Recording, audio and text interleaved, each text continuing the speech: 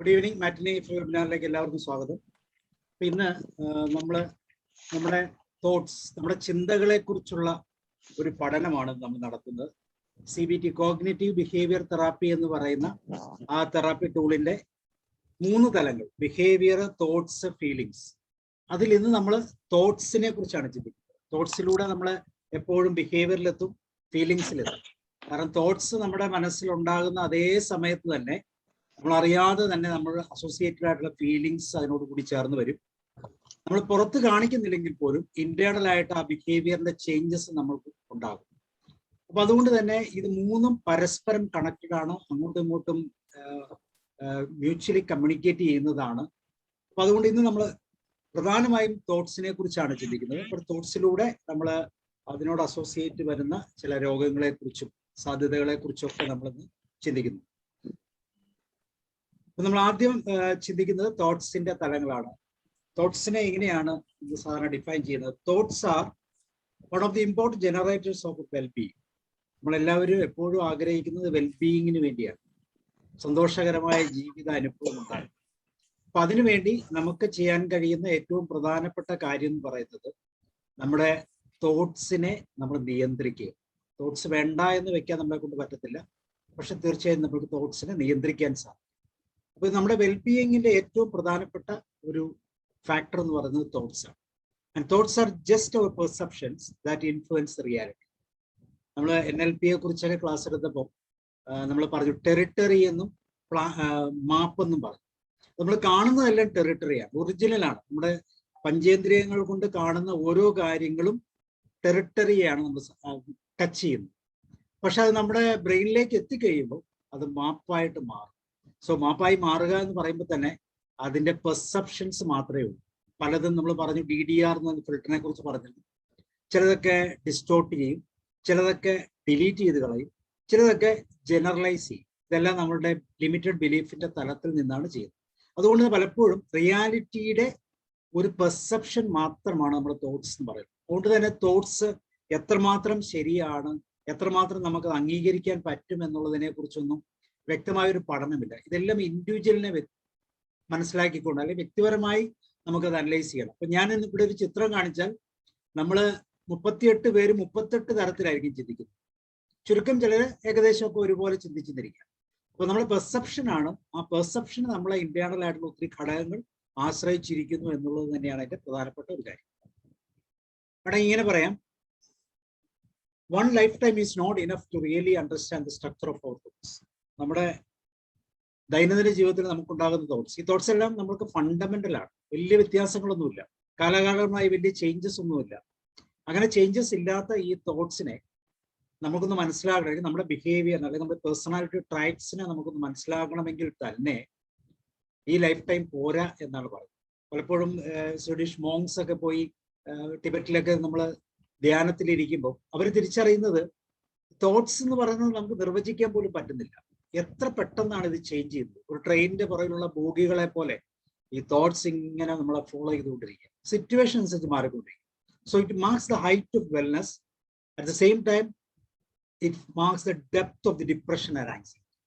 അപ്പൊ ആങ്സൈറ്റിയുടെയും ഡിപ്രഷന്റെയും മാർക്കും നമ്മുടെ വെൽനെസിന്റെ മാർക്കും നമുക്ക് തരുന്നത് ഈ തോട്ട്സ് തന്നെയാണ് എന്ന് നമ്മൾ എപ്പോഴും അറിയുന്നതാണ്. പക്ഷെ പലപ്പോഴും നമ്മൾ ആ സന്തോഷത്തിന്റെ തലത്തിൽ നിന്ന് ഡിപ്രഷന്റെയോ ആങ്സൈറ്റിയുടെ തലത്തിലേക്ക് പോകുന്ന ഒരു സാഹചര്യം വരുമ്പോഴാണ് യഥാർത്ഥത്തിൽ നമ്മളുടെ തോട്ട്സ് നമ്മളിൽ ഉണ്ടാക്കുന്ന ഇൻഫ്ലുവൻസിനെ കുറിച്ച് നമ്മൾ പലപ്പോഴും അറിയുന്നത്.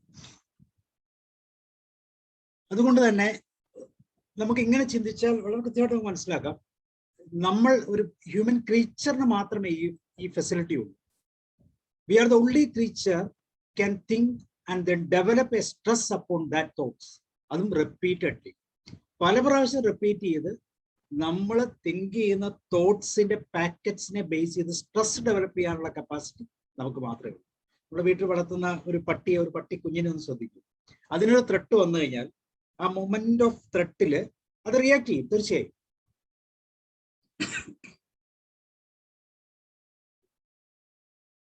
പക്ഷെ അടുത്ത നിമിഷം ആ ത്രെട്ട് മാറിക്കഴിഞ്ഞാൽ അത് നോർമലാവും. നമ്മളൊരു പന്തിട്ട് കൊടുത്താൽ അത് പന്ത് കളിക്കാൻ പറ്റും. പക്ഷെ നമ്മളെപ്പോലെ ആ തിങ്കിങ്ങിനെ ഹോണ്ട് ചെയ്യുന്ന അല്ലെങ്കിൽ ആ ഇൻസിഡന്റിനെ ഹോണ്ട് ചെയ്യുന്ന ഒരു സിറ്റുവേഷൻ അതിനില്ല. അതിനെ നമ്മൾ കൃത്യമായിട്ട് പറഞ്ഞാൽ മൈൻഡ്ഫുൾ സ്റ്റേറ്റിലാണ്. അതിന്റെ കണ്ണുകൊണ്ട് അപ്പോൾ കാണുന്നതിനെ മാത്രം വിശ്വസിക്കുകയും മുന്നോട്ട് പോവുകയും ചെയ്യുന്ന ഒരു തലത്തിലാണ് അതിന്റെ പ്രവർത്തനം. പക്ഷെ മനുഷ്യർ അങ്ങനെയല്ല. ഇവർ ഈ പറയുന്ന, അല്ലെങ്കിൽ നമ്മൾ ഓരോരുത്തരും ഈ പറയുന്ന തോട്ട്സിനെ പ്രോസസ് ചെയ്യും.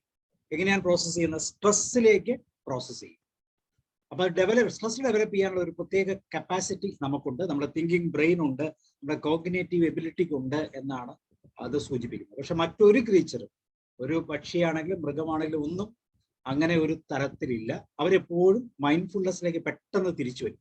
നല്ലൊരു റെസിലിയൻസ് പവർ ആണ് അവർക്കുള്ളത്. ഒരുപക്ഷെ ദൈവം കൊടുത്ത ഒരു ഗിഫ്റ്റ് ആയിരിക്കാം.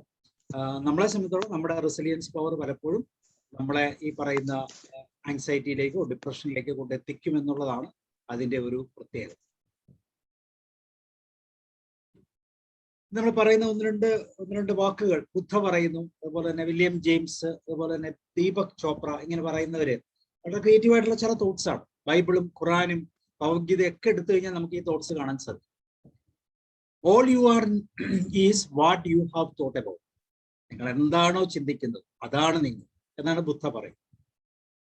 അപ്പോൾ വില്യം ജെയിംസ് പറയുന്നത് human beings can alter their life by altering their attitude of mind. Attitude of mind എന്ന് വെച്ചാൽ മൈൻഡിൻ്റെ അകത്തുള്ളത് തോട്ട്സും ഫീലിങ്സുമാണ്, പിന്നെ അതിലൂടെ ഡെവലപ്പ് ചെയ്ത ബിഹേവിയറും. അപ്പൊ നമ്മുടെ മൈൻഡിന്റെ ആറ്റിറ്റ്യൂഡിനെ ഒന്ന് മാറ്റിക്കഴിഞ്ഞാൽ തീർച്ചയായിട്ടും നമുക്ക് നമ്മുടെ ലൈഫ് സ്റ്റൈൽ തന്നെ, നമ്മുടെ വെൽബീയിങ് തന്നെ മാറ്റാൻ പറ്റും. ഇതിനേക്കാളും മനോഹരമായ ഒരു വാക്യമാണ് ദീപക് ചോപ്രയുടെ. അദ്ദേഹത്തിന്റെ ട്വിറ്റർ മെസ്സേജ് ആണ്, ശ്രദ്ധിച്ചു നോക്കി അറിയാം. Best use of imagination is our creativity and the worst use of our imagination is anxiety. അപ്പൊ നമ്മുടെ ഇമാജിനേഷൻ ആങ്സൈറ്റിയിലേക്ക് മാറുന്ന തലങ്ങളാണ് പലപ്പോഴും നമ്മൾ ശ്രദ്ധിക്കപ്പെട്ടിട്ടുള്ളത്. അപ്പോഴാണ് നമ്മൾ നമ്മളെക്കുറിച്ച് അറിയുന്നത്. സന്തോഷത്തിന്റെ അനുഭവത്തിൽ ഒരുപക്ഷെ നമ്മൾ നമ്മുടെ ചുറ്റുപാടുകളെ കുറിച്ചൊന്നും നമ്മൾ ചിന്തിക്കുന്നില്ലെങ്കിലും ഒരു ദുഃഖത്തിന്റെ അനുഭവം വരുമ്പോൾ ഒരു കൂട്ടായ്മയും ഒരു കൂട്ടുവട്ടങ്ങളും എല്ലാം കൂടി വന്ന് അതിനെ സോൾവ് ചെയ്യാൻ നമ്മൾ പലപ്പോഴും ശ്രമിക്കാറുണ്ട്. അപ്പം അവിടെ എല്ലാം ഈ പറയുന്ന തോട്ട്സിന്റെ തലത്തെ എങ്ങനെ നിയന്ത്രിക്കാൻ പറ്റുമെന്ന് തന്നെയാണ് നമ്മൾ ചിന്തിക്കുന്നത്. Generally we are thinking visually. നമ്മളെപ്പോഴും കണ്ണുകൊണ്ട് കാണുന്നു. നമ്മൾ ശ്രദ്ധിച്ചു കാണാം, സബ് കോൺഷ്യസ് മൈൻഡും കോൺഷ്യസ് മൈൻഡും തമ്മിലുള്ള തലത്തില് ചില വിഷ്വൽ ഡേറ്റാസ് അതുപോലെ തന്നെ സബ് കോൺഷ്യസ് മൈൻഡിൽ പോകും. നമ്മൾ സാധാരണ ഇങ്ങനെ പറയുന്നത് കോൺഷ്യസ് മൈൻഡിൽ കാണുന്നു, എന്നിട്ട് അത് രാത്രി വരെ വെയിറ്റ് ചെയ്യുന്നു, ആ ക്രിട്ടിക്കൽ ഫിൽട്ടറിൽ വെയിറ്റ് ചെയ്ത് നിൽക്കുന്നു, എന്നിട്ട് അതിനെ രാത്രി ഉറക്കത്തിൽ ഈ പറയുന്ന ഒരു ഫ്രീസിങ് സ്റ്റൈലിലൂടെ, അല്ലെങ്കിൽ വേറെ രീതി പറഞ്ഞാൽ നമ്മുടെ ഹിപ്നോട്ടിസിങ് ട്രാൻസ് സ്റ്റേറ്റിലൂടെ അത് കയറി പോകുന്നു എന്നൊക്കെയാണ് നമ്മൾ പഠിച്ചിരിക്കുന്നത്. പക്ഷേ എല്ലാം അങ്ങനെയൊന്നുമല്ല. ചില വിഷ്വൽ ബ്യൂട്ടിഫുള്ളോ ടെറിബിളോ ആയിട്ടുള്ള ചില സീൻസ് വളരെ ഈസി ആയിട്ട് അത് ക്രോസ് ഓവർ ചെയ്യും. പെട്ടെന്ന് തന്നെ അത് നമ്മുടെ സബ് കോൺഷ്യസ് മൈൻഡിനെ കറക്റ്റായിട്ട് ഇൻറ്റിമേറ്റ് ചെയ്യും. അതനുസരിച്ച് നമുക്ക് ചേഞ്ചസ് ഉണ്ടാകും. അപ്പൊ ഇവിടെ നമ്മൾ നിയന്ത്രിക്കുന്നത് നമ്മുടെ ലിമിറ്റഡ് ബിലീഫാണ്. നമ്മുടെ ബിലീഫ് എത്രമാത്രം ഉണ്ടോ അത്രമാത്രം ഈ പറയുന്ന വിഷ്വലായിട്ട് കാണുന്ന സീനുകളെല്ലാം നമ്മുടെ സബ് കോൺഷ്യസ് മൈൻഡിനെ അല്ലെങ്കിൽ നമ്മളെ കൂടുതൽ സ്പർശിക്കും, നമ്മുടെ ഇമോഷൻസിനെ സ്പർശിക്കും. So generally we are believe that we are thinking is true.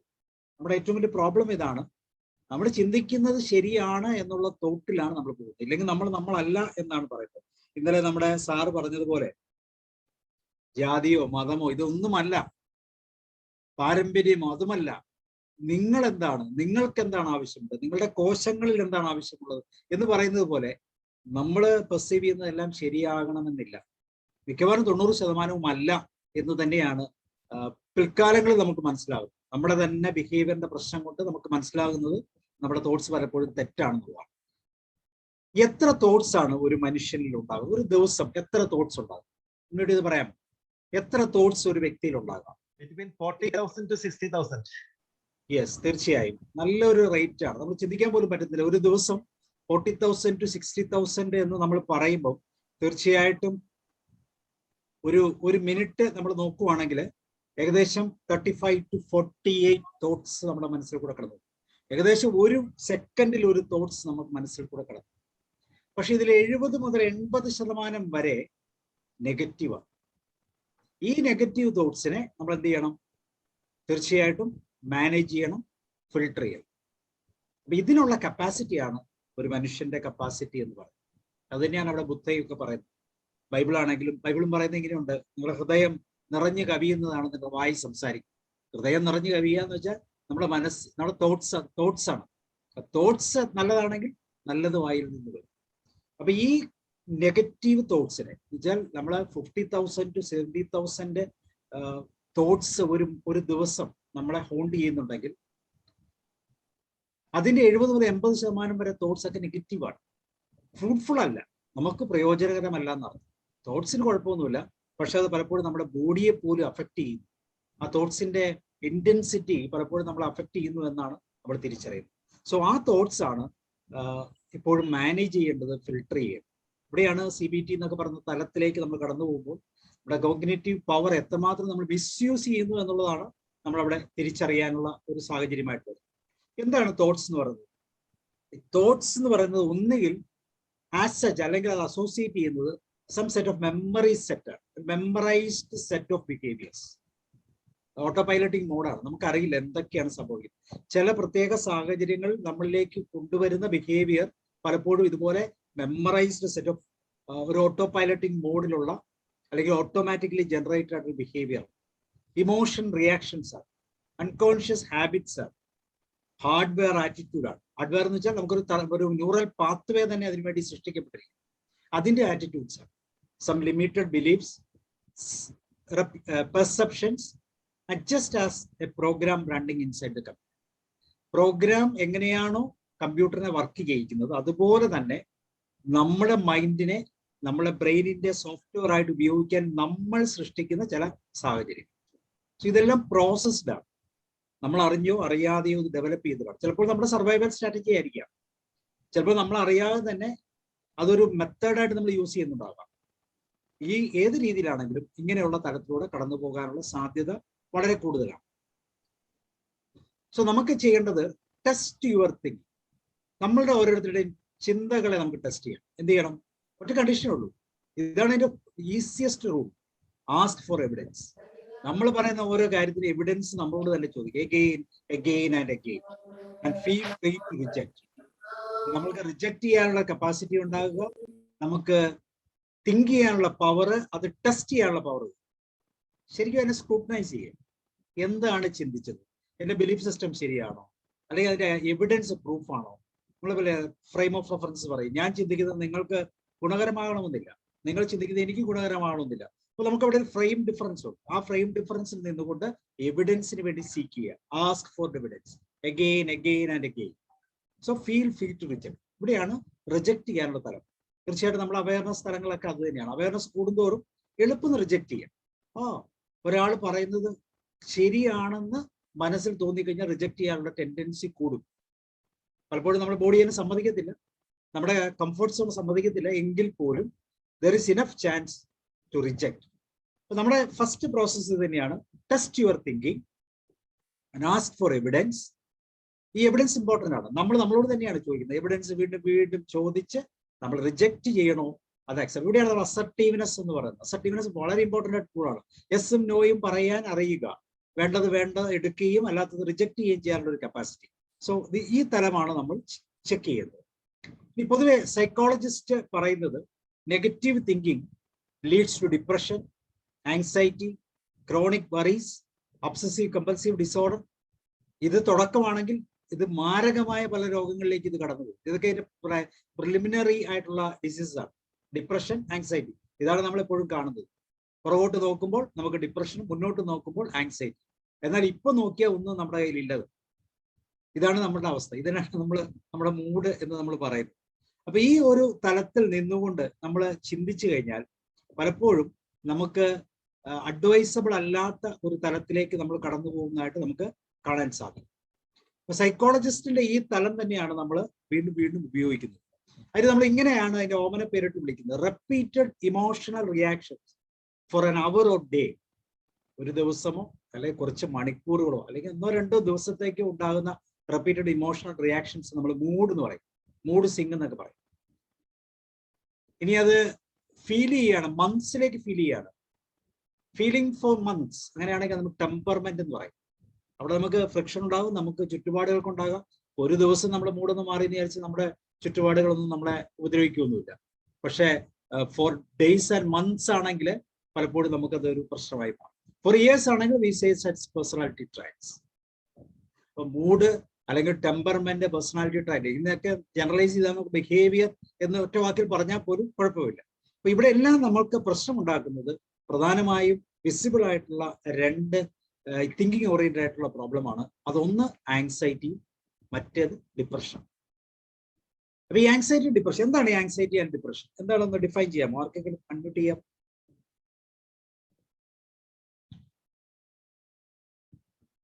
Unmute ചെയ്തോളൂ, നമ്മൾ മാത്രമേ ഉള്ളൂ. Anxiety, സാറ് പറഞ്ഞ കണക്ക് anxiety is linked to the future. Depression is linked to past. തീർച്ചയായിട്ടും അത് തന്നെയാണ്. രണ്ടും അത് തന്നെയാണ്. പക്ഷെ അതിനെ നമ്മളിനെ കണക്ട് ചെയ്ത് പറയുമ്പോൾ, അല്ലെങ്കിൽ നമ്മളിപ്പോൾ പറഞ്ഞ ഈ തോട്ട് പ്രോസസ്സിലേക്ക് കണക്ട് ചെയ്യുമ്പോൾ അതിനെ നമുക്ക് ഇങ്ങനെ റെപ്രസെന്റ് ചെയ്യാം. That is unchecked automatic repetitive thinking.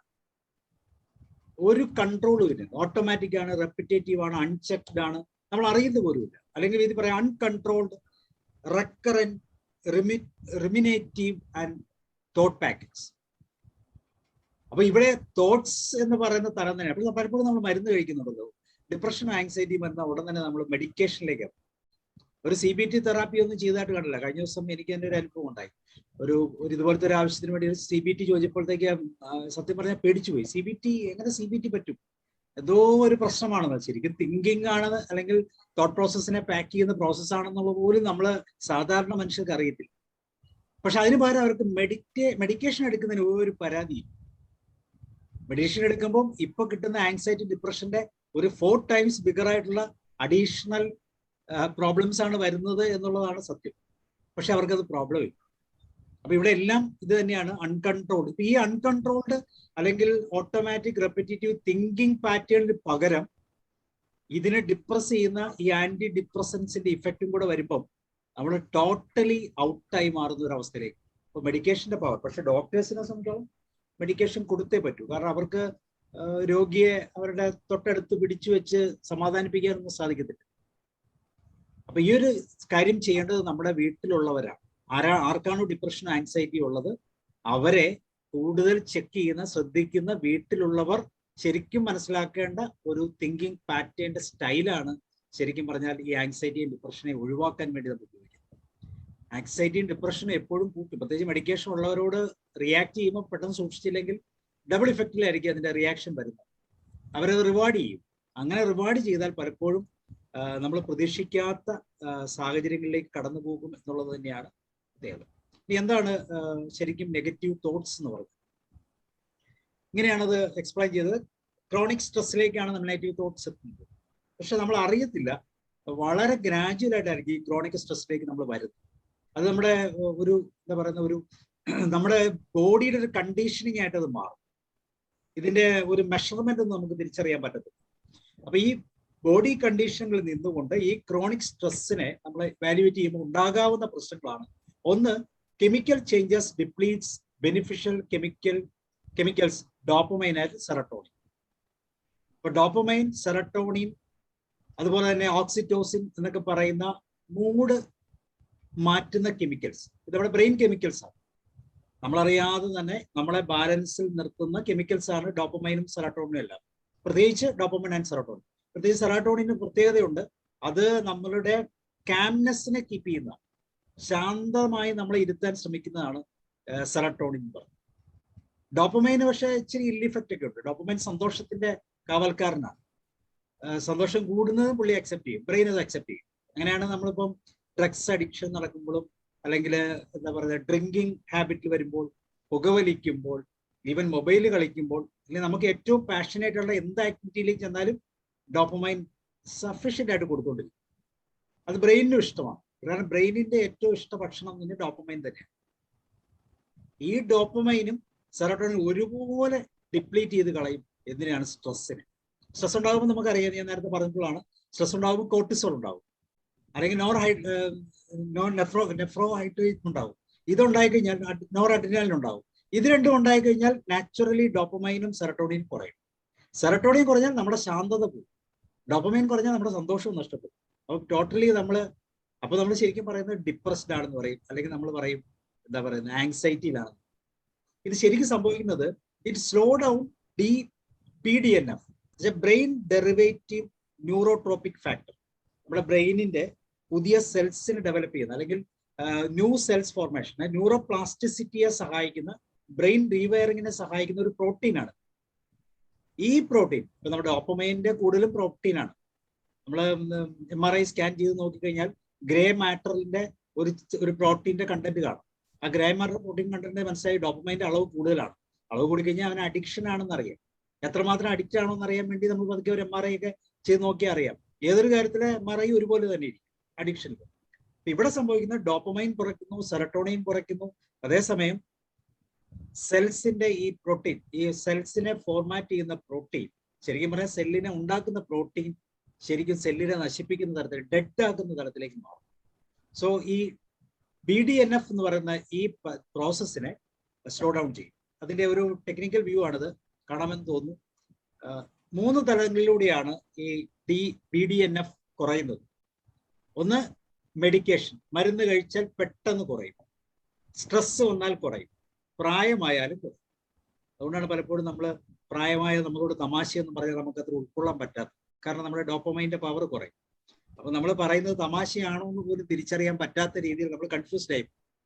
അപ്പൊ അങ്ങനെ ഒരു പ്രശ്നം വരാറുണ്ട്. നമുക്ക് മെഡിക്കേഷൻ കൊണ്ടോ ഏജ് കൊണ്ടോ സ്ട്രെസ് കൊണ്ടോ ഒക്കെ കുറയുന്ന അല്ലെങ്കിൽ കൂടുന്ന ഒരു എലമെന്റ് ഉണ്ട്. That is glucocorticoids. അത് മറ്റൊന്നുമല്ല, ഒരു സ്റ്റിറോയിഡാണ്, ഒരു ഹോർമോൺ സ്റ്റിറോയിഡാണ്. ബോഡി തന്നെ ഡെവലപ്പ് ചെയ്യുക, അഡ്രിനാലിൻ ഡെവലപ്പ് ചെയ്യുന്ന ഒരു ഹോർമോൺ സ്റ്റിറോയിഡാണ്. ഈ സ്റ്റിറോയിഡ് കൂടിക്കഴിഞ്ഞാൽ സെറട്ടോണിൻ കുറയും. അതേപോലെ തന്നെ മറ്റൊരു അമിനോ ആസിഡ് ഉണ്ട്, ഗ്ലൂക്കോമൈഡ് എന്ന് പറയും, ഗ്ലൂക്കോമേറ്റ് എന്ന് പറയും. ഈ ഗ്ലൂക്കോമേറ്റ് എന്ന് പറഞ്ഞാൽ നമ്മുടെ സെല്ലിന്റെ ശക്തി കൂട്ടുന്നതാണ്. പക്ഷെ എന്തും കൂടിയ അബദ്ധമാണല്ലോ. അപ്പൊ ഗ്ലൂക്കോമൈറ്റ് കൂട്ടും. ഈ ഗ്ലൂക്കോമൈഡ് കൂട്ടിക്കഴിഞ്ഞാൽ നാച്ചുറലി എന്ത് പറ്റും? ഉള്ള സെൽസ് ഒക്കെ ഡെഡായി. അപ്പൊ ഈ 2 പ്രോസസ്, സെറട്ടോണിൻ കുറയുന്നു, അതേസമയം തന്നെ ഈ അമിനോ ആസിഡ് ഇൻക്രീസ് ചെയ്യുന്നു. ഗ്ലൂക്കോമേറ്റ് എന്ന് പറയുന്ന അമിനോ ആസിഡ് അത് ന്യൂറോ ട്രാൻസ്മിറ്റർ ആണ്. സെറട്ടോണിൻ ന്യൂറോ ട്രാൻസ്മിറ്റർ ആണ്, ഡോപ്പമൈനും ന്യൂറോ ട്രാൻസ്മിറ്റർ ആണ്. അപ്പൊ ഇത് കൂടുന്നതനുസരിച്ച് ഈ സെൽസ് എല്ലാം ഡീകേ ചെയ്യാനുള്ള സാധ്യത വരും. അപ്പോൾ അത് ഓവർ എക്സൈറ്റേഷൻ ആണ് സംഭവിക്കുന്നത്. ഓവർ എക്സൈറ്റ് ചെയ്യാന്ന് വെച്ചാൽ നമ്മൾ ഓവർ എക്സൈറ്റ് ചെയ്യാന്ന് വെച്ചാൽ നമ്മൾ വിറച്ചോണ്ടിരിക്കും, മദ്യപിച്ച് വിറയ്ക്കുന്ന പോലെ ഇങ്ങനെ വിറയായിരിക്കും. അപ്പൊ എല്ലാ ന്യൂറോണിന്റെ ഡെൻഡ്രൈറ്റ്സുകളും വിറയ്ക്കാൻ തുടങ്ങും. സത്യം പറഞ്ഞാൽ ക്യാച്ചപ്പ് ചെയ്യാൻ പറ്റത്തില്ല. പലപ്പോഴും സെല്ലുകൾ തമ്മിലുള്ള കണക്ടിവിറ്റി നഷ്ടപ്പെട്ടു, അവന് സെൽ ഡെത്തിലേക്ക് കടന്നു. സോ ഈ 2 പ്രോസസ് എന്ന് വെച്ചാൽ സെറട്ടോണിൻ കുറയുന്നു, ഈ പറയുന്ന അമിനോ ആസിഡ് കൂടുന്നു. അപ്പൊ സംഭവിക്കുന്നത് നമ്മുടെ BDNF അല്ലെങ്കിൽ ബ്രെയിൻ ഡിറൈവ്ഡ് ന്യൂറോട്രോപിക് ഫാക്ടർ എന്ന് വെച്ചാൽ ബ്രെയിനിന്റെ പുതിയ പുതിയ സെൽസിനെ ഉണ്ടാക്കുന്ന ആ പ്രോസസ് നിന്നുപോകും. എന്ന് വെച്ചാൽ retraction of dendrites and dendritic atrophy ഉണ്ടാകും. അട്രോഫി എന്ന് വെച്ചാൽ നാശമുണ്ടാകും. അപ്പൊ ഇതാണ് സംഭവിക്കുന്നത്. ഇത് സംഭവിക്കുന്നത് പറ്റും സിനാപ്റ്റിക് ഡെൻസിറ്റി കുറയും. സിനാപ്റ്റിക് ഡെൻസിറ്റി എന്ന് വെച്ചാൽ നമുക്കറിയാം നമ്മുടെ സിനാപ്സിലാണ് നമ്മുടെ മെമ്മറി ഇരിക്കുന്നത്.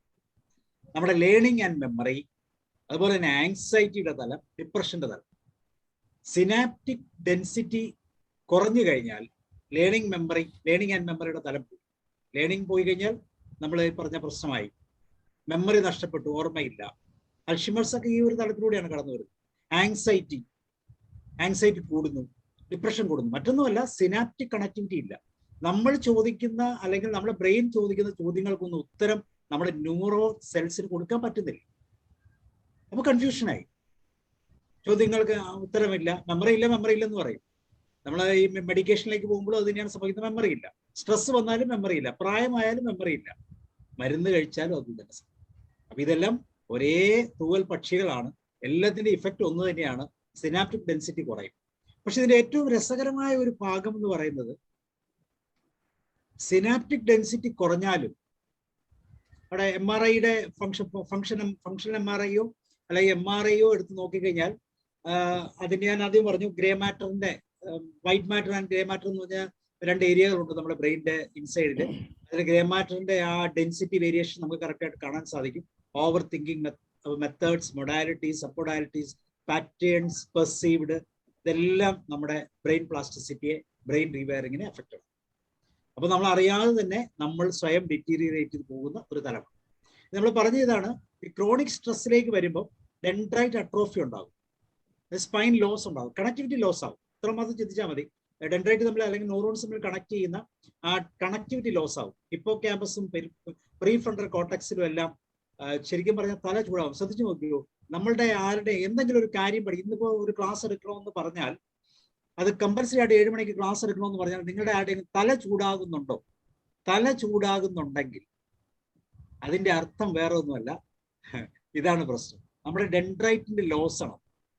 കാരണം നമുക്ക് കണക്ടിവിറ്റി പറ്റുന്നില്ല, നമുക്ക് ടെൻഷനായി ഇതായി. ഇന്ന് രാവിലെ ഞാൻ 9 മണിക്ക് സീറ്റിൽ കയറി ഇരുന്നത് ഇത്രയും സാധനം പ്രിപ്പയർ ചെയ്യാൻ വേണ്ടി.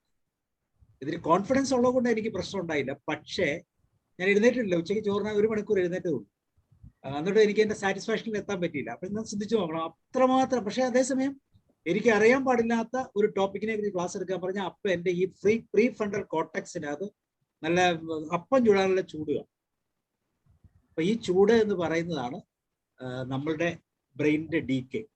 ഇനി ഡീകെയുടെ പ്രത്യേകത നോക്കും. Pre frontal cortex Hippo campus, അവിടെയാണ് മെമ്മറിയും ഒക്കെ ഇരിക്കുന്നത്, തിങ്കിങ് പവറും ഇതൊക്കെ ഇരിക്കുന്നത്. ആ സ്ഥലമൊക്കെ ഇങ്ങനെ ചൂട് പിടിച്ച് അയൺ ഇരിക്കുന്ന പോലെ ഇരിക്കും. പക്ഷെ വേറെ ചില ഏരിയ ഉണ്ട്. Mean by the neurons of amygdala and nucleus accumbens exhibit and increase in spine density. വളരെ രസകരമായ ഒരു സ്റ്റഡിയായി. ബാക്കി എല്ലാ സ്ഥലത്തെ ബ്രെയിനിന്റെ എല്ലാ സ്ഥലത്തെയും ഡെൻഡ്രൈറ്റ്സ് ഡൗൺ ആകുമ്പോൾ അല്ലെങ്കിൽ ന്യൂറോൺസ് ഡൗൺ ആകുമ്പോൾ ഈ അമിഗ്ഡാല എന്ന് പറയുന്നത് നമ്മുടെ ഇമോഷൻ സെന്ററിലും അതുപോലെ തന്നെ ഡോപ്പമൈൻ്റെ പവറുള്ള അല്ലെങ്കിൽ ഡോപ്പമൈൻ ഡെൻസിറ്റി കൂടുതലുള്ള ന്യൂക്ലിയസ് അക്യുംബൻസിലും അവിടെ നല്ല തണുപ്പാണ്. അവിടെയാണ് നമ്മൾക്ക് ഇമോഷനിലേക്ക് നടക്കുക. അപ്പൊ എളുപ്പം നമ്മൾ ഇമോഷനിലാകും, പെട്ടെന്ന് നമ്മൾ കട്ടിലേക്ക് വീഴും. അപ്പം ഇമോഷൻസിനെ പെട്ടെന്ന് തരികയും എന്നാൽ നമുക്ക് വേണ്ട പോസിറ്റിവിറ്റി എന്നപ്പോൾ എവിടെയാണ് നമ്മൾ നോക്കുന്നത്? സബ് കോൺഷ്യസ് മൈൻഡിന്റെ ആസ്ഥാനം എന്ന് പറയുന്നത് അമിഗ്ഡാലയും ന്യൂക്ലിയസ് അക്യുംബൻസും തന്നെയാണ്. അല്ല സർ, ഒരു സംശയം. യെസ്. അപ്പൊ അതായിരിക്കും ഇട പിങ്കള നാഡികൾ എന്ന് പറയുന്നത്. ആ ബ്രെയിനുമായിട്ട് വരുന്നുണ്ടല്ലോ ഇട പിങ്കള നാഡികൾ. അതായത് നാഡികൾ എന്ന് വെച്ച് കഴിഞ്ഞാൽ പാരാസിമ്പതറ്റിക് ആൻഡ് സിമ്പതറ്റിക് നെർവ്സ്. അത് കണക്ടിവിറ്റിയാണ്, ബോഡിയിലേക്കുള്ള കണക്ടിവിറ്റി നെർവ്സ്. ഇതൊന്നുമല്ല, ഇത് ഇൻസൈഡ് ബ്രെയിൻ ആണ്, ബ്രെയിനിന്റെ ഇന്നർ പാർട്ടാണ്. എന്ന് വെച്ചാൽ നമ്മളുടെ ഇമോഷൻസ് എല്ലാം കൺട്രോൾ ചെയ്യുന്ന ഇമോഷണൽ ബ്രെയിൻ സെന്റർ ആണ്. ഇതുപോലെ ഇരിക്കും. ഇത് ഒറ്റ സെക്കൻഡ്. ഇതാ സബ്സ്റ്റാൻഷ്യ നിഗ്ര എന്ന് പറയുന്നതും സ്റ്റാർട്ടം എന്ന് പറയുന്ന ഇത് ഡോപ്പമൈൻ പവർ കൊടുക്കുന്ന ബ്രെയിനിന്റെ ഏരിയ. ഡോപ്പമൈനിന്റെ പവർ കൊടുക്കുന്ന ബ്രെയിനിന്റെ ഏരിയ. അതില് ആ 3 ഒരു റെഡ് കളറിൽ കാണുന്നത് VTA എന്ന് പറയുന്ന VTA എന്ന് പറയുന്ന ഏരിയ, സബ്സ്റ്റാൻഷ്യ നിഗ്ര, ഡോപ്പമൈന്റെ ക്രിയേറ്റിംഗ് സ്ഥലമാണ്. ന്യൂക്ലിയസ് അക്യുംബൻസ് ഈ ഡോപ്പമൈന്റെ പവർ കറക്റ്റ്. അപ്പൊ ശ്രദ്ധിച്ചു നോക്കണം, ഞാൻ ഇവിടെയാണ് ടി ആയിട്ട് ഇതിനെ കണക്ട് ചെയ്യുന്നത്. നമ്മളെല്ലാം അറിയാം സൈക്കോളജിക്കൽ ഗെയിംസ് എന്ന് പറഞ്ഞ ടിയിൽ മനോഹരമായ ഒരു പ്രതിഭാസം. സ്ക്രിപ്റ്റീവ് ബിഹേവിയർ നമുക്കുണ്ടെങ്കിൽ നമ്മൾ അറിയാതെ തന്നെ സൈക്കോളജിക്കൽ ഗെയിംസ് കളിക്കും. ഭാര്യയും ഭർത്താവും തമ്മിലോ മനോഹരമായി അടിവെക്കുന്ന കണ്ടിട്ടില്ലേ? ഒരു ദിവസം എത്രയോ പ്രാവശ്യം അടിവെക്കാറുണ്ട്. ഒരു വാക്കിന്റെ പേരിൽ, ഒരു കാര്യത്തിന്റെ പേരിൽ അടിവെക്കും. ഈ അടിവെക്കുന്നത് സത്യത്തിൽ ബ്രെയിൻ ഹാപ്പിയാണ്. ബ്രെയിൻ അതൊരു സന്തോഷകരമായ അനുഭവമാണ്. നല്ലത് കിട്ടുന്നതിൽ ചീത്തതാണെങ്കിലും നല്ലത് വേണം, അതല്ലേ പറയുന്നേ. ഒരു അടി കിട്ടിയില്ലെങ്കിൽ ഒരു തൊഴിയാണെങ്കിലും കുട്ടികൾക്ക് മതി എന്ന് പറയുന്നത് പോലെ നെഗറ്റീവ് ഇല്ലേ? കുട്ടികൾ എന്തുകൊണ്ടാണ് ഡ്രഗ്സിലേക്ക് പോകുന്നത്? പണം കിട്ടാൻ വേണ്ടി അവർ അലയുന്നത് എന്തിനാണ്? അവർക്ക് ഹാപ്പിനെസ് കിട്ടാൻ വേണ്ടി മോഷ്ടിച്ചാണെങ്കിലും ആ സാധനം കിട്ടിയേ പറ്റും. ഈ തലത്തിലേക്ക് പോകുമ്പോൾ നമ്മളെ സഹായിക്കുന്ന കക്ഷി എന്ന് പറയുന്നത് ഈ ഡോപ്പമൈൻ്റെ സപ്ലൈ ആണ്. നമ്മൾ ഉദ്ദേശിക്കുന്ന ഡോപ്പമൈൻ ഇല്ല, ആയിരക്കണക്കിന് മടങ്ങാണ് ഒരു ഏറ്റവും അടുത്ത് സ്നേഹിക്കുന്ന ഒരു പെൺകുട്ടി സ്നേഹിക്കുന്നതിനേക്കാളും അല്ലെങ്കിൽ പരസ്പര സ്നേഹത്തെക്കാളും ആയിരക്കണക്കിന് മടങ്ങാണ് ഡോപ്പമൈൻ പവർ ഈ പറയുന്ന ഇങ്ങനെയുള്ള ഡ്രഗ്സ് അഡിക്ഷനിലൂടെ കിട്ടും. അപ്പൊ അതുകൊണ്ട് തന്നെ ഇത് ലൈവാണ്. അപ്പൊ ഇതെല്ലാം ആക്ടിവേറ്റ് ചെയ്യുന്നത് ഈ പറയുന്ന ഇമോഷൻ സെന്ററിലാണ്. ഇമോഷൻ സെന്റർ എന്ന് വെച്ചാൽ ഇമോഷൻ എവിടെ നമുക്ക് നമ്മുടെ കുട്ടിക്കാലം നോക്കിയാൽ മുഴുവൻ ഇമോഷൻ അല്ലേ? നമ്മൾ എന്തെങ്കിലും ഓർക്കുന്നുണ്ടെങ്കിൽ ഇമോഷൻ ബേസ്ഡ് ആണ്. സന്തോഷത്തിന്റെ ഒരു അനുഭവം നമുക്കുണ്ട്. ഉള്ളവർ ഭാഗ്യവാന്മാർ, ഒരു സംശയമില്ല. പൊതുവേ ഇല്ല. നമ്മൾ സിനിമ കാണുമ്പോൾ കരയുന്നുണ്ടോ? നല്ല സാഡ് സീൻ വരുമ്പോൾ നല്ല സന്തോഷത്തോടെ നമ്മൾ നോക്കിയിരിക്കുന്നുണ്ടെങ്കിൽ നമ്മുടെ കുട്ടിക്കാലം വളരെ മോശമായിരുന്നു. പെട്ടെന്ന് ടെസ്റ്റ് ചെയ്യാം, വലിയ ബുദ്ധിമുട്ടൊന്നുമില്ല. നല്ല ലൈറ്റ് ആയിട്ടുള്ള നല്ല മനോഹരമായ പാട്ട് കേൾക്കുമ്പോൾ നമ്മൾ ശ്രദ്ധിച്ച് കാതോർത്തിരിക്കുന്നുണ്ടെങ്കിൽ ഡെഫിനറ്റ് ആണ് നമ്മുടെ കുട്ടിക്കാലത്ത് പ്രശ്നമുണ്ട്. കണ്ടുപിടിക്കാനൊന്നും പോകണ്ട, കണ്ടുപിടിക്കാൻ എളുപ്പമല്ല, ആർക്കും അറിയത്തില്ല. അച്ഛനും അമ്മയും ഇപ്പൊ നമ്മുടെ കുട്ടികളോട് ചോദിച്ചാൽ അവര് പറയുന്നത് എന്താ അച്ഛൻ എന്താ അമ്മ, ഇങ്ങനെയൊക്കെയാണോ അച്ഛനും അമ്മയെന്ന് ചോദിക്കും. പക്ഷേ നമ്മൾ നോക്കുമ്പോൾ വലിയ കുഴപ്പമൊന്നും കാണുന്നില്ല. ഇതാണ് ലൈഫിന്റെ പ്രത്യേകത. അപ്പൊ ഇവിടെ സംഭവിക്കുന്നത് ഇതാണ്. നമ്മൾ ഈ പറയുന്ന സബ്സ്റ്റാൻഷ്യ നിഗ്ര അല്ലെങ്കിൽ ന്യൂക്ലിയസ് അക്യുംബൻസ് അല്ലെങ്കിൽ ഈ പറയുന്ന ഇമോഷൻസിന്റെ തലമായ അമിഗ്ഡാലയിൽ മാത്രം ഒരു കുഴപ്പമില്ല. പുള്ളി പവർഫുൾ ആണ്. പക്ഷെ ബാക്കിയുള്ള എല്ലാ ബ്രെയിൻ ഏരിയയും ഡൗൺ ആവും. അപ്പൊ നമുക്ക് അടിക്കാൻ സാധ്യത കൂടും. ഡ്രഗ്സ് അടിക്കാൻ തോന്നും, വഴക്കടിക്കാൻ തോന്നും, നമ്മളോട് കഴിക്കരുതെന്ന് പറയുന്ന ആളോട് ദേഷ്യപ്പെട്ട് നമ്മൾ അവരോട് വഴക്കിടും, ഉന്തിയിടും. ഇതല്ലെങ്കിൽ വീട് വിട്ടിറങ്ങിപ്പോകും, ഇങ്ങനെ കഴിക്കുന്ന ആളുകളുമായിട്ട് കണക്റ്റഡ് ആകും. അങ്ങനെ ഇതെല്ലാം സത്യത്തില് ഒറ്റയാളുടെ വർക്കാണ്. ഇതെല്ലാം നമ്മുടെ കുട്ടിക്കാലത്ത് നമ്മൾ പഠിച്ച ശീലങ്ങളാണ്. അത് എവിടെ നിന്ന് കിട്ടി എന്നൊക്കെ ചോദിച്ചാൽ കണ്ടുപിടിക്കാൻ ബുദ്ധിമുട്ടാണ്. പക്ഷെ ഈ ശീലങ്ങളെല്ലാം നമ്മുടെ അമിഗ്ഡാല കൃത്യമായിട്ട് പാക്ഡ് ആയിട്ട് വെച്ചിട്ടുണ്ട്. Super memory area. ആ മെമ്മറി ഏരിയക്ക് മാത്രം ഒരു കുഴപ്പമില്ല. പക്ഷെ ബാക്കിയുള്ള എല്ലാ ബ്രെയിൻ ഏരിയയും ഡൗൺ ആവും. തിങ്കിങ് ഡൗൺ ആവും, ചിന്തിക്കാൻ മാർഗമില്ല. സ്ട്രെസ് വന്നാൽ അപ്പോഴാണ് നമ്മൾ ഡൗൺ ആയി. നമ്മൾ എവിടെയെങ്കിലും കൂഞ്ഞി കൂടി ഇരിക്കുകയായി, നഗാലയൊക്കെ കുമ്പിട്ട് ശ്വാസം പോലും വലിക്കാൻ പാടില്ലാതിരിക്കുകയാണ്. പക്ഷെ നമ്മുടെ ഇമോഷൻ തോട്ട്സ്, നമ്മൾ ഈ പറഞ്ഞ ഡിപ്രഷന്റെ ആങ്സൈറ്റിയുടെ തോട്ട്സിനൊന്നും ഒരു കുഴപ്പമില്ല. ആവശ്യത്തിൽ കൂടുതൽ ചിന്തിക്കാൻ തുടങ്ങും, നല്ല അർത്ഥങ്ങൾ കണ്ടെത്തും, ഒരു പ്രശ്നമില്ലാത്ത ആളെ നമ്മൾ ബ്ലെയിം ചെയ്യാൻ തുടങ്ങും, അല്ലേ? നമ്മൾ പേഴ്സണലൈസ് ചെയ്യും, ഞാൻ ഒരു വിലയില്ലാത്തവനെന്ന് പറയും. പിന്നെ നമ്മൾ പറയുന്നത് എങ്ങനെയാണ്, കുറ്റങ്ങൾ നമ്മളിലേക്ക് കണ്ടത്, എന്നെ ആർക്കും ഇഷ്ടമല്ലെന്ന് പറയും. ഇങ്ങനെയുള്ള പലതരത്തിലുള്ള തോട്ട് പ്രോസസ്സിലേക്ക് നമ്മൾ കടന്നു. ഇതെല്ലാം തോട്ട് മിസ്റ്റേക്കുകളാണ്. ഇതാണ് നമ്മുടെ ജീവിതം. അപ്പൊ നമ്മൾ നോക്കിയാൽ അറിയാം, ഇതുപോലത്തെ ഡിപ്രഷൻ ഉണ്ടോ, ഡിപ്രഷൻ ഇല്ലാത്തയോ ബ്രെയിനിന്റെ പാറ്റേൺ നോക്കിയാൽ ഈ പറയുന്ന ഈ ഗ്രേ സെൽസിന്റെ അകത്തുണ്ടാകുന്ന ഈ പറയുന്ന ഡിപ്ലീഷൻസ് കൃത്യമായിട്ട് നമുക്ക് മനസ്സിലാക്കാൻ പറ്റും. എന്തുകൊണ്ടാണ് ഡോക്ടേഴ്സ് നോക്കിക്കഴിഞ്ഞാൽ കൃത്യമായിട്ട് അറിയാം, ഡിപ്ലീറ്റഡ് ആണ്, സം പ്രോബ്ലം ഈസ് ദർ. എന്തുകൊണ്ടാണെന്ന് ചോദിക്കണമെങ്കിൽ കോഗ്നിറ്റീവ് തന്നെ വേണം, ചോദിച്ച് മനസ്സിലാക്കണം. കുടിക്കുന്നുണ്ടോ, ഡ്രഗ്സ് ആണോ എന്ന് ചോദിച്ചാൽ മാത്രമേ മനസ്സിലാവൂ. പക്ഷെ ബ്രെയിനിന്റെ പാറ്റേൺ ഒന്നാണ് എന്നാണ് പറഞ്ഞു വരുന്നത്. അപ്പൊ ഈ ക്രോണിക് പ്രോബ്ലം, ഇങ്ങനെ ക്രോണിക് സ്ട്രെസ്സിലേക്ക് കടന്നു വരുമ്പോൾ തീർച്ചയായിട്ടും ഗ്രേ മാറ്ററിൽ ഉണ്ടാകുന്ന ചേഞ്ച്, അതിന്റെ ഡെൻസിറ്റിയിലുള്ള വേരിയേഷൻ കൃത്യമാണ്. നമുക്കറിയാം, ഒരു എല്ല് പൊട്ടിക്കഴിഞ്ഞാൽ ആ പൊട്ടിയ സ്ഥലത്ത് ഒരു കളർ ചേഞ്ച് ഇല്ലേ, ആ ചേഞ്ച് പോലെ തന്നെ ഗ്രേ ആൻഡ് വൈറ്റ് മാറ്ററിലെ ചേഞ്ച് നമുക്കറിയാം. വൈറ്റ് മാറ്ററിൽ വലിയ പ്രോബ്ലം വരുന്നില്ല, അത് പോസിറ്റീവ് ഏരിയ ആണ്, അല്ലെങ്കിൽ അത് സോളിഡ് ഏരിയ ആണ്. പക്ഷേ ഗ്രേ മാറ്റർ എന്ന് പറയുന്നത് സ്വല്പം കൂടെ ലിക്വിഡ് ടെൻഡൻസി ഉള്ള ഏരിയ. സോ ഇങ്ങനെയുള്ള ഇമ്പാക്റ്റുകൾ അല്ലെങ്കിൽ ഇങ്ങനെയുള്ള കാര്യങ്ങൾ ഈ ബ്രെയിനിൽ എന്തൊക്കെ ഇമ്പാക്റ്റുകളാണ് ഉണ്ടാക്കുന്നത് എന്നാണ് പറഞ്ഞ എല്ലാം അത് തന്നെയാണ്.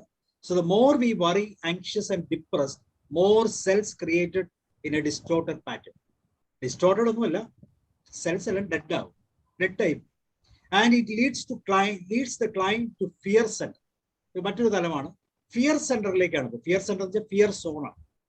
നമുക്കറിയാം, കംഫോർട്ട് സോണിലാണ് നമ്മൾ ജനിച്ചത്. അമ്മയുടെ പാല് കുടിക്കുന്നു, ഒരു ആദ്യത്തെ 9 മാസക്കാലം പെർഫെക്റ്റ് കംഫോർട്ട് സോണിലാണ്. അതിനുശേഷം നമ്മളെ ഒരു പരിധി വരെ, ഒരു 7-8 വയസ്സ് വരെയുള്ള കംഫോർട്ട് സോണാണെന്ന് പറയാം. അത് കഴിഞ്ഞാൽ പിന്നെ നമ്മൾ പോകുന്നത് ഫിയർ സോണിലേക്കാണ്. കാരണം നമ്മൾ എല്ലാത്തിനും പേടിയാണ്. എപ്പോഴാണ് ഫിയർ സോൺ മാറുന്നത്? എത്ര വയസ്സിലായിരിക്കും ഫിയർ സോൺ മാറുന്നത്? പറയാമോ? ഫിയർ സോൺ എപ്പോഴായിരിക്കും മാറുന്നത്? ഫിയർ സോൺ മാറാനുള്ള സാധ്യതകളുണ്ടോ? ഫിയർ സോൺ നമ്മുടെ കുട്ടികള്, ഞാൻ ഇങ്ങനെ ചോദിക്കാം, നമ്മുടെ വേറെ ടീനേജ് കഴിയുമ്പോൾ ടീനേജ് കഴിയുമ്പോൾ അല്ലെ? ഓക്കെ, ഞാനൊരു തിരിച്ചൊരു ചോദ്യം ചെയ്യാം. നമ്മുടെ കുട്ടികൾ എന്താണ് ഇമ്പൾസീവ് ആകാൻ കാരണം? നമ്മുടെ കുട്ടികള് ഇമ്പൾസീവ് ആകാനുള്ള റീസൺ എന്താണ്? നമ്മുടെ ടീൻസ് അല്ല ഇമ്പൾസീവ്, ശരിയല്ലേ? നമ്മൾ ടീൻസ് ആയിരുന്നപ്പോഴും അങ്ങനെ തന്നെയായിരുന്നു. ഒരു മോശമില്ല, നമുക്ക് ചെയ്യാവുന്നതിന്റെ പരമാവധി തലങ്ങൾ നമ്മൾ ഉപയോഗിച്ചിട്ടുണ്ട്. നമുക്ക് പേടിയൊക്കെ ഉണ്ടായിരുന്നതുകൊണ്ട് സ്വല്പം സബ്സൈഡ് ചെയ്തു എന്ന് മാത്രമേ ഉള്ളൂ. പക്ഷെ ഇപ്പോൾ നമ്മുടെ കുട്ടികൾക്കൊന്നും ഒരു പേടിയില്ല, അവരെപ്പോഴും ഇമ്പൾസീവ് ആണ്. അതിന്റെ റീസൺ ഉണ്ട്. എന്താണ് റീസൺ? കാരണം നമ്മൾ ബോൺ ആകുന്ന സമയത്ത് തന്നെ, നമ്മൾ ജനിക്കുന്ന സമയത്ത് തന്നെ നമ്മുടെ ഫങ്ഷണൽ പാർട്ട് എന്ന് പറയുന്നത് ഫിയർ സെന്ററുമായിട്ട് കണക്ട് ചെയ്യും. കുട്ടിക്ക് പാല് കിട്ടുന്നില്ലെങ്കിൽ ഫിയർ സെന്ററിലേക്ക് മാറും. കംഫോർട്ടാണ്, ഫിയർ സെന്ററിലേക്ക് മാറും. നമ്മുടെ എന്ത് നെസസിറ്റി ആണോ കിട്ടാതെ, നമ്മുടെ സർവൈവൽ ഇൻസ്റ്റിങ്ക്റ്റിന് ആവശ്യമുള്ള എന്തെങ്കിലും നമുക്ക് കിട്ടാതെ വന്നാൽ നമ്മൾ അറിയാതെ ഫിയർ സെന്ററിലേക്ക് വരും. എനിക്കത് കിട്ടുമോ? കൊറോണ വരുമോ? അമ്മ എപ്പോ വരും? അമ്മ എന്തിനാ പോയത്? ഇങ്ങനെയൊക്കെ 100 ചോദ്യങ്ങളാണ് ചോദിക്കുന്നത്. അപ്പൊ ഈ ഫിയർ സെന്റർ അല്ലെങ്കിൽ ഫിയർ സോണിലാണ് നമ്മൾ എപ്പോഴും നിലനിൽക്കുന്നത്. ഡിപ്രഷനും അതുപോലെ തന്നെ ഈ ആങ്സൈറ്റി വരുമ്പോൾ നമ്മൾ നാച്ചുറലി ഈ ഫിയർ സോണിലേക്ക് വീണ്ടും കടക്കും. അപ്പൊ ഫിയർ സോണിലെ ഒരു കുട്ടി എങ്ങനെയാണോ ചിന്തിക്കുന്നത്, നമ്മൾ അതേ മെന്റൽ പവർ ഉപയോഗിച്ചാണ് നമ്മളുടെ മുമ്പിലുള്ള ഓരോ തോട്ട്സിനെയും നമ്മൾ അനലൈസ് ചെയ്യും. So the development and maturation of the prefrontal cortex occurs primarily during adolescence. Adolescence തുടങ്ങും. നമ്മൾ കറക്റ്റ് പറഞ്ഞാൽ 3-ാമത്തെ വയസ്സ് മുതൽ നമ്മളുടെ തിങ്കിങ് സെന്റർ ഡെവലപ്പ് ചെയ്യും. 3-ാമത്തെ വയസ്സ് മുതൽ അത് ഡെവലപ്പ് ചെയ്ത് അഡോളസൻസ് കഴിഞ്ഞ് 25 വയസ്സാകുമ്പോഴാണ് ഏകദേശം നമ്മളുടെ പ്രീഫ്രണ്ടൽ കോർട്ടെക്സ് അല്ലെങ്കിൽ തിങ്കിങ് കേപ്പബിലിറ്റി കൃത്യമായിട്ടുണ്ടാകും. ഇപ്പൊ ഈ 25 വയസ്സ് വരെ നമ്മൾ എവിടെയാണ്? ഫിയർ സോണിലാണ്. ഈ ഫിയർ സോണാണ്, ഈ ഫിയർ സോണിലേക്ക് നമ്മൾ തിരിച്ചു വരും. അതേ മനോഭാവത്തിലേക്ക് നമ്മൾ തിരിച്ചു വരും.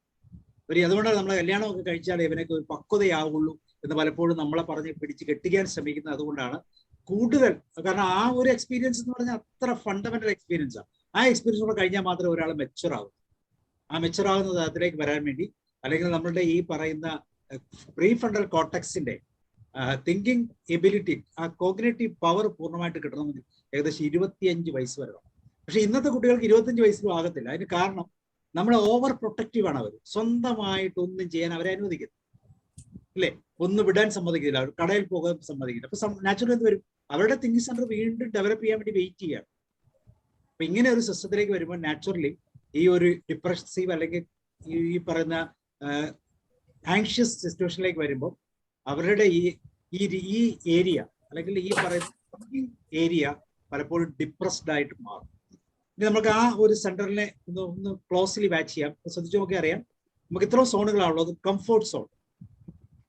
കംഫോർട്ട് സോൺ എന്ന് പറഞ്ഞാൽ നമ്മൾ ആദ്യം പറഞ്ഞ പോലെ ഫീൽ സേഫ് ഇൻ കൺട്രോൾ. നമ്മുടെ അമ്മയുടെ നമ്മൾ പറഞ്ഞില്ലേ, നമ്മള് ഡോണ്ട് എക്സിസ്റ്റ് എന്ന് പറയുന്ന ഒരു ഇഞ്ചക്ഷനെ കുറിച്ച് നമ്മൾ പറഞ്ഞു. കംഫർട്ടബിൾ ആയിട്ടിരിക്കുന്ന സ്ഥലം. അതിനുശേഷം നമ്മൾ പലപ്പോഴും ഇപ്പോഴും നമ്മൾ ജീവിക്കുന്ന ഒരു തരം കംഫർട്ട് സോണിലാണ്. കാരണം നമുക്ക് ഈ ഇമോഷൻസും ഈ പറയുന്ന വറീസും അതുപോലെ തന്നെ ഈ പറയുന്ന ഡിപ്രഷനും ഒക്കെ ഇഷ്ടമാണ്. ഇപ്പോഴും നമ്മൾ ഹോൾഡ് ചെയ്തിരിക്കുക, നമ്മുടെ തോട്ട് പാറ്റേൺ മാറ്റാൻ നമ്മൾ തയ്യാറല്ല. Still we are in comfort zone. അതിന്റെ അപ്പുറത്തെ സോൺ ഫിയർ സോൺ. അപ്പൊ ഈ ഫിയർ സോൺ ഇതിന്റെ ഇൻ ബിറ്റ്വീൻ കിടക്കുന്നതുകൊണ്ടാണ് പലപ്പോഴും നമ്മൾ കംഫർട്ട് സോണിൽ നിന്ന് മാറാത്തത്. അപ്പൊ ഞാനൊരു ബിസിനസ് നടത്തിയാൽ, ഞാൻ പുതിയൊരു സ്ട്രാറ്റജി സ്റ്റാർട്ട് ചെയ്താൽ, അല്ലെങ്കിൽ ഞാൻ എന്തെങ്കിലും ഒരു പ്രോജക്റ്റിലേക്ക് നടന്നു വന്നാൽ, അല്ലെങ്കിൽ ഞാൻ വിവാഹം കഴിച്ചാൽ, അല്ലെങ്കിൽ എനിക്ക് ജോലി കിട്ടിയാൽ എന്റെ കംഫർട്ട് സോൺ നഷ്ടപ്പെട്ടു പോകും. അതൊരു ഫിയർ സോണിലേക്ക് നമ്മൾ. അപ്പൊ അടുത്ത സോൺ ഫിയർ സോണാണ്. അപ്പൊ ഈ ഫിയർ സോണിൽ പോകാതിരിക്കാൻ വേണ്ടി പല പ്രോസസ്സുകൾ നമ്മൾ സ്റ്റോപ്പ് ചെയ്യും. ഇവിടെയാണ് പറഞ്ഞത്, കംഫർട്ട് സോണിൽ ഇരുന്ന് ഞാൻ ക്ലാസ് എടുക്കണമെന്ന് പറയുമ്പോൾ എന്റെ തല ചൂടാകാൻ തുടങ്ങും. Now I am in fear zone. അപ്പൊ ഫിയർ സോണിൽ എവിടെയാണ്? Lack of self confidence. പിന്നെയാണ് എക്സ്ക്യൂസ് കണ്ടെത്തുന്നത്, അല്ലേ? എക്സ്ക്യൂസ് ചെയ്യും, ഇന്നൊരു ദിവസം, അടുത്ത ആഴ്ച, അങ്ങനെ പോകും. Be affected by others opinion. മറ്റുള്ളവരുടെ ഒപ്പീനിയൻ ആണ് നമ്മളെ ഗൈഡ് ചെയ്യുന്നത്. നമുക്ക് തീരുമാനം എടുക്കാൻ പറ്റത്തില്ല. So that is a fear zone. അപ്പൊ ഈ ഫിയർ സോൺ ആണ് ബേസിക്കലി ഡിപ്രഷൻ ആൻഡ് ആങ്സൈറ്റിയുടെ തലം. അപ്പൊ ഈ ഫിയർ സോണിനെ എങ്ങനെ ക്യാപ്ചർ ചെയ്യാം? ഒന്നുകിൽ കംഫോർട്ട് സോണിൽ പോകണം. കംഫോർട്ട് സോണിൽ പല കാര്യങ്ങളും നമ്മൾ ഒതുക്കും. രണ്ടാമത്തെ ഏരിയ ലേണിംഗ് സോണിലേക്ക് പോകണം. ഒരു പരിധിവരെയൊക്കെ നമ്മൾ ലേണിംഗ് സോണിലാണെന്ന് പറയാം, അല്ലെ? നമ്മൾ deal with challenges, acquire knowledge, new skills, extend our comfort zone. കേട്ടോ, ലേണിംഗ് സോണിൽ എത്തുമ്പോൾ ഒരു കംഫർട്ട് സോൺ ഉണ്ട്, അവിടെ ഒരു എക്സ്റ്റൻഷൻ ആണ്. ഫിയർ സോണിൽ നിന്ന് മാറിയാൽ വീണ്ടും ലേണിംഗ് സോണിനെ. അതുകൊണ്ടാണ് നമ്മൾ ഈ പ്രായത്തിലും പഠിക്കാൻ ആഗ്രഹിക്കുന്നത്. ഈ പ്രായത്തിൽ നമ്മൾ പഠിക്കുന്നുണ്ടെങ്കിൽ അതിന്റെ റീസൺ നമ്മൾ ആ ലേണിംഗ് സോണിൽ ഒരു കംഫർട്ട് കണ്ടെത്തും. നമ്മൾ വീട്ടുകാരൊന്നും സമ്മതിക്കുന്നില്ലല്ലോ. വീട്ടുകാരും സമ്മതിക്കുന്നില്ല. ഈ വയസ്സാം കാലത്ത് ഇങ്ങനെ പഠിച്ചിട്ട് എന്ത് കാര്യം, അല്ലെ? എന്തിന് ഈ നാടകം കളിക്കുന്നു? അതോ ഇതിൻ്റെ അകത്ത് വല്ല സൂത്രവും ഉണ്ടോ? എന്നോട് പറഞ്ഞ് ചോദിക്കാറുണ്ട്. പല സ്ഥലങ്ങളിലൊക്കെ പോകുമ്പോൾ ചോദിക്കും, എവിടെയൊക്കെ പോകാൻ വേണ്ടിയുള്ള ഒരു സൂത്രമല്ലേ? ഞാൻ PhD ഒരു സെമിനാർ അറ്റൻഡ് ചെയ്യാൻ വേണ്ടി ശ്രീലങ്കയ്ക്ക് പോയി. സത്യത്തില് ശ്രീലങ്ക കാണാൻ പോയത്, അത് സത്യമാണ്. ആ സമയത്ത് നമ്മളോട് ചോദിച്ച ചോദ്യമാണ്, ഇവിടെ ഒന്നും ഇല്ലാഞ്ഞിട്ടാണ് അവിടെ പോകുന്നത്. അപ്പൊ ഇതാണ് നമ്മുടെ. പക്ഷെ ആ ലേണിംഗ് സോണിൽ നമുക്കൊരു കംഫർട്ട്. അപ്പൊ ആ കംഫർട്ടിനെ എന്ത് ചെയ്യണം? നമ്മൾ എക്സ്റ്റെൻഡ് ചെയ്യണം. സോ അങ്ങനെ എക്സ്റ്റെൻഡ് ചെയ്ത് നമ്മൾ ശരിക്കും നമ്മളുടേതായ ഒരു രീതിയിൽ എത്തിയാൽ now we are in A growth zone. എത്ര പേരുണ്ട് ഗ്രോത്ത് സോണിൽ? ഒരു S1 അടിച്ചേ. ഗ്രോത്ത് സോണിൽ ഒരു S1 അടിച്ചു. അൺമ്യൂട്ട് ചെയ്തു. ആരെങ്കിലും ഒക്കെ ഉണ്ടെന്ന് പറയുന്നത്? ബേബി സാറേ പറയൂ. ഞാൻ ഗ്രോത്ത് സോണിലാണെന്ന് എന്റെ വിശ്വാസം ശരിയല്ല. ബിലീഫിനെ കുറിച്ച് നമ്മൾ ഇവിടെ അംഗീകരിക്കുന്നില്ല. യെസ് ഓർ നോ പറയാനാ പറഞ്ഞത്. യെസ് അതാണ് എന്റെ ആൻസർ. ഇനി നമ്മൾ അല്ലെങ്കിൽ പോലും യെസ് എന്ന് പറഞ്ഞാൽ നമ്മൾ ഗ്രോത്തിലേക്കുള്ള വാതിൽ നമുക്ക് തുറന്നു കിട്ടും. അല്ലാതെ നമ്മൾ ഡൗട്ട്ഫുൾ ആകരുത്. നമ്മൾ ഈ ചോദിക്കുന്നത് സ്വർഗത്തിൽ പോകുമോ നരകത്തിൽ പോകുമോ എന്ന് ചോദിച്ചാൽ നോ ഡൗട്ട് എവിടെയെങ്കിലും ഒരിടത്ത് പറയണം. ഐദർ എസ് ഓർ വൈ, അത് പറയണം. അല്ലാതെ നമ്മൾ അതാണ് അസെപ്റ്റീവ്നെസ്, എസ് നോ എന്ന് പറയുന്ന തരത്തിലല്ല. ഇനി നമ്മൾ എസ് എന്നാ പറയുന്നതെങ്കിൽ തീർച്ചയായിട്ടും നമ്മൾ എന്ത് ചെയ്യും? നമ്മളൊരു ഈ കംഫർട്ട് സോൺ ബ്രേക്ക് ചെയ്യാൻ വേണ്ടി ഒരു തല നമ്മൾ. അതുകൊണ്ടാണ് അതിനാണ് നമ്മൾ പറയുന്നത് ചലഞ്ച് എടുക്കുക. ഒരു പുതിയ പർപ്പസിലേക്ക് നമ്മൾ പോകും. ഫൈൻ പർപ്പസ്, നമ്മുടെ ലൈഫിന്റെ പർപ്പസ് തന്നെ നമ്മൾ മാറ്റും. സ്വപ്നം കാണാൻ തുടങ്ങും. ലൈവ് ഡ്രീമിങ് അല്ലേ, ലൈവായിട്ട് ഡ്രീം ചെയ്യുന്നു. പിന്നെ ഗ്രോത്ത് സോൺ, പിന്നെ പറയാ സെറ്റ്, എന്താണ് ന്യൂ ഗോൾസ്, പുതിയ ഗോൾ സെറ്റ് ചെയ്യാൻ തുടങ്ങും. അപ്പൊ ഇതില്ലെങ്കിൽ തുടങ്ങിക്കോ. അതാണ് അതിന്റെ മെത്തേഡ്. അപ്പൊ നമ്മൾ ചെയ്യേണ്ടത് എന്താണ്? കംഫർട്ട് സോണിൽ നിന്ന് കംഫർട്ട് സോൺ എക്സ്റ്റെൻഡ് ചെയ്യാന്ന് വെച്ചാൽ ഫിയർ സോൺ മാറി. ഈ ഫിയർ സോൺ ഒന്ന് കടന്നു വരാനാണ് നമ്മുടെ പ്രശ്നം. കടന്നു വന്നാൽ ഓക്കെയാണ് ഇല്ല. എനിക്ക് തോന്നുന്നു ഈ ട്രെയിനിങ്ങില് നമ്മളിപ്പം കൂട്ടായ്മയിൽ ഇരിക്കുന്ന എല്ലാവരും ഈ ഫിയർ സോണിനെ അതിജീവിച്ചവരാണ്. പക്ഷെ ഗ്രോത്തിലേക്ക് എത്തിയിട്ടില്ല. ഗ്രോത്തിൽ എത്തണമെങ്കിൽ ചലഞ്ച് എടുക്കണം. നോക്കിയേ, ലേണിംഗ് സോണിന്റെ പ്രത്യേകത എന്താണ്?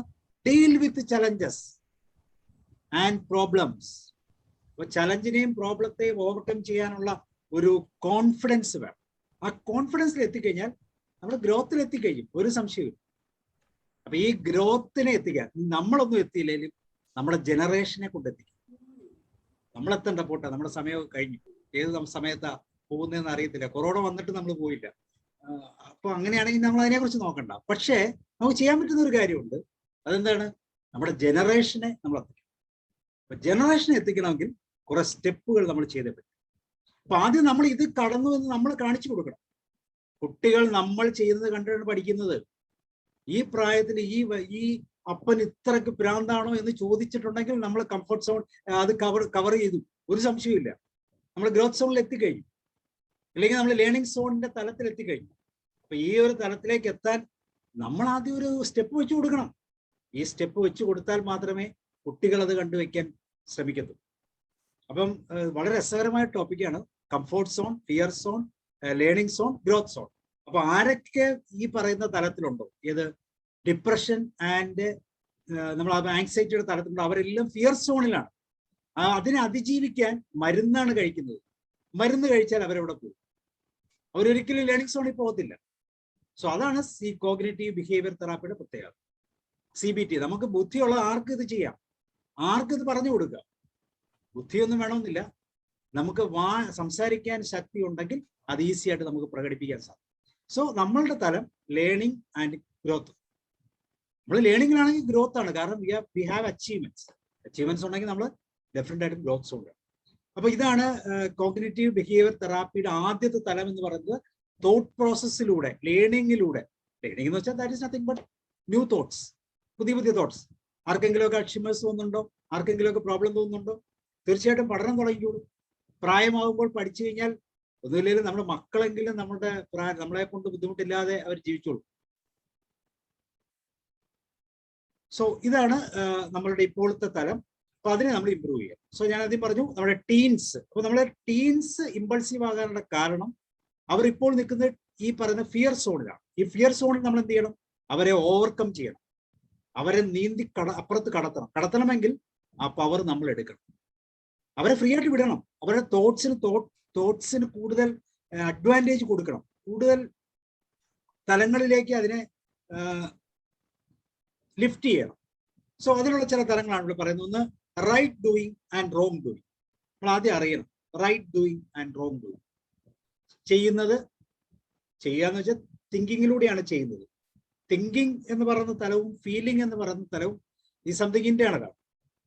ചെയ്തു കഴിയുമ്പോൾ മാത്രമേ നമുക്ക് അതിന്റെ ശരിയുള്ള മൂല്യം മനസ്സിലാകൂ. ഇത്ര അബദ്ധമായി പോലും, അയ്യോ ഇങ്ങനെ ചെയ്യരുതായിരുന്നല്ലോ, ഇയാളോട് ഇങ്ങനെ ചെയ്യരുതായിരുന്നല്ലോ, പക്ഷെ എന്നെ കുറിച്ച് അവർ എന്ത് വിചാരിക്കും, ഇതെല്ലാം ഡൂയിങ്ങിന് ഇമ്പോർട്ടൻ്റ്. അതുകൊണ്ട് ടെസ്റ്റ് ചെയ്യണം, നമ്മൾ ചെയ്യണം. ആരിലെങ്കിലും ചെയ്ത് നോക്കണം, ആരിലെങ്കിലും ചെയ്ത് നോക്കിയിട്ട് അത് റൈറ്റും റോങ്ങും നമ്മൾ അനലൈസ് ചെയ്യണം.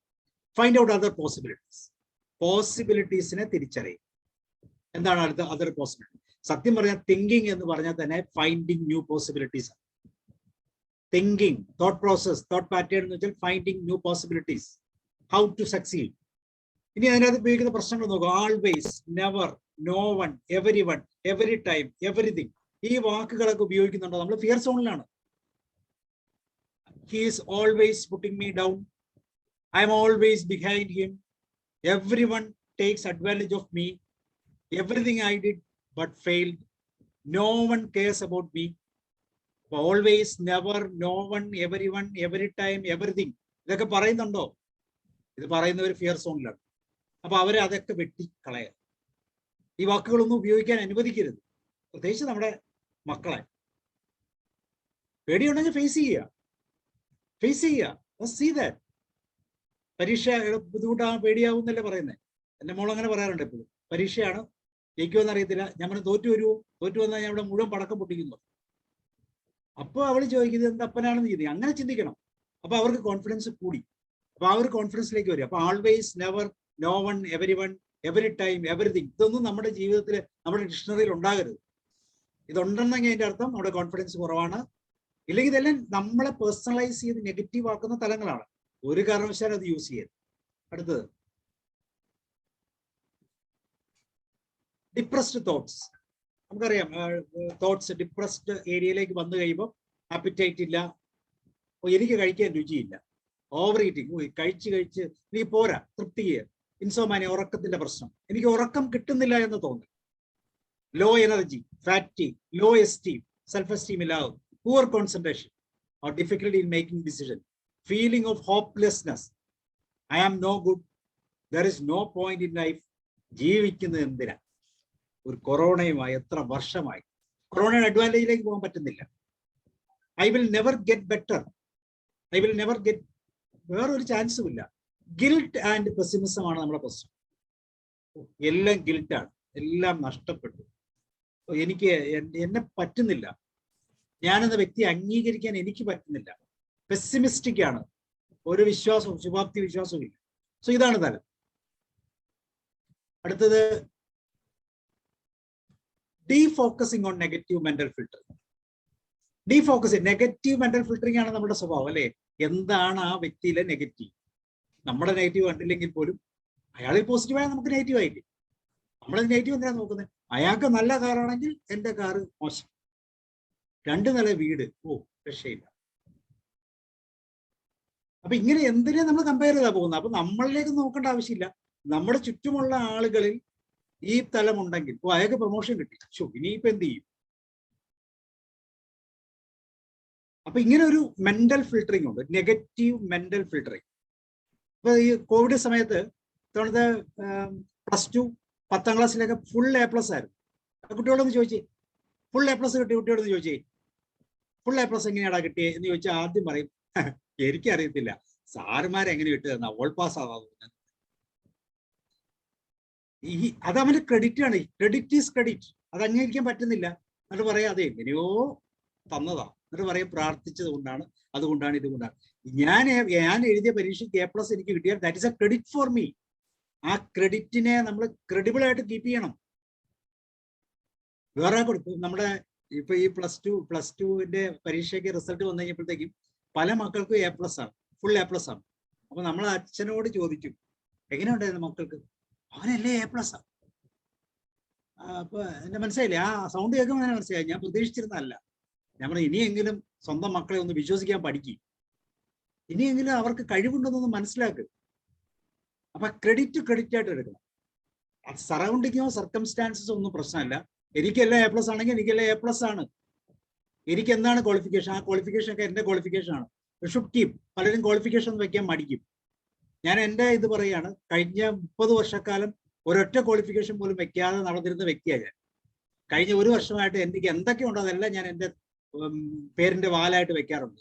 അതിൻ്റെതായ ചേഞ്ച് എൻ്റെ ജീവിതത്തിൽ ഉണ്ടായിട്ടുണ്ട്. So that is my credit. ആ ക്രെഡിറ്റ് ആയിട്ട് കീപ്പ് ചെയ്യണം. So credit is credit. അതുപോലെ നെഗ്ലക്റ്റിംഗ് ക്രെഡിബിലിറ്റി, നമ്മുടെ ക്രെഡിബിലിറ്റി നമ്മൾ നെഗ്ലക്ട് ചെയ്യുക. ഫീലിംഗ് അബൌട്ട് ആക്സിഡന്റ്, പലപ്പോഴും നമ്മളിങ്ങനെ പറയും എൻ്റെ ആ ആക്സിഡന്റ് ഒന്ന് അറിയണം കിട്ടും. എന്നാൽ ഇപ്പൊ ജീവനോട് ഇരിക്കുക, ഒരു കുഴപ്പമില്ല, പക്ഷെ നമ്മൾ ഫീൽ ചെയ്യുന്ന അവിടെയാണ് ആക്സിഡന്റ്.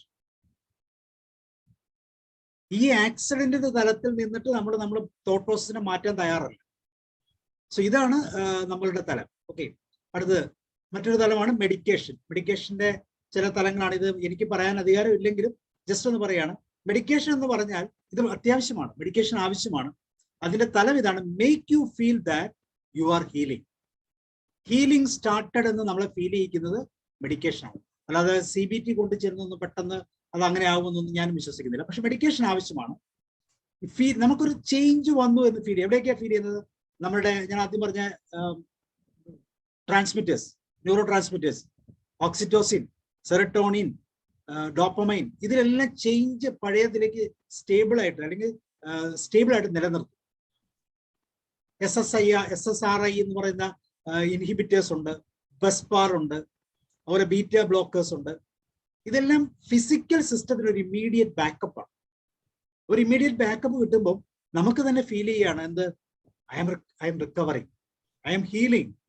ഇതൊരു ഇമ്പോർട്ടൻ്റ് ആണ്. അപ്പം മെഡിക്കേഷൻ ഇമ്പോർട്ടൻ്റ് ആണ്. പക്ഷെ അത് കണ്ടിന്യൂ ചെയ്ത് പോകാതെ മെഡിക്കേഷൻ ഡിപ്പെൻഡ് ചെയ്ത് മാത്രം നിൽക്കുമ്പോൾ നമുക്കുണ്ടാകുന്ന പ്രശ്നങ്ങളെ കുറിച്ചാണ് നമ്മൾ കൂടുതൽ ശ്രദ്ധിക്കേണ്ടത്. അനദർ ഒരു ബിഹേവിയർ പ്രോബ്ലം ആണ് ലേബലിംഗ്. ലേബലിംഗ് നമ്മൾ പറഞ്ഞു, ഒരാളെ കാണുമ്പോഴേ മുദ്രകുത്തുവാണ്, അവൻ ഭയങ്കര ചൂടന, അരോഗന്റ്, ഇറസ്പോൺസിബിൾ, ഇഡിയറ്റ്, സ്റ്റുപ്പിഡ്, അല്ലെ, based on colour, creed, caste, height. നമ്മളങ്ങ് വിധിക്കുക. ഇത് ആരാണ് വിധിക്കുന്നത്? വിധിക്കുന്നത് നമ്മളിൽ തന്നെയാണ് പ്രശ്നം ഉണ്ടാകുന്നത്. ഇത് ഈ ചെറിയവനെയും പ്രശ്നമുള്ളവനെയും വിധിച്ചാൽ വലിയവൻ നമ്മുടെ മുമ്പിൽ നിൽക്കുമ്പോൾ ആ വിധിയൊക്കെ നമുക്കിലേക്ക് വരത്തില്ലേ? തീർച്ചയായിട്ടും അത് റിവേഴ്സ് വരും. അപ്പൊ നമ്മൾ ഡിപ്രസ്ഡ് ആകും. അവനെ നമ്മൾ ലേബൽ ചെയ്യാൻ ശ്രമിച്ചിട്ടുണ്ടെങ്കിൽ അടുത്ത നിമിഷം നമ്മൾ ഡിപ്രസ്ഡ് ആവും. So labelling is important. അടുത്ത പേഴ്സണലൈസേഷൻ. ഓ എനിക്ക് ഈ റെസ്പോൺസിബിലിറ്റി നേരിടുക്കാൻ പറ്റത്തില്ല. ടേക്കിംഗ് റെസ്പോൺസിബിലിറ്റി ഫോർ മറ്റൊരാളോ നിർബന്ധിച്ച് നമ്മൾ റെസ്പോൺസിബിലിറ്റി എടുക്കുകയാണ്. മദ്യം കഴിക്കണമെന്നൊക്കെ ആഗ്രഹമുണ്ട്, വീട്ടുകാർ പറയാം കഴിക്കരുത് എന്ന് പറഞ്ഞ് നമ്മൾ മദ്യം ഉപേക്ഷിക്കുക. നമ്മൾ വിചാരിച്ചിട്ടല്ല, ഫോഴ്സ്ഫുള്ളിയാണ് ആ റെസ്പോൺസിബിലിറ്റി അങ്ങ് ഏറ്റെടുക്കുക. അങ്ങനെയുള്ളവർ വീണ്ടും പോയി മദ്യപിക്കും. അവസരം കിട്ടുമ്പോഴൊക്കെ വേലി ചാടും. ബ്ലെയിം എന്താണ്? അങ്ങോട്ട് responsibility, giving responsibility to others. എന്റെ കുറ്റവും എന്റെ കാരണവും അല്ലെങ്കിൽ ഞാൻ ഇങ്ങനെ ആകാൻ കാരണം നിങ്ങളാണ്. ദിസ് അനദർ വേ. ഇതെല്ലാം ഇതിന്റെ തലങ്ങൾ, ഇതെല്ലാം ചെയ്യുന്നുണ്ടെങ്കിൽ തീർച്ചയായിട്ടും ഇതെല്ലാം തിരിച്ച് നമ്മളിലേക്ക് വരും. Then manage attitude. നമുക്ക് പെട്ടെന്ന് മനസ്സിലാക്കാവുന്ന ഒരു കാര്യം ഇതാണ്, നമ്മുടെ ആറ്റിറ്റ്യൂഡിനെ എങ്ങനെ മാനേജ് ചെയ്യും. Manage your attitude. തീർച്ചയായും ആറ്റിറ്റ്യൂഡ് അല്ലെങ്കിൽ നമ്മളുടെ ബിഹേവിയറിന്റെ തോട്ട്സിന്റെ പ്രത്യേകത അതിന്റെ ഇത്ര കാര്യം റിലേഷൻഷിപ്പുമായിട്ട് കണക്റ്റഡ് ആണ്, ജഡ്ജ്മെന്റൽ ആണ്, ലിമിറ്റഡ് ബിലീഫാണ്. ഈ 3 തലങ്ങളുണ്ട്. ഇത് കൂടുതൽ തലങ്ങൾ നമ്മൾ കൂട്ടാൻ കേട്ടോ, ഞാൻ ഇങ്ങനെ ജനറലൈസ് പറഞ്ഞോളൂ. അപ്പൊ നമ്മുടെ ആറ്റിറ്റ്യൂഡ് മാറ്റുക, നമ്മുടെ തോട്ട് പ്രോസസ് മാറ്റുക, അല്ലെങ്കിൽ ചേഞ്ച് ആറ്റിറ്റ്യൂഡ് ഓഫ് തോട്ട്സ്. അപ്പൊ അതിന് റിലേഷൻഷിപ്പ് ഒരു പ്രാധാന്യമാണ്. നല്ല റിലേഷൻഷിപ്പ് ഉള്ളവരോട് എപ്പോഴും നമ്മുടെ തോട്ട് പ്രോസസ്സിന്റെ പ്രത്യേകതയുണ്ട്. അപ്പൊ ആരോടൊക്കെ നല്ല റിലേഷൻഷിപ്പ് ഉണ്ടാക്കാമോ അവരോടൊക്കെ നല്ലൊരു തരത്തിലുള്ള തോട്ട് പ്രോസസ് എടുക്കുക. 2 ജഡ്ജ്മെന്റൽ. നമ്മൾ ജഡ്ജ് ചെയ്താൽ നമ്മളെ തിരിച്ച് ജഡ്ജ് ചെയ്യപ്പെടും എന്ന് തന്നെയാണല്ലോ പറയുന്നത്. Then limited belief. നമ്മുടെ ബിലീഫ് ശരിയാണോ തെറ്റാണോ അത് നമ്മൾ എന്ത് ചെയ്യണം? ഈ ബിലീഫ് ശരിയാണോ, നമ്മൾ ആദ്യം പറഞ്ഞു, അതിനെ നമ്മൾ പ്രൂവ് ചെയ്യുക. നമ്മൾ ചോദിക്കണം, ക്വസ്റ്റ്യൻ ചോദിക്കണം. Bring the proof. പ്രൂഫ് കൊണ്ടുവരാൻ പറയണം.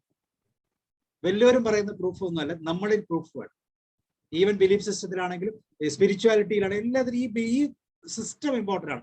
ആരെങ്കിലും പറയുന്ന കേൾക്കാൻ വേണ്ടി അല്ല നമ്മുടെ തലയിൽ ഫ്രണ്ടൽ കോർട്ടക്സ് വന്നിരിക്കുന്നത്, അത് നമുക്ക് ഉപയോഗിക്കാനാണ്. സോ ഈ ബിലീഫ്സ്, ലിമിറ്റഡ് ബിലീഫിനെ നമ്മൾ ഓവർകം ചെയ്യാം. Your thinking is the manifestation of your own relationship. അല്ലെ, നമ്മുടെ റിലേഷൻഷിപ്പിന്റെയും നമ്മുടെ ജഡ്ജ്മെന്റൽ പവറിന്റെയും നമ്മുടെ ലിമിറ്റഡ് ബിലീഫിന്റെയും മാനിഫെസ്റ്റേഷനാണ്. അതേതാണ്? മാനിഫെസ്റ്റ് ചെയ്യുന്നത് എവിടെയാണ്? നമ്മുടെ ബോഡിയിലാണ്. സോ നമ്മുടെ തിങ്കിങ് മാനിഫെസ്റ്റ് ചെയ്യുന്നത് റിലേഷൻഷിപ്പില് ജഡ്ജ്മെന്റൽ ലിമിറ്റഡ് ബിലീഫിന്റെ തലത്തിലൂടെയാണ്. അപ്പൊ ഇതെല്ലാം കറക്റ്റ് ചെയ്തേ പറ്റും. അപ്പൊ ആദ്യത്തെ തലം ഗ്രൗണ്ട് ക്ലിയറിംഗ് ആണ്. ഗ്രൗണ്ട് ക്ലിയർ ചെയ്താൽ മാത്രമേ തോട്ട്സിനെ മാറ്റാൻ പറ്റൂ. കാരണം തോട്ട്സ് തട്ടി നിൽക്കുന്ന സ്ഥലമുണ്ട്. കഴിഞ്ഞ ദിവസം കണ്ടിരുന്നു, നമ്മള് ഈ കഴിഞ്ഞ ആഴ്ച വെള്ളപ്പൊക്കം വന്നപ്പോൾ പാലം തകർന്നില്ല, പാലം മുഴുവൻ ബ്ലോക്കായി, സൈഡിലുള്ള അപ്രോച്ചോട് മുഴുവൻ ഒഴുകി എന്ന് പറയുന്ന പോലെ. അപ്പൊ ഗ്രൗണ്ട് ക്ലിയറൻസ്, ഗ്രൗണ്ട് ക്ലിയർ അല്ല. സോ ഓവർകം ചെയ്തേ പറ്റും. സോ അതാണ് ഒന്നാമത്തെ തലം. ഇനി രണ്ടാമത്തെ തലം നമ്മുടെ ആറ്റിറ്റ്യൂഡിന്റെ change thinking attitude. This is a test. ഇതൊരു ടെസ്റ്റ് ആണെന്ന് പറയുമ്പോൾ അതാണ് നമ്മുടെ ജനറൽ ടോക്ക്. അതാണ് ഇതെന്റെ ഒരു പരീക്ഷണം തന്നെ. പക്ഷെ നമ്മൾ അവിടെ പറയാണ് ദിസ് ഈസ് എ പ്രാക്ടീസ്. ഇതൊരു അനുഭവമാണ്, ഇതൊരു പരിജ്ഞാനമാണ്, ഇതൊരു തിരിച്ചറിവാണ്, ഇതൊരു പഠനമാണെന്ന് നമ്മൾ മാറ്റും. സോ ടെസ്റ്റിനെ പ്രാക്ടീസ് ആയിട്ട് നമ്മൾ പാറ്റേൺ മാറ്റും. നമ്മുടെ ആറ്റിറ്റ്യൂഡ് ചേഞ്ച് ചെയ്യും. Change thinking attitude. So test is change as A practice. അടുത്ത് പറയാണ്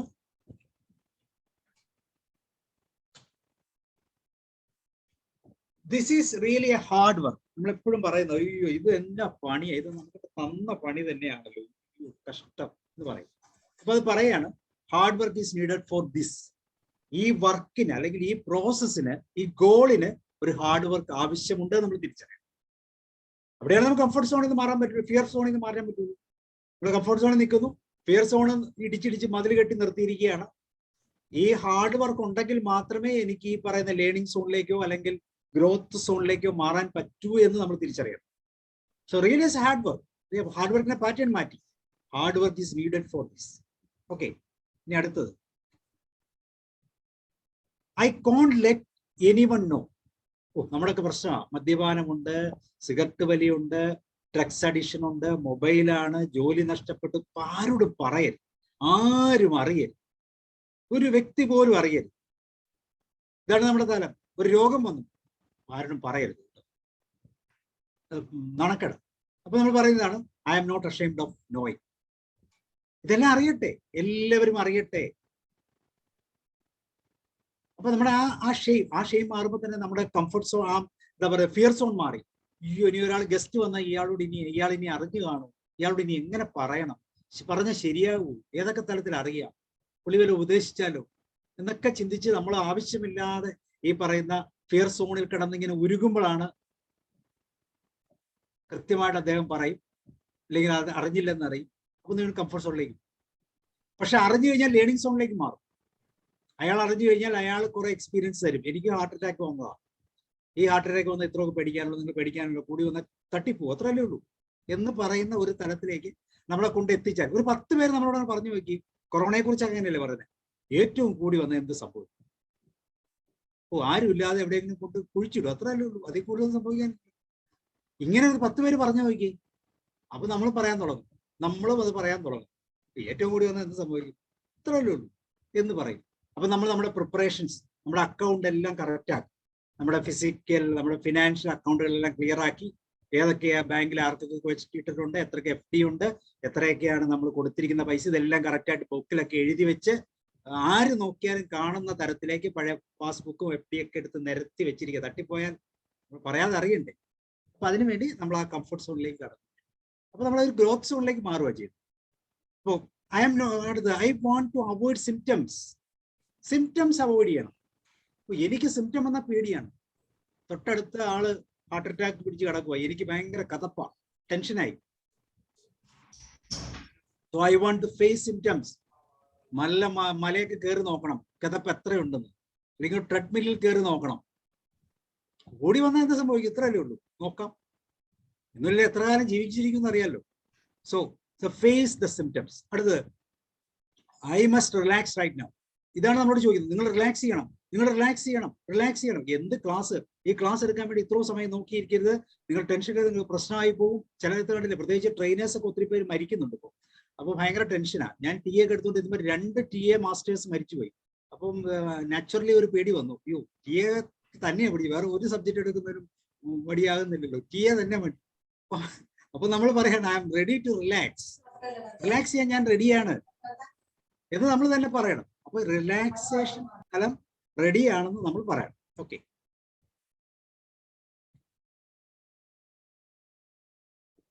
സോ ഇനി നമ്മൾ അടുത്ത്, so we can't predict life by definition, അല്ലെ? ഒരിക്കലും നമുക്ക് ലൈഫിനെ ഡെഫിനിഷൻ കൊണ്ട് പ്രെഡിക്റ്റ് ചെയ്യാൻ പറ്റില്ല. So life is unpredictable. ഇതാണ് നമ്മുടെ system. So bring evidences for your thoughts അല്ല, വറീസ്, എന്താണെങ്കിലും എന്തിനും എവിഡൻസ് എടുക്കുക. ലിമിറ്റഡ് ബിലീഫ്, എവിഡൻസ് വേണം. പേ അറ്റൻഷൻ ടു വറീസിനും സ്വല്പം സമയം കൊടുക്കണം. വറീസിനെ സ്വല്പം താലോലിക്കണം. നമ്മുടെ ഇനിയാഗ്രാം ഒക്കെ പഠിക്കുമ്പോൾ ടൈപ്പ് 4 കാറ്റഗറി ഒക്കെ പറയുന്ന പോലെ അവന്റെ വിഷമങ്ങളെയൊക്കെ ഇങ്ങനെ ആസ്വദിച്ച്, എന്റെ ദുഃഖമൊന്ന് നിങ്ങൾ കേട്ടു നോക്കൂ എന്ന് പറയുന്ന തലത്തിലേക്ക് നമ്മൾ മാറണം. മാധവിക്കുട്ടിയൊക്കെ കേട്ടിട്ടില്ലേ? മാധവിക്കുട്ടിയുടെ ജീവിതത്തിലുള്ള അനുഭവങ്ങളൊക്കെ അവർ കഥയാക്കി പ്രസിദ്ധീകരിച്ചിരിക്കുക. നിങ്ങൾ വായിച്ച് മരിക്കുന്ന പറയുന്നത്. കാരണം അത്ര ഹാപ്പിയാണ് അവർ, enjoying that. So fix time for വറീസിനൊന്നും വേണ്ടെന്ന് പറയണ്ട, അതും കളഞ്ഞാൽ പോകുന്നതല്ല. അതിനൊക്കെ സമയം കൊടുക്കണം. Postpone your worries. ഒരു ദിവസം, നാളത്തേക്ക് വറി ചിന്തിക്കാം. ഒരു ദിവസം ഒന്ന് വെയിറ്റ് ചെയ്യാം. നമ്മൾ എന്തൊക്കെ കാര്യങ്ങൾ പറയാറുണ്ട്, ഇന്ന് എനിക്ക് പറ്റത്തില്ല കേട്ടോ, നാളെ പറയാം. നമ്മുടെ വറീസിന് ഒരു ദിവസം ഒന്ന് എക്സ്റ്റെൻഡ് ചെയ്ത് കൊടുക്കുക. ഇത് പ്രോക്കാസ്റ്റിനേറ്റ് ചെയ്യാൻ പഠിക്കേ. വറീസ് ഒന്ന് പഠിക്കുക, ഒന്ന് മാറ്റി, ഒരു ദിവസം ഒന്ന് മാറ്റി, ഒറ്റ ദിവസം ഇന്ന് ഞാനൊന്ന് എൻജോയ് ചെയ്തോട്ടെ എന്ന് പറയുന്ന പോലെ. മദ്യപിക്കാനൊക്കെ എന്തോരം പേര് എൻജോയ് ചെയ്യുന്ന മെത്തേഡ് അതല്ലേ? മദ്യപിക്കുക, ഡ്രഗ്സ് ഒക്കെ ഒറ്റ ഒരു ദിവസം പ്ലീസ് എന്ന് പറയുന്നത്. Okay, another important thing is meditation. Meditation നമുക്ക് എല്ലാവർക്കും അറിയാം. ഞാൻ മെഡിറ്റേറ്റ് ചെയ്യണമെന്നൊക്കെ വിചാരിച്ചു, പക്ഷെ അതൊന്നും എനിക്ക് സമയമില്ല. മെഡിറ്റേഷൻ എന്ന് പറയുന്നത് ഇതിന്റെ തലം നോക്കിക്കോളൂ. To gain control of your moment, നിങ്ങളുടെ ഈ നിമിഷത്തെ കൺട്രോളബിൾ ആക്കാൻ വേണ്ടി ഉപയോഗിക്കുന്ന ഒരു ഈസി ടെക്നിക്കാണ് meditation. Experience more in the moment. ഈ മൊമെന്റിനെ കൂടുതൽ നമ്മൾ NLP പറയുമ്പോൾ സബ് മൊഡാലിറ്റിയിലേക്ക് തന്നെ കൺവേർട്ട് ചെയ്യും.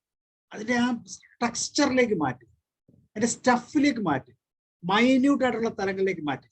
കേൾക്കില്ലേ മെഡിറ്റേഷൻ പറയുമ്പോൾ? നിങ്ങൾ ഈ മുറിയിലുള്ള എല്ലാ ശബ്ദങ്ങളും കേൾക്കൂ നിങ്ങളുടെ ചെവി കൊണ്ട്. നമുക്കറിയാം നമ്മുടെ ചെവിക്ക് 14,000 ഹെയർ സെൽസ് എന്ന് പറയുന്ന ഒരു തലമുണ്ട്. നമ്മുടെ കൂണ് മുളച്ചു നിൽക്കുന്ന പോലെ 15,000 ഹെയർ സെൽസ്. ഓരോ സെല്ലും ഓരോ സൗണ്ടിനാണ് 15,000 തരത്തിലുള്ള സൗണ്ടുകൾ നമുക്ക് ഡിറ്റക്ട് ചെയ്യാം. അതിൽ ഒരു സൗണ്ട് നമ്മുടെ ദൈവത്തിന്റെ സൗണ്ട് കേൾക്കാറില്ല. ചിലവരൊക്കെ ദൈവത്തിന്റെ സൗണ്ട് കേട്ടെന്ന് നമ്മൾ കേട്ടിട്ടുണ്ട്. പക്ഷെ നമ്മുടെ ആ സാധനം പലപ്പോഴും വർക്ക് ചെയ്യാറേയില്ല. നമുക്കതുണ്ടോ എന്നും ഒരു സംശയമാണ്. അപ്പൊ ഈ ഒരു തലം മെഡിറ്റേറ്റ് ചെയ്യാന്ന് വെച്ചാൽ നമ്മുടെ ഓരോ ഹെയർ സെൽസ്, ഓരോ സൗണ്ടിന്റെ ആ തലങ്ങളെയും മനസ്സിലാക്കുന്ന തരത്തിൽ നിങ്ങൾ യൂട്യൂബ് എടുത്തിട്ട് അല്ലെങ്കിൽ ഗൂഗിൾ എടുത്തിട്ട് ചെവിയുടെ ഹെയർ സെൽസ് ഒന്ന് അടിച്ചു നോക്കും. കൂണ് നിരത്തി വെച്ചിരിക്കുന്ന വളരെ മനോഹരമായ ഒരു കാഴ്ചയാണ്. ഏകദേശം 45,000 സൗണ്ട്സ് ഈ ഹെയർ സെൽസ് കൊണ്ട് നമുക്ക് കേൾക്കാൻ സാധിക്കും. അപ്പൊ feel more, connect more. So നമ്മളെ അറിയാനുള്ള ഒരു പാത്വേയാണ്. So that is called meditation. മറ്റൊരു തരത്തിലും കാണണ്ട. ഈ ഒരു മൊമെന്റിനെ കൂടുതൽ അനലൈസ് ചെയ്യാനും ആ മൊമെന്റിലേക്ക് കൂടുതൽ കമ്മ്യൂണിക്കേറ്റ് ചെയ്യാനും കണക്റ്റഡ് ആകാനും ഒക്കെ ഉപയോഗിക്കുന്ന ഒരു തരം. Detailing more, even the silence intact, finding out your sub modalities. നമ്മുടെ സെൻസറി വിഷന്റെ ഏറ്റവും മൈന്യൂട്ട് തലത്തിലേക്ക് പോകാൻ പറ്റുന്ന രീതിയിലുള്ള ഒരു അവയർനെസ്സിലേക്ക് നമ്മൾ എത്തിക്കുക. This called meditation. ഇപ്പൊ നമ്മൾ പറഞ്ഞു വന്നത് കോഗ്നിറ്റീവ് ബിഹേവിയർ തെറാപ്പിയിലെ തോട്ട് പ്രോസസ് എന്ന് പറയുന്നതാണ്. ഇതിലൂടെ നമ്മൾ ഫീലിങ്സിനെയും ബിഹേവിയറൊക്കെ നമ്മൾ ടച്ച് ചെയ്തെങ്കിലും ഈ തോട്ട്സിനെ നമുക്ക് എങ്ങനെ നിയന്ത്രിക്കാം എന്താണ്? ഇത്രേ ഉള്ളൂ. ഏത് തോട്ട്സിനും എവിഡൻസ് സെർച്ച് ചെയ്യും. Ask for evidence. നമ്മൾ പലപ്പോഴും ചോദിക്കാറുണ്ട്, മറ്റുള്ളവർ ചോദിക്കാറുണ്ട് തെളിവ് കാണിക്കൂ എന്നൊക്കെ ചോദിക്കാറുണ്ട്. നമ്മളോട് ചോദിക്കാറില്ല തെളിവുണ്ടോ.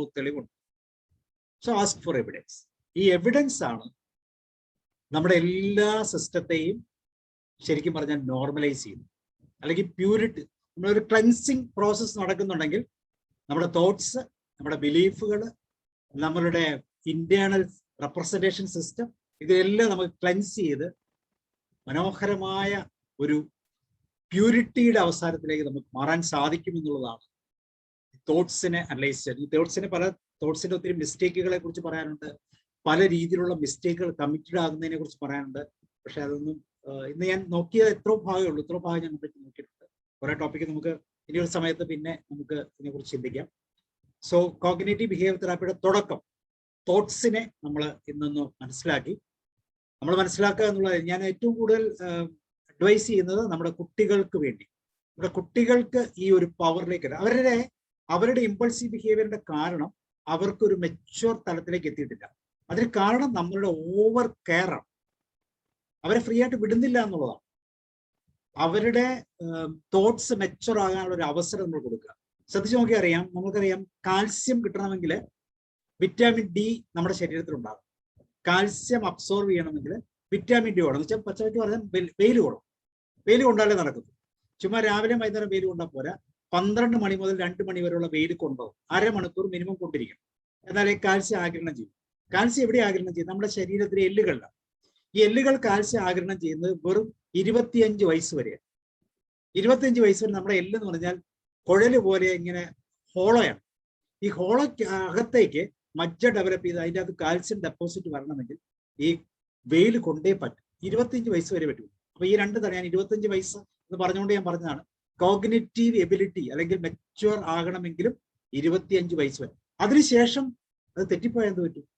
അല്ലെ, 6 വയസ്സ് വരെ കൃത്യമായിട്ട് ജീവിച്ച ഒരു കുട്ടി പിൽക്കാലത്ത് ഒരു കുഴപ്പവുമില്ലാതെ മുന്നോട്ട് സ്വഭാവ രൂപീകരണത്തിലൂടെ കടന്നു പോകുമെന്നാണ് ട്രാൻസാക്ഷൻ അനാലിസിസ് പഠിപ്പിക്കുന്നത്. 6 വയസ്സ് വരെ സന്തോഷകരമായ ട്രോമയില്ലാതെ ജീവിച്ച ഒരു കുട്ടി, അവർക്ക് ഒരു പ്രശ്നം ഉണ്ടാകുന്നില്ല എന്ന് പല സ്റ്റഡീസുമാണ്. പക്ഷെ എന്താണ് ഈ 6 വയസ്സ് വരെ നഷ്ടപ്പെട്ടു പോകുന്നത്? കുട്ടികൾ അറിയാതെ നമ്മുടെ കുട്ടികളുടെ ബാല്യത്തെ വലിച്ചിടുക. എന്താണ് പ്രശ്നം? നമ്മളുടെ തോട്ട് പ്രോസസ്സിന്റെ പ്രോബ്ലം, നമ്മളുടെ അറിവില്ലായ്മയാണ്, നമ്മുടെ പേരന്റിങ്ങിന്റെ മിസ്റ്റേക്കുകളാണ്. അപ്പൊ ഈ മിസ്റ്റേക്കുകളെ ഒന്ന് തിരിച്ചറിയാൻ, ഈ തോട്ട് പ്രോസസ്സിനെ ഒന്ന് മാനേജ് ചെയ്യാൻ, കൺട്രോൾ ചെയ്യാൻ നമുക്ക് എല്ലാവർക്കും ഒരുപോലെ ഒന്ന് ശ്രമിക്കാം. ഞാൻ പറഞ്ഞു, പുതിയ തലമുറകൾക്ക് അത് വളരെ ഗുണകരമാകും. ആ ഒരു തലത്തിലേക്ക് നമുക്ക് മുന്നോട്ട് പോകാൻ സാധിക്കട്ടെ എന്ന് എല്ലാവരെയും ആശംസിക്കുന്നു. പ്രത്യേകിച്ച് ഈ സന്ധ്യാസമയത്ത് തോട്ടുകളൊന്നും അത്ര ഇറാറ്റിക് ആയിട്ട് നിൽക്കുന്ന സമയത്തും എല്ലാവരും 45 പേര് തുടങ്ങിയപ്പോൾ മുതലുണ്ട്, ആരും പോയിട്ടില്ല. വളരെ സന്തോഷം. അപ്പൊ അതുകൊണ്ട് തന്നെ എല്ലാവർക്കും ഒരിക്കൽ കൂടി നന്ദി പറയുന്നു.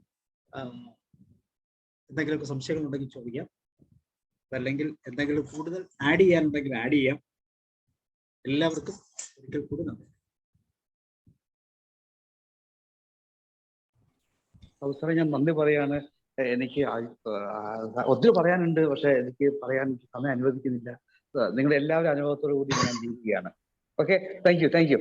ഈ ക്ലാസ് എടുക്കാൻ പോകാതിരിക്കാൻ വേണ്ടി ഞാൻ പെട്ടെന്ന് സ്റ്റോപ്പ് ചെയ്തില്ല, ഞാൻ ഇച്ചിരി നീട്ടിയാണ്. എനിക്ക് അഭിപ്രായം പറയാൻ പറ്റത്തില്ല. കാരണം എനിക്ക് ഒന്ന് ഫ്രഷ് ആവണം. ടെൻഷൻ അടിക്കാതെ. അല്ല, ഞാൻ എടുക്കുന്ന ക്ലാസ് എനിക്ക് ഉറക്കത്തിൽ പറയാൻ പറ്റും, പക്ഷെ എനിക്ക് മൂത്രമൊഴിക്കുന്ന സാവകാശം ഒന്ന് പോയി മൂത്രമൊഴിച്ചൊക്കെ വരണം. Okay, thank you. നാളെ പറഞ്ഞോളൂ, നമുക്ക് നാളെ പറയാം. സാറേ പറയട്ടെ? പറഞ്ഞോളൂ സാറേ, കുറച്ച് മനസ്സിലാക്കാൻ പ്രയാസമുള്ള സബ്ജക്റ്റാണ്, എങ്കിലും ശ്രദ്ധയോടെ കേട്ടിരുന്നു. പിന്നെ ഒരുപാട് ഇൻഫർമേഷൻ കിട്ടി. അപ്പോൾ എന്നെ സംബന്ധിച്ച് പറയുകയാണെങ്കിൽ, ഞാൻ ഈ ഫിയർ സോണിൽ നിന്ന് പുറത്ത് കിടക്കാൻ എപ്പോഴും ശ്രമിച്ചുകൊണ്ടിരിക്കുന്ന വ്യക്തിയാണ്. കാരണം അത് ഇന്ന് ഈ കാലഘട്ടത്തിൻ്റെ ആവശ്യകതയും കൂടിയാണ്. ഇപ്പം നമ്മളുടെ കുട്ടികളായിക്കോട്ടെ, കുട്ടികളോട് നമ്മൾ ടെക്നോളജിക്കൽ ആയിട്ടുള്ള നോളജുകൾ, പല കാര്യങ്ങളും കുട്ടികൾക്ക് നമ്മളെക്കാളും ഉണ്ടായും അവരുമായിട്ടൊന്നും മിങ്കിൾ ചെയ്യാനോ ഒന്നും സാധിക്കുന്നില്ല. നമ്മൾ പഠിച്ച കാലത്തുള്ള അല്ലല്ലോ ഇപ്പം. ടെക്നോളജി മാറി, അറിവുകളൊക്കെ പുതിയ അറിവുകളൊക്കെയാണല്ലോ. പിന്നെ ഞാൻ ഈ ഡിപ്പാർട്ട്മെൻറ്റിൽ വർക്ക് ചെയ്യുന്ന അവസരത്തിൽ നമ്മുടെ സാറിന് അറിയാലോ, ഈ നമ്മുടെ ടെലികോം ഡിപ്പാർട്ട്മെൻറ്റുകൾക്ക് ടെക്നോളജിക്ക് കൂടെ മാറിക്കൊണ്ടിരിക്കുകയാണല്ലോ. അപ്പം നമുക്ക് ജോലി ചെയ്യാനുള്ള ഈ ഫിയർ സോൺ അപ്പം ഉടലെടുത്തു. അപ്പം നമ്മളെ ഈ ടെക്നോളജി പഠിക്കാനുള്ള ഒരു എപ്പോഴും മാനസികാവസ്ഥ ഉണ്ടാവും. അപ്പം ലേണിംഗ് സോണിലേക്ക് വരും. അപ്പം നമ്മൾക്ക് അതിനുള്ള അവസരങ്ങളുണ്ട്. നമ്മുടെ ഡിപ്പാർട്ട്മെൻറ്റിലൊക്കെ സർവീസ് കോഴ്സുകളൊക്കെ ഉണ്ട്, ഞാനൊക്കെ അറ്റൻഡ് ചെയ്യാറുണ്ട്. എന്തിനാ വേണ്ടിയിട്ടാണെങ്കിൽ നമ്മളിപ്പോൾ അങ്ങനെയാണെങ്കിൽ നമുക്ക് പിന്നെ കൂടുതൽ ജോലി ചെയ്യാനുള്ള ഒരു മാനസികമായ ഒരു ധൈര്യം ഉണ്ടാക്കിയെടുക്കുന്നുണ്ട്. അതുകൊണ്ട് എന്നെ സംബന്ധിച്ചോളം പിന്നെ ഫിയർ സോണിൽ നിന്ന് മാറാൻ ഞാൻ ശ്രമിക്കുന്നുണ്ട്. പക്ഷെങ്കിലും പിന്നെ അതിലുള്ള പോരായ്മകൾ സാറ് പറഞ്ഞ മാതിരി പിന്നെ കോൺഫിഡൻസ് ഇല്ലായ്മയും ഒക്കെ വരുന്നുണ്ട് അതിൽ. പിന്നെ അത് ഗ്രോത്ത് സോണിലേക്ക്, സാറ് പറഞ്ഞ മാതിരി ഗ്രോത്ത് സോണിലേക്ക് പിന്നെ പോയിട്ടില്ല. പോകാനുള്ള കാരണങ്ങളൊന്ന് നമുക്കുള്ള കോൺഫിഡൻസ് ഇല്ലായ്മയാണ് ഒന്ന്. പിന്നെ ഒന്ന് നമ്മളുടെ ആ ഒരു പല കാര്യങ്ങളും നമുക്ക് മെമ്മറൈസ് ചെയ്യാൻ പറ്റുന്നില്ല എന്നുള്ളൊരു സ്വയം ഒരു തിരിച്ചറിവ് നമുക്കുള്ളത് കൊണ്ടും. ബേസിക്കലി നമ്മളൊരു കംഫർട്ട് സോണിലാണ് സാർ, അല്ലേ? നമ്മളൊരു കംഫർട്ട് സോണിലാണ്. അതെ, കംഫർട്ട് സോണിലാണ്. പക്ഷെങ്കിലും ഫിയർ സോണിൽ നിന്ന് രക്ഷപ്പെടാതെ കംഫർട്ട് സോണിലായിക്കൊണ്ടിരിക്കുകയാണ് ഇപ്പോൾ, അതിനുള്ള ശ്രമിച്ചുകൊണ്ടിരിക്കുകയാണ്.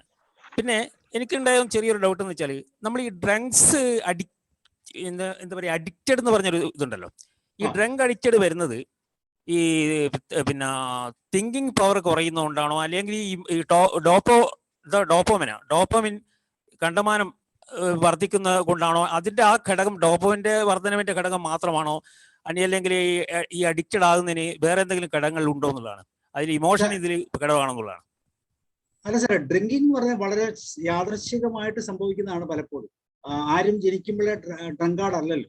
ഒരു സാഹചര്യത്തിൽ വരുന്നു, ആ സാഹചര്യത്തിലൂടെ കടന്നു പോകുമ്പോൾ അതിന്റെ ഒരു ടേസ്റ്റ് എല്ലാവരും കഴിക്കുന്നില്ല. ചിലവർക്ക് ആ ടേസ്റ്റ് അത് അവരുടെ ബോഡിയുടെ സ്ട്രക്ചർ ഒക്കെ ആയിരിക്കാം. ബോഡിയിൽ അവർക്ക് ശരിക്കും പറയാൻ നമ്മുടെ മൈക്രോബയോംസ്, നമ്മുടെ വയറ്റിനകത്തുള്ള കുറെ ബാക്ടീരിയകളുണ്ട്, അല്ലെ? നമ്മൾ 99% ബാക്ടീരിയൽ ജെംസ് ആണ് നമ്മളുടെ തലം. ഈ ജെംസ് ആവശ്യപ്പെടുന്നതാണ് നമ്മൾ കഴിക്കുന്നത്. രാവിലെ ഇഡലി കഴിക്കുന്നത് ഇഷ്ടമാണെങ്കിൽ അതിന്റെ അർത്ഥം നമ്മുടെ വയറ്റിലുള്ള മൈക്രോബയോംസിന് ഇഡലി ഇഷ്ടമാണെന്ന് അർത്ഥം. നമുക്ക് ഇഷ്ടമാണോ എന്നല്ല ചോദിക്കുന്നത്. ചോറ് കൂടുതൽ കഴിക്കുന്നവർക്ക് അവരുടെ മൈക്രോബയോംസിന് ചോറാണ് കൂടുതൽ ഇഷ്ടപ്പെടുന്നത്. അപ്പൊ ഈ ഓട്ടോമാറ്റിക്കായിട്ട് ഈ മൈക്രോബയോംസ് കുറെ കക്ഷികൾക്ക് ഇച്ചിരി ഡ്രിങ്കിങ് ഇഷ്ടമുള്ള ആൾക്കാരും ഉണ്ട് എന്ന് വിചാരിച്ചു. അപ്പൊ ബോഡിയിലുള്ള ഒരു ഇഷ്ടമാണ് നമ്മൾ ഇതിലേക്ക് നയിക്കുന്നത്. അല്ലെങ്കിൽ ചില സാഹചര്യങ്ങൾ, ചിലവര് ആൺകുട്ടി ആകണമെങ്കിൽ ഡ്രിങ്ക് ചെയ്യണം എന്നത്, അല്ലെങ്കിൽ സ്മോക്ക് ചെയ്യണം എന്നൊക്കെ ചിന്തിക്കുന്ന തലങ്ങളുണ്ട്. അതൊക്കെ ചില എൻവയോൺമെന്റ് സാധ്യതകളാണ്. പക്ഷെ ബോഡിയുമായിട്ട് എപ്പോഴും ഇതിനൊരു അഡിക്ഷൻ ഉണ്ട്. അപ്പൊ അങ്ങനെ അഡിക്റ്റഡ് ആയിട്ടുള്ള ആളുകൾക്ക് നിയന്ത്രിച്ച് കഴിക്കാൻ പറ്റും. അല്ല, അധികം പേര് നിയന്ത്രിച്ചാണ് കഴിക്കുന്നത്. പക്ഷെ നിയന്ത്രണം വിട്ടുപോകുന്നത് പലപ്പോഴും ഒറ്റ പെഗ്ഗിലെ നിയന്ത്രണമുണ്ട്. ആദ്യത്തെ ഒരു പെഗിൽ നിയന്ത്രണമുണ്ട്, അത് കഴിഞ്ഞാൽ പിന്നെ നിയന്ത്രണം. അതുകൊണ്ടാണ് പറ്റുന്നത്. അപ്പൊ ആ പെഗ് നിയന്ത്രിക്കാൻ പറ്റുന്ന മെന്റൽ കൺട്രോൾ ഇല്ലെങ്കിൽ പിന്നെ ബോഡിയാണ് തീരുമാനിക്കുന്നത്. എത്ര കഴിച്ചാലും ബോഡി അക്സെപ്റ്റ് ചെയ്തു. കുറച്ച് കഴിയുമ്പോൾ ബോഡിക്ക് തിരിച്ചറിയാൻ പറ്റും. പക്ഷെ ആ സമയത്തേക്ക് നമ്മുടെ മെന്റൽ പവർ കൊണ്ട് എനിക്കിത് കഴിക്കണ്ട എന്ന് തീരുമാനിക്കാൻ പലപ്പോഴും പറ്റും. പക്ഷെ സ്വയം വ്യക്തികൾക്ക് സാധിച്ചിട്ടുണ്ട് അല്ലേ? മറ്റുള്ളവരുടെ ഇപ്പം പ്രഷറില്ലാതെ സാധിക്കും. ഒരു പരിധിവരെ ഇൻഫ്ലുവൻസ് ആണ്, റിലേഷൻഷിപ്പിന്റെ ഇൻഫ്ലുവൻസ് ആണ്. അവരെ അക്സെപ്റ്റ് ചെയ്യുക, അവരെ കൂടെ നടക്കുകയും ഇയാള് ഈ പറയുന്ന മദ്യപാനി എന്റെ ഒരു എനിക്കൊരു നാണക്കേടല്ല എന്ന് കുടുംബത്തിന് ചിന്തിക്കാൻ തുടങ്ങിക്കഴിഞ്ഞാൽ അത് ഈസിയായിട്ട് അവർ റിക്കവർ ചെയ്ത് പോകാറുണ്ട്. പക്ഷെ പലപ്പോഴും അതിനെ ബ്ലെയിം ആയിട്ടും ഒക്കെ വരുമ്പം അവരെ പഴയ തലത്തിലേക്ക് പോകാനുള്ള സാധ്യതയുണ്ട്. കാരണം എപ്പോഴും കോൺഫിഡൻസ് ഇല്ലായ്മയാണ്. ഭാര്യയോട് 2 എണ്ണം പറയണം, അതിന് ഇച്ചിരി കഴിക്കണമെന്ന് ചിന്തിക്കുന്ന ഒരു തലമാണ് പൊതുവെ ഉള്ളത്. ഇല്ലെങ്കിൽ ഒന്ന് ആഹ്ലാദിക്കണം, സന്തോഷിക്കണം. കാരണം നമുക്ക് പൊതുവെ പുറത്തേക്ക് ഇറങ്ങാനോ അല്ലെങ്കിൽ പുറത്തേക്ക് ഒന്ന് എക്സ്പ്ലോർ ചെയ്യാനുള്ള ഒരു ടെൻഡൻസി ഇല്ല. കഴിച്ചു കഴിഞ്ഞാൽ അത് വരും, അത് ഫീൽ ചെയ്യാൻ പറ്റുന്നുണ്ട്. ആ സന്തോഷത്തെ ഉൾക്കൊള്ളാൻ കൂടുതൽ ഈ സന്തോഷം ഉൾക്കൊള്ളുമ്പോൾ നമ്മുടെ ബ്രെയിനിൽ ഡോപ്പമൈന്, ഞാൻ പറഞ്ഞ അക്യുപ്പൻസി എന്ന് പറയുന്നത്, ന്യൂക്ലിയസ് അക്യുപ്പൻസി എന്ന് പറയും, അല്ലെങ്കിൽ BTA എന്നൊക്കെ പറയുന്ന ആ ഏരിയയിൽ എപ്പോഴും ഇത് അക്സെപ്റ്റ് ചെയ്യാനുള്ള ഒരു തലമുണ്ട്. കാരണം എപ്പോഴും ബ്രെയിൻ ഹാബിറ്റൽ പ്രോസസ്സുകൾ ഇഷ്ടപ്പെടുന്ന ആളാണ് ബ്രെയിൻ. കാരണം അതിന് വർക്ക് കുറവാണല്ലോ. നമുക്ക് ഡ്രൈവിംഗ് അറിയാം, നല്ലോണം ഡ്രൈവിംഗ് അറിയാമെങ്കിൽ നമുക്ക് ഒരു പ്രശ്നവുമില്ല, ബ്രെയിനിന് ഒരു ചെലവുമില്ല, ബ്രെയിനിന് തന്നെ ഡ്രൈവ് ചെയ്ത് പൊക്കോളും. ചെറിയൊരു എനർജി കൊടുക്കാൻ പറ്റും. അപ്പൊ ആ എനർജിയുടെ തലം ഉപയോഗിക്കാൻ വേണ്ടി നമ്മളെ നെഗറ്റീവ് തലത്തിലേക്ക് കൊണ്ടുപോകാൻ ഒരു പരിധിവരെ ബ്രെയിനും സഹായിക്കുന്നുണ്ട്, ഇല്ലെന്ന് ഞാൻ പറയുന്നില്ല. പക്ഷെ ആ ബ്രെയിനെ നിയന്ത്രിക്കാൻ, ബോഡിയുടെ ഇഷ്ടത്തിൽ ബ്രെയിനെ നിയന്ത്രിക്കാൻ നമ്മളെ കൊണ്ട് പറ്റുന്നില്ല. ഡോപ്പമൈൻ തന്നെയാണ് എന്റെ തലം. ഡോപ്പമൈൻ കൂടിക്കഴിഞ്ഞാൽ സന്തോഷത്തിന്റെ അതിരുകൾ വർദ്ധിക്കും. അപ്പൊ ഈ പറയുന്ന ഞാൻ ആദ്യം പറഞ്ഞ അമിഗ്ഡാലയില് നെഗറ്റീവ് ഇമോഷൻ വരുമ്പോഴും ഡോപ്പമൈൻ തന്നെയാണ് ഗുണപ്പെടുന്നത്. അപ്പൊ ഡോപ്പമൈൻ കൂട്ടാനുള്ള സന്തോഷത്തിന്റെ മരുന്ന് കൊടുക്കുമ്പോൾ പുള്ളി ഓട്ടോമാറ്റിക്കായിട്ട് കയറി കൺട്രോൾ ഇല്ലാതെ പോകും. ഈ ഓട്ടം ഓടുന്ന ആള് സാഹചര്യങ്ങൾ കൊണ്ടാണ് കുടിക്കുന്നൊക്കെ പറയാറുണ്ട്. പക്ഷെ എനിക്ക് അങ്ങനെ തോന്നുന്നില്ല. കാരണം നമുക്കൊരു മൈൻഡ് പവർ, നമുക്ക് തുടക്കം സാഹചര്യമാണ്. കുടിച്ചു തുടങ്ങിക്കഴിഞ്ഞാൽ പിന്നെ ബോഡിയുടെ കൺട്രോളിലാണ്. ബോഡിക്ക് അതൊരു ഹരമായിട്ട് എടുത്തു കഴിഞ്ഞാൽ ഈ പറയുന്ന ഡോപ്പമൈൻ, അതൊക്കെ ഇന്റേണൽ തലമാണ്. ബോഡിയുടെ ബ്രെയിനിൽ അത് അഡിക്ഷൻ ആയിക്കഴിഞ്ഞാൽ, അഡിക്ഷൻ അതെല്ലാത്തിനും അഡിക്ഷനും ഇങ്ങനെ തന്നെയാണ്. മദ്യപാനം മാത്രമൊന്നുമല്ല. സിനിമ കാണുന്നവര് ഒരു സിനിമ 10 പ്രാവശ്യം കാണുന്നുണ്ട്, എന്നിട്ട് അവിടെ കൊണ്ട് പൈസ കൊടുക്കുന്നത്. വീട്ടിൽ കഞ്ഞി കുടിക്കാവുന്ന പൈസ കാണത്തില്ല, 10 സിനിമ അവർ കാണും. ഒരു ദിവസം 3 സിനിമയേ ഉള്ളൂ, കാരണം ഒരു ദിവസം അത്രേ കാണുന്നുള്ളൂ. ഇതൊരു അഡിക്ഷനാണ്. പക്ഷെ അതൊത്തിരിയും വലിയ പ്രശ്നമില്ല. പക്ഷെ ശരീരം കൊണ്ട് വലിയ നഷ്ടമൊന്നുമില്ല. ചിലപ്പോൾ അവിടെ ഇരുന്ന് ഉറങ്ങുമായിരിക്കും, എന്നാലും പോട്ടെ. ഇതാണ് എന്റെ തരം. അപ്പൊ അത് തുടക്കം അങ്ങനെയാണ്. പക്ഷെ തുടർന്ന് കഴിഞ്ഞാൽ പിന്നെ നമുക്ക് ചായ കുടിക്കുന്നതൊക്കെ അഡിക്ഷനാണ് സാർ. ഇന്നലെ സാറ് പറഞ്ഞതനുസരിച്ച് 11 കെമിക്കലാണ് ചായ കുടിക്കുമ്പോൾ കയറുന്നത്, നമ്മുടെ ശരീരത്തിലേക്ക് കയറുന്നതെന്നാണ്. അത് കേൾക്കുമ്പോൾ നമ്മളൊന്ന് ഞെട്ടും. ഒരു ദിവസമൊക്കെ ഞെട്ടും, 2ാമത്തെ ദിവസമൊക്കെ നമ്മൾ ഞെട്ടിലൊക്കെ മാറും. കാരണം അത്രയ്ക്ക് നമുക്ക് തിരിച്ചു വരാൻ പറ്റുന്നില്ല. സാർ പറയുന്ന പോലെ വെള്ളം അടിക്കുന്നവരെല്ലാരും ഒരുപോലല്ല. വെള്ളം അടിക്കുന്ന ചിലർ ഹൈലി കോൺഫിഡന്റ് ആയിരിക്കും. അപ്പൊ എന്തും പ്രവൃത്തി ചെയ്യാനൊക്കെ. ചിലർ നേരെ തിരിച്ചായിരിക്കും. അപ്പൊ സാധാരണ നിലയിൽ ചെയ്യുന്നത് പോലും വെള്ളം അടിച്ചാൽ ചെയ്യാതെ മാന്യമായിട്ട് നിൽക്കുന്നവരുണ്ട്. 2 തരത്തിലുള്ള ആൾക്കാരുണ്ട്. ഞാനൊക്കെ വെള്ളം അടിച്ചിട്ടുണ്ട്. ഞാനൊക്കെ കഴിച്ചിട്ടുണ്ട്, മദ്യപിച്ചിട്ടുണ്ട്. ശീലമല്ല, ഇതെന്താണെന്നറിയാം. പക്ഷെ മദ്യപിച്ച് നമ്മൾ ഡബിൾ കോൺഷ്യസിലാണ്. കാരണം ഞാൻ മദ്യപിച്ചെന്ന് വേറെ ആരും അറിയരുതെന്നാണ് എന്റെ മനോഭാവം. ഞാൻ കഴിച്ചിട്ടുണ്ട്. എന്നിട്ട് ഞാൻ കഴിച്ചു തോന്നുന്നുണ്ടോ എന്നൊക്കെ നമ്മൾ ചോദിച്ചുകൊണ്ട് നടക്കും. പക്ഷെ ചിലവരങ്ങനെയല്ല, പ്രത്യേകിച്ച് പറയേണ്ട ആവശ്യമില്ല. അവർ കഴിച്ചിട്ടുണ്ടെന്ന് അവർ തന്നെ എക്സ്പ്രസ് ചെയ്ത് കാണും. ഈ കവികളൊക്കെ കവികൾക്ക് ക്രിയേറ്റിവിറ്റിക്ക് വേണ്ടിയാണ് സാർ. അത് അവർക്ക് ആ ഒരു ന്യൂക്ലിയസ് അക്യുപ്പൻസ് ഒന്ന് തുറന്നു വരണമെങ്കിൽ ഈ സാധനം ചെന്നാലേ പറ്റും. അവരുടെ തലം ക്രിയേറ്റിവിറ്റി ഇറങ്ങണമെങ്കിൽ അങ്ങനെയാണ്. പക്ഷെ അതൊക്കെ തോന്നലാണ് കേട്ടോ. That is a pattern. അവർ ശീലിച്ചിരിക്കുന്ന പാറ്റേൺ അതായതുകൊണ്ട് അവരത് ഫോളോ ചെയ്തു. മണിക്കൂറുകളും ദിവസങ്ങളും വേണം അവർക്കൊരു ക്രിയേറ്റിവിറ്റി ഉണ്ടാക്കിയെടുക്കാൻ. വേറെ തലങ്ങൾ പക്ഷെ അവർ ശീലിച്ചിരിക്കുന്ന അതാണ്. That's A habit. അതിൽ എക്സെപ്ഷൻ ആണല്ലോ സാർ നമ്മൾ OMV കുറിപ്പൊക്കെ. കറക്റ്റ്. യെസ്, ഓരോരുത്തർ ഹാബിറ്റ് ആണ് പറഞ്ഞ പോലെ. ഇവിടെ യേശുദാസിനെയൊക്കെ കാണുമ്പോൾ അങ്ങനെയല്ലേ, എത്ര ശ്രദ്ധയോടു കൂടിയാണ്. അപ്പൊ അവർക്ക് നല്ലൊരു കോൺഫിഡൻസ് ഉണ്ട്. അവർ ചെയ്യുന്ന പ്രവൃത്തിയെ കുറിച്ചും അവരെന്താണ് തരേണ്ടതെന്നും അവരെന്ത് കോൺട്രിബ്യൂട്ട് ചെയ്യണമെന്നൊക്കെ അവർക്ക് വ്യക്തമായ ധാരണകൾ. അപ്പൊ ആ ധാരണ അവരുടെ കോൺഫിഡൻസ് ആണ്. ഈ ഒരു സംശയം ചോദിക്കട്ടെ സാർ, ഈ ബിഹേവിയറൽ ആസ്പെക്ട് പറയുമ്പോഴേ നമ്മളുടെ ആ ഒരു ഹെറിഡിറ്ററിയും കൂടി അതിൽ ഇൻഫ്ലുവൻസ് ചേർത്തില്ലേ സാർ? ഉണ്ട് സാർ, തീർച്ചയായിട്ടും. ജെനറ്റിക്സ് ഉണ്ട് പല കാര്യത്തിനുണ്ട് എല്ലാത്തിനും ഇല്ല സാറേ. അത് നമ്മൾ പറയുന്നത്, നമ്മളൊരു ചെടി കുഴിച്ചു വെച്ചാൽ അത് കിളുക്കും, ഒരു സംശയവും ഇല്ല. അവിടെയാണ് ആ ജനറ്റിക് ഘടകങ്ങൾ വരുന്നത്. പക്ഷെ 10% ഉള്ളൂ കുഴിച്ചു വെക്കുന്നത് വരെയുള്ള ഘടകം. അതിനുശേഷം 90% സറൗണ്ടിങ്സ് ആണ്. അതാണ് നമ്മുടെ പ്രത്യേകത. നമ്മൾ 25 വയസ്സാകണം പൂർണ്ണമായ ഒരു വ്യക്തിയായി മാറണം. അപ്പൊ അത്രമാത്രം ഡിപ്പെൻഡൻസിയാണ് മനുഷ്യന് ദൈവം നൽകിയിരിക്കുന്നത്. പക്ഷെ വേറെ ഒരു മൃഗത്തിന് അത് വേണ്ട. 1 or 2 ഡേയ്സിനുള്ളിൽ അത് ഇൻഡിപെൻഡന്റ് ആയി കഴിയും, അല്ലെങ്കിൽ മന്ത്സിനുള്ളിലായി കഴിയും. അപ്പൊ നമ്മളെ സംബന്ധിച്ചിടത്തോളം വളരെ സ്ലോ ആണ്. അപ്പൊ ആ പ്രോസസ്സ് കൃത്യമായിട്ട് ഒരു പാരന്റിങ്ങിന്റെ തലത്തിൽ കൂടെ തന്നെ പോയാൽ മാത്രമേ ആ വിധത്തുള്ളൂ. പിന്നെ എല്ലാവരും ഒരുപോലെ പറഞ്ഞ പോലെ കുറച്ചൊക്കെ ഭ്രാന്തമുള്ളവരായതുകൊണ്ട് കുഴപ്പമില്ല. ഇത് സാറ് പറയുമ്പോഴേ, കള്ളുകുടിയെ പറ്റി പറഞ്ഞപ്പോഴേ, ഞാൻ തൃശ്ശൂർ താമസിക്കുമ്പം എൻ്റെ അടുത്ത റൂമില് ബാച്ചിലറായിരുന്നു, അടുത്ത റൂമിൽ ഒരു പ്രൊഫസർ ഉണ്ടായിരുന്നു, ജൂനിയറായിരുന്നു. അപ്പോൾ അവൻ ഏത് സമയത്തും പറയായിരുന്നു, പെണ്ണ് കെട്ടിയിട്ട് വേണം ഒരു അടി അടിക്കാൻ അവളെ. അത് സ്ഥിരം പറയും. ദെൻ അല്ല, വർഷങ്ങൾക്ക് ശേഷം ഞാൻ കണ്ടു, കണ്ണൂർ വെച്ച് കണ്ടപ്പോഴേ, അല്ല സാറേ എന്തുണ്ട് ഇപ്പൊ അടിയൊക്കെ എങ്ങനെയുണ്ട്? ഇപ്പൊ അവൾ എന്നെ അടിച്ച് വീശുകയാണ് എല്ലാം പറയാണ്. ആ അത് ഈ പറയുന്ന പ്രോസസ്സ് പോലും ഒറ്റ പ്രാവശ്യം മതി. ഒരു സ്ത്രീ ഒരിക്കൽ നമ്മൾ അടിച്ചിട്ടുണ്ടെങ്കിൽ പിന്നെ അതൊരു പാറ്റേൺ ആയിരിക്കും. അവരുടെ ധൈര്യം, അവരുടെ കോൺഫിഡൻസ് ഇമ്പ്രൂവ് ചെയ്യുന്നത്. കാരണം അടിച്ചാൽ കുഴപ്പമില്ല എന്ന് ഫീൽ ചെയ്യുന്ന ഇതൊക്കെ എൻവയോൺമെന്റുകളാണ്. ഇത്രയേ ഉള്ളൂ എന്നുള്ള ഒരു ധാരണ വരും. വരും. അതിനെക്കുറിച്ചുള്ള ഒരു അവയർനെസ് കൃത്യമായിട്ട് കിട്ടും. സർ, നമ്മുടെ ഒരു സംശയം ചോദിക്കാം. ഈ വൈസ്ലോൺ ഇതിൽ പെട്ടതാണല്ലോ, കോർട്ടിസോൺസ് ഉണ്ടല്ലോ, എറോസിപ്പം വൈസ്ലോൺ. ഇത് ഒരു മെഡിസിൻ ആയിട്ട് സ്വീകരിച്ച ഒരാൾക്ക് ആ ബ്രെയിൻ സെൽസ് ഡെഡ് ആയി കഴിഞ്ഞാൽ അത് റീകൂപ്പ് ആവുമോ? പിന്നീട് അത് എങ്ങനെ ഡെവലപ്പ് ചെയ്യാൻ പറ്റും ആ സെൽസ്? ഒന്ന്. പിന്നെ ഈ ഫിയറിനെ പറ്റി പറഞ്ഞു. അത് ചില കുട്ടികളിൽ ഈ ഫിയർ ഓഫ് ഡോഗ്, ഹോമിയോട് പറയുന്നുണ്ട്, ബെല്ലഡോണ, ഹോമിയോ മെഡിസിൻ. അതായത് ഈ ഒന്ന് ഓടിയാൽ മതി, അതിന്റെ അടുത്തുകൂടി ഒന്ന് പാഞ്ഞാൽ മതി, ഇത് നായനെ കണ്ടാൽ മതി, ഭയങ്കര ഫിയർ ആയിരിക്കും. ആ ഒരു ഏറ്റക്കുറച്ചിൽ എന്തുകൊണ്ട് അങ്ങനെ ഉണ്ടാകുന്നു? സാർ, അത് കുട്ടിക്കാലത്തുണ്ടാകുന്ന പാറ്റേൺ തന്നെയാണ്. കുട്ടിയായിരുന്ന സമയത്ത് ഈ ഡോഗിന്റെ കാര്യമാണോ പറഞ്ഞത് സാർ? ഡോഗാണോ പറഞ്ഞത്? അല്ല, മറ്റേ ഒന്ന് ഈ ഡെഡ് സെല്ല് ബ്രെയിനിൽ വരുന്ന ബ്രെയിനിന്റെ ഡെഡ് സെൽ. സാർ, ബ്രെയിനിന്റെ ഡെഡ് സെല്ലിനെ കുറിച്ച് പറഞ്ഞാൽ, ഞാൻ മനസ്സിലാക്കിയതനുസരിച്ച് ഡെഡ് സെൽ ബ്രെയിനിൽ നമ്മുടെ എല്ലാവരുടെ ശരീരത്തിൽ ഒത്തിരി ഡെഡ് സെൽസ് ഉണ്ട്.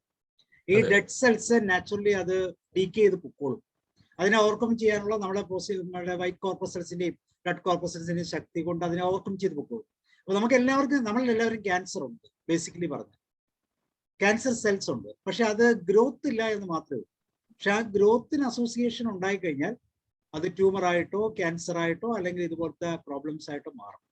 അപ്പൊ അതിനുള്ള ഒരു സിസ്റ്റം നമുക്ക് ഓട്ടോമാറ്റിക്കായിട്ടുണ്ട്. അപ്പൊ ഈ സ്ട്രെസ് ഒക്കെ വരുമ്പോൾ ഇങ്ങനെ വരുന്ന ഈ ഗ്രോത്ത് സെൽസ് അല്ലെങ്കിൽ ഈ പറയുന്ന ക്യാൻസർ അല്ലെങ്കിൽ ഡെഡ് സെൽസ് ഗ്രോ ചെയ്യാനുള്ള ടെൻഡൻസി കൂടും. അവിടെ സെൽസ് റിക്കവർ ചെയ്യത്തില്ല. ഇല്ല. അങ്ങനെയാണെങ്കിൽ അൽഷിമേഴ്സിനൊക്കെ നമ്മള് മരുന്ന് കണ്ടെത്തിയാണ്. ഇല്ല. സെൽസ് എങ്ങനെ പറഞ്ഞു കേട്ടിട്ടില്ല. ഇനി പുതിയ വല്ല ട്രീറ്റ്മെന്റ്സ് ഒക്കെ ഉണ്ടോ എന്ന് എനിക്കറിയില്ല. പൊതുവെ സെൽസ് റിക്കവർ ചെയ്യാൻ പറ്റില്ല. പക്ഷെ ഒരു സെൽസിന് പകരം 10,000 സെൽസ് ആണ്. അതാണ് നമ്മള് BDNF എന്ന് പറയുന്ന പ്രോസസ്സിലൂടെ, ആ ഫാക്ടറിലൂടെ ഒരു സെല്ലിന് പകരം 10,000 സെൽസ് ഡെവലപ്പ് ചെയ്യുന്നുണ്ട്. പക്ഷെ അത് ഈ പ്രോസസ് സ്ട്രെസ് വരുമ്പോൾ ആ ഫാക്ടർ കുറഞ്ഞു പോകും. സെറട്ടോണിയനും മറ്റേ ഗ്ലൂക്കോമൈറ്റിന്റെ അംശം കൂടുകയും ചെയ്യും. അപ്പൊ രണ്ടും റിവേഴ്സ് എഫക്റ്റാണ്. ഒന്ന് കൂടുകയും ഒന്ന് കുറയുകയും ചെയ്യുമ്പോൾ സെൽസ് ഡീക്കെ കൂടുന്നു. അതാണ് നമ്മൾ അസുഖമാണെന്ന് അറിഞ്ഞ് പേടിച്ചു കഴിഞ്ഞാൽ അസുഖം വരാനുള്ള സാധ്യത വളരെ വളരെ കൂടുതൽ. കാരണം സ്ട്രെസ്ഡ് ആളുകൾ. അപ്പൊ നമ്മൾ മൈൻഡ് റിലേറ്റഡ് പ്രോബ്ലം ആയിട്ട് മാറും. എനിക്ക് അസുഖമാണ് എന്ന് തിരിച്ചറിഞ്ഞു കഴിഞ്ഞാൽ. പുതിയ കുട്ടികൾക്ക് ശ്രദ്ധിച്ചു നോക്കി, നമ്മുടെ വീട്ടിലെ കുട്ടികള്, അവർക്ക് ഗൂഗിളൊക്കെ യൂസ് ചെയ്യുന്ന കുട്ടികള് എന്തെങ്കിലും അസുഖം ഉണ്ടെങ്കിൽ ആദ്യം അവർ സെർച്ച് ചെയ്ത് അവരാദ്യം പറയുന്നത് ക്യാൻസർ ആണെന്നാ തോന്നുന്നത്. അതിന്റെ കുറച്ചൊന്നും അവർ പറയാറില്ല. ക്യാൻസർ ആണെന്നാ തോന്നുന്നത് പറയും. എവിടെ പല്ലിന്റെ അവിടെ പ്രശ്നം, മോണയിൽ പ്രശ്നം, വൈറ്റ് ഇവിടെ മുഖത്തുണ്ടാകുന്ന വൈറ്റ് ഡോട്ടുകൾ ക്യാൻസർ ആണെന്നാ തോന്നുന്നത്. ക്യാൻസർ ആയ എളുപ്പമാണല്ലോ, പെട്ടെന്ന് പൊക്കൂടില്ല, പിന്നെ കുഴപ്പമൊന്നുമില്ല. അപ്പൊ അതാണ് നമ്മുടെ പാറ്റേൺ. ക്യാൻസർ വരട്ടെ, ക്യാൻസർ മോശമാണോ, നല്ലതല്ലേ എന്നൊക്കെ നമ്മൾ ആ പാറ്റേണിനെ ശക്തി ചെയ്യണം. ശക്തി കൊടുക്കുമ്പോൾ അവർക്ക് പറയുമോ ക്യാൻസറോ, ആ നോക്കാം, നമുക്ക് കാണാം. അപ്പൊ ഓട്ടോമാറ്റിക് അവിടെ മൈൻഡ് ഓക്കെ ആയിരുന്നു. നമ്മൾ സംശയിച്ചാലോ ശരിക്കും ക്യാൻസർ ആണോ, അപ്പോൾ നമ്മളും പോയി സെർച്ച് ചെയ്തു, ശരി അങ്ങനെ ഒരു വൈറ്റ് സ്പോട്ട് വന്നാൽ ഒരു ക്യാൻസറിന്റെ സാധ്യതയുണ്ട് എന്ന് പറഞ്ഞാൽ അവർ ഡിറ്റീറിയേറ്റ് ചെയ്ത് പോകും. പോരാതിന് ഇപ്പൊ പഴയ സാധ്യതകളല്ലേ, ഇപ്പൊ സാധ്യതകൾ വളരെ കൂടുതൽ. നമ്മൾ അറിയുന്നതിന് മുമ്പ് നമ്മുടെ അച്ഛൻ്റെയും അമ്മയുടെയും രോഗങ്ങൾ കുട്ടികൾ പണ്ടേ അറിയും.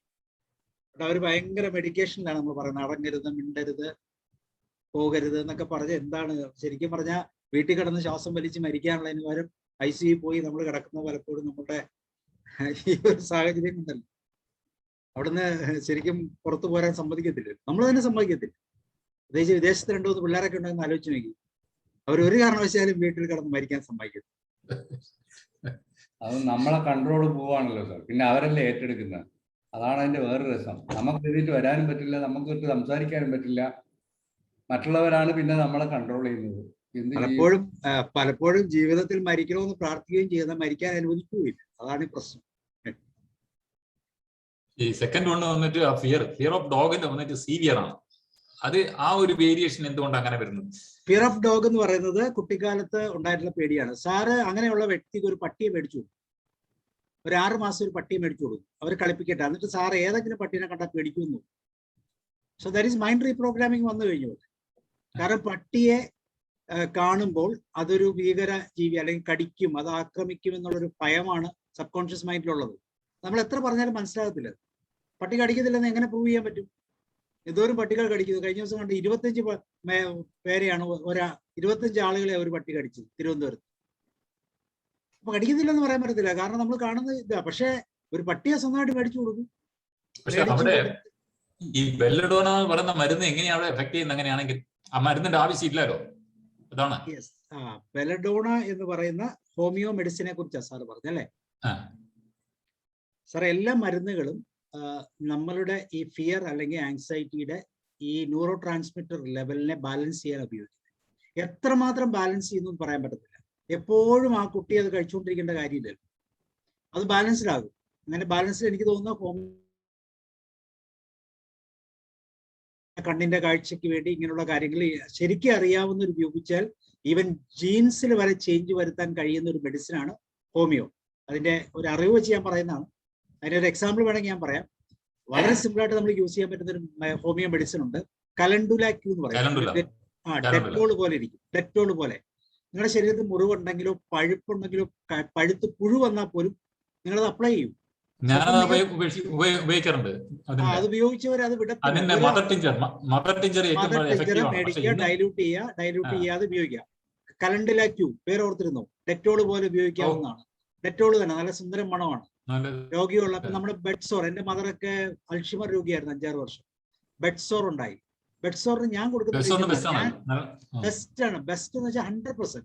അതുപോലെ എന്റെ ഫാദറിന് കാലില് വ്രണം വന്ന് കാല് മുറിച്ചു കളയാൻ ഗവൺമെന്റ് ഡോക്ടർ പറഞ്ഞിട്ട് ഹോസ്പിറ്റലിൽ അഡ്മിറ്റ് ചെയ്തിട്ട് എന്റെ ഫ്രണ്ടായിട്ട് എന്റെ കൂടെ ജോലി ചെയ്യുന്ന ഒരു ഡോക്ടർ അത് കൊണ്ടുവന്ന ആ കാല് മുഴുവൻ ക്ലീൻ എന്ന് വെച്ചാൽ 5 കമ്പുകൾ ഉണ്ടല്ലോ നമ്മുടെ വിരലിലേക്ക് പോകുന്ന 5 എല്ലുകൾ മുഴുവൻ പുറത്ത് കാണാവുന്ന രീതിയിൽ എന്ന് വെച്ചാൽ കമ്പി പോലെ പുറത്ത് കാണാവുന്നത് മുഴുവൻ ക്ലിയർ ചെയ്തു. അത്ര പെർഫെക്റ്റ് മെഡിസിൻ ആണത്.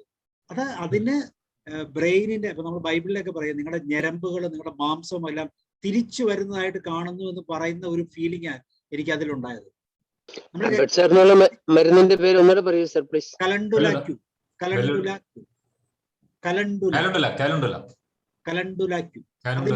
അതിന്റെ പേസ്റ്റ് മേടിക്കാൻ കിട്ടും. പേസ്റ്റ് വൈറ്റും ഉണ്ട് യെല്ലോയും ഉണ്ട്. വൈറ്റിന് ഗുണമൊന്നുമില്ല, അത് പൈസയ്ക്ക് വേണ്ടി മേടിച്ചിരിക്കുന്നത്. മഞ്ഞ മേടിക്കാൻ കിട്ടും, മഞ്ഞ കളർ. ഇത് കണ്ടിന്യൂസ് ആയിട്ട് നിങ്ങൾ അപ്ലൈ ചെയ്തുകൊണ്ടിരിക്കുക. ഡൈല്യൂട്ട് ചെയ്തോ അല്ലെങ്കിൽ ഡയറക്റ്റ് അപ്ലൈ ചെയ്യും. നീറ്റിലൊക്കെ ഉണ്ട്. അപ്പൊ അങ്ങനെയാണ് എനിക്ക് ഹോമിയോ മെഡിസിനോട് ഒരു പ്രത്യേക താല്പര്യമുള്ളത്. ഞാൻ ഏത് രോഗികൾക്കും പ്രിസ്ക്രൈബ് ചെയ്യും. ഞാൻ എവിടെ ചാരിറ്റി ആക്ടിവിറ്റീസിൽ എവിടെ പണം പോയാലും ഈ സാധനം ഞാൻ എന്റെ കയ്യിൽ സൂക്ഷിക്കാറുണ്ട്. അത് പെരട്ടിയാൽ മതി, അത്രയ്ക്ക്. അപ്പൊ അതുപോലെ ഒരു ജെനറ്റിക്കൽ ഘടകമുണ്ട് ഈ ഹോമിയോ മെഡിസിൻ. അതറിയാവുന്ന ഒരു ഡോക്ടർ ഈ കോട്ടയത്തുണ്ടായിരുന്നു, പക്ഷെ അദ്ദേഹം മരിച്ചു. അദ്ദേഹം കേട്ടോ, നമ്മളൊരു കണ്ണ് കാണാൻ പാടാത്ത ഒരു വിജയലക്ഷ്മി എന്ന് പറഞ്ഞ ഒരു പാട്ടുകാരി, വൈക്കംകാരി. പുള്ളിക്കാരിക്ക് ട്രീറ്റ്മെന്റ് നടത്തി ഒരു 30% കാഴ്ച. പക്ഷെ അദ്ദേഹം മരിച്ചുപോയി, പെട്ടെന്ന് അറ്റാക്ക് വന്ന് മരിച്ചു. പക്ഷെ അത് കണ്ടിന്യൂ ചെയ്യുന്നുണ്ടോ ഈ അറിവുകളെ അതൊരു അദ്ദേഹത്തിന്റെ ഒരു ഇൻഡ്യൂഷനിലൂടെ പുള്ളി മനസ്സിലാക്കുന്നതാണെന്ന് എനിക്ക് തോന്നുന്നു. എല്ലാവർക്കും ഇല്ല കൈപുണ്യം എന്നൊക്കെ പറയുന്നത്. അപ്പൊ ഇതാണ് ഹോമിയോ മെഡിസിനെ കുറിച്ച് എനിക്ക് പറയാനുള്ളത്. അത് സാറ് പറഞ്ഞത് എനിക്ക് എന്റെ അനുഭവമാണ്. അപ്പൊ അതുകൊണ്ട് ഞാനത് കാരണം എന്റെ അച്ഛന് വേണ്ടി ഞാൻ അതാണ് അപ്ലൈ ചെയ്തത്. ഫാദർക്ക് വേണ്ടിട്ട്, ഫാദർ ഡയബറ്റിക് പേഴ്സൺ ആണ്. അത് വെച്ച ഉടനെ മുറിവുണങ്ങാൻ നല്ല ബെസ്റ്റ് ആണ്. ഈ കൊറോണയ്ക്കും വളരെ നല്ല മെഡിസിൻ അവരുടെ കയ്യിലുണ്ട് സാറേ. പക്ഷേ എത്ര ഉപയോഗിക്കണം, എത്ര ഡോസ് ആണെന്നോ നേരത്തെ എല്ലാവർക്കും അറിയത്തില്ലെന്ന് തോന്നുന്നു. എന്നാലും മെഡിസിൻ നല്ലതാണെന്ന് തോന്നുന്നു. എനിക്കറിയില്ല. വേറെ ആർക്കാ സംസാരിക്കുന്നത്? വേണുഗോപാൽ സാർ എനിക്ക് സംസാരിക്കണം. ആ ബേബി സാർ പറയൂ. പിന്നെ എന്നെ പറയാം. ഹോമിയോ മരുന്നിന്റെ കാര്യം പറഞ്ഞു കഴിഞ്ഞാലേ, ഞാൻ സ്ഥിരമായിട്ട് ഹോമിയോ മരുന്ന് മാത്രം കഴിക്കുന്ന ഒരാളാണ്. കഴിച്ചാൽ അപ്പൊ ഇതിന്റെ ഒരു പ്രത്യേകത എന്ന് വെച്ചാൽ ബാക്കി എല്ലാ മെഡിസിനും രോഗത്തിനാണ് ചികിത്സിക്കുന്നത്, ഹോമിയോ മരുന്ന് വ്യക്തിയായി ചികിത്സിക്കുന്നു. അതിനകത്ത് ഹോമിയോ മരുന്നിന്റെ അകത്ത് ഒറ്റ കാര്യം മാത്രമേ ഉള്ളൂ. എന്റെ ഫാദറിന്റെ പെങ്ങളുടെ മകളെ കിട്ടിയ ആളെ അറിയപ്പെടുന്ന ഹോമിയോ ഡോക്ടറാണ്. ഗവൺമെന്റ് സർവീസിന് റിട്ടയർ ചെയ്ത ആളാണ്. പുള്ളി ഡോക്ടർമാർക്ക് ക്ലാസ് എടുക്കുന്നത്. അപ്പൊ പുള്ളി പറഞ്ഞ ഒരു കാര്യമുള്ളൂ, ആരെങ്കിലും ഹോമിയോ മരുന്ന് കഴിക്കുന്നുണ്ടെങ്കിൽ മരുന്ന് കഴിച്ചാൽ ഒന്നെങ്കിൽ കൂടും അല്ലെങ്കിൽ കുറയും.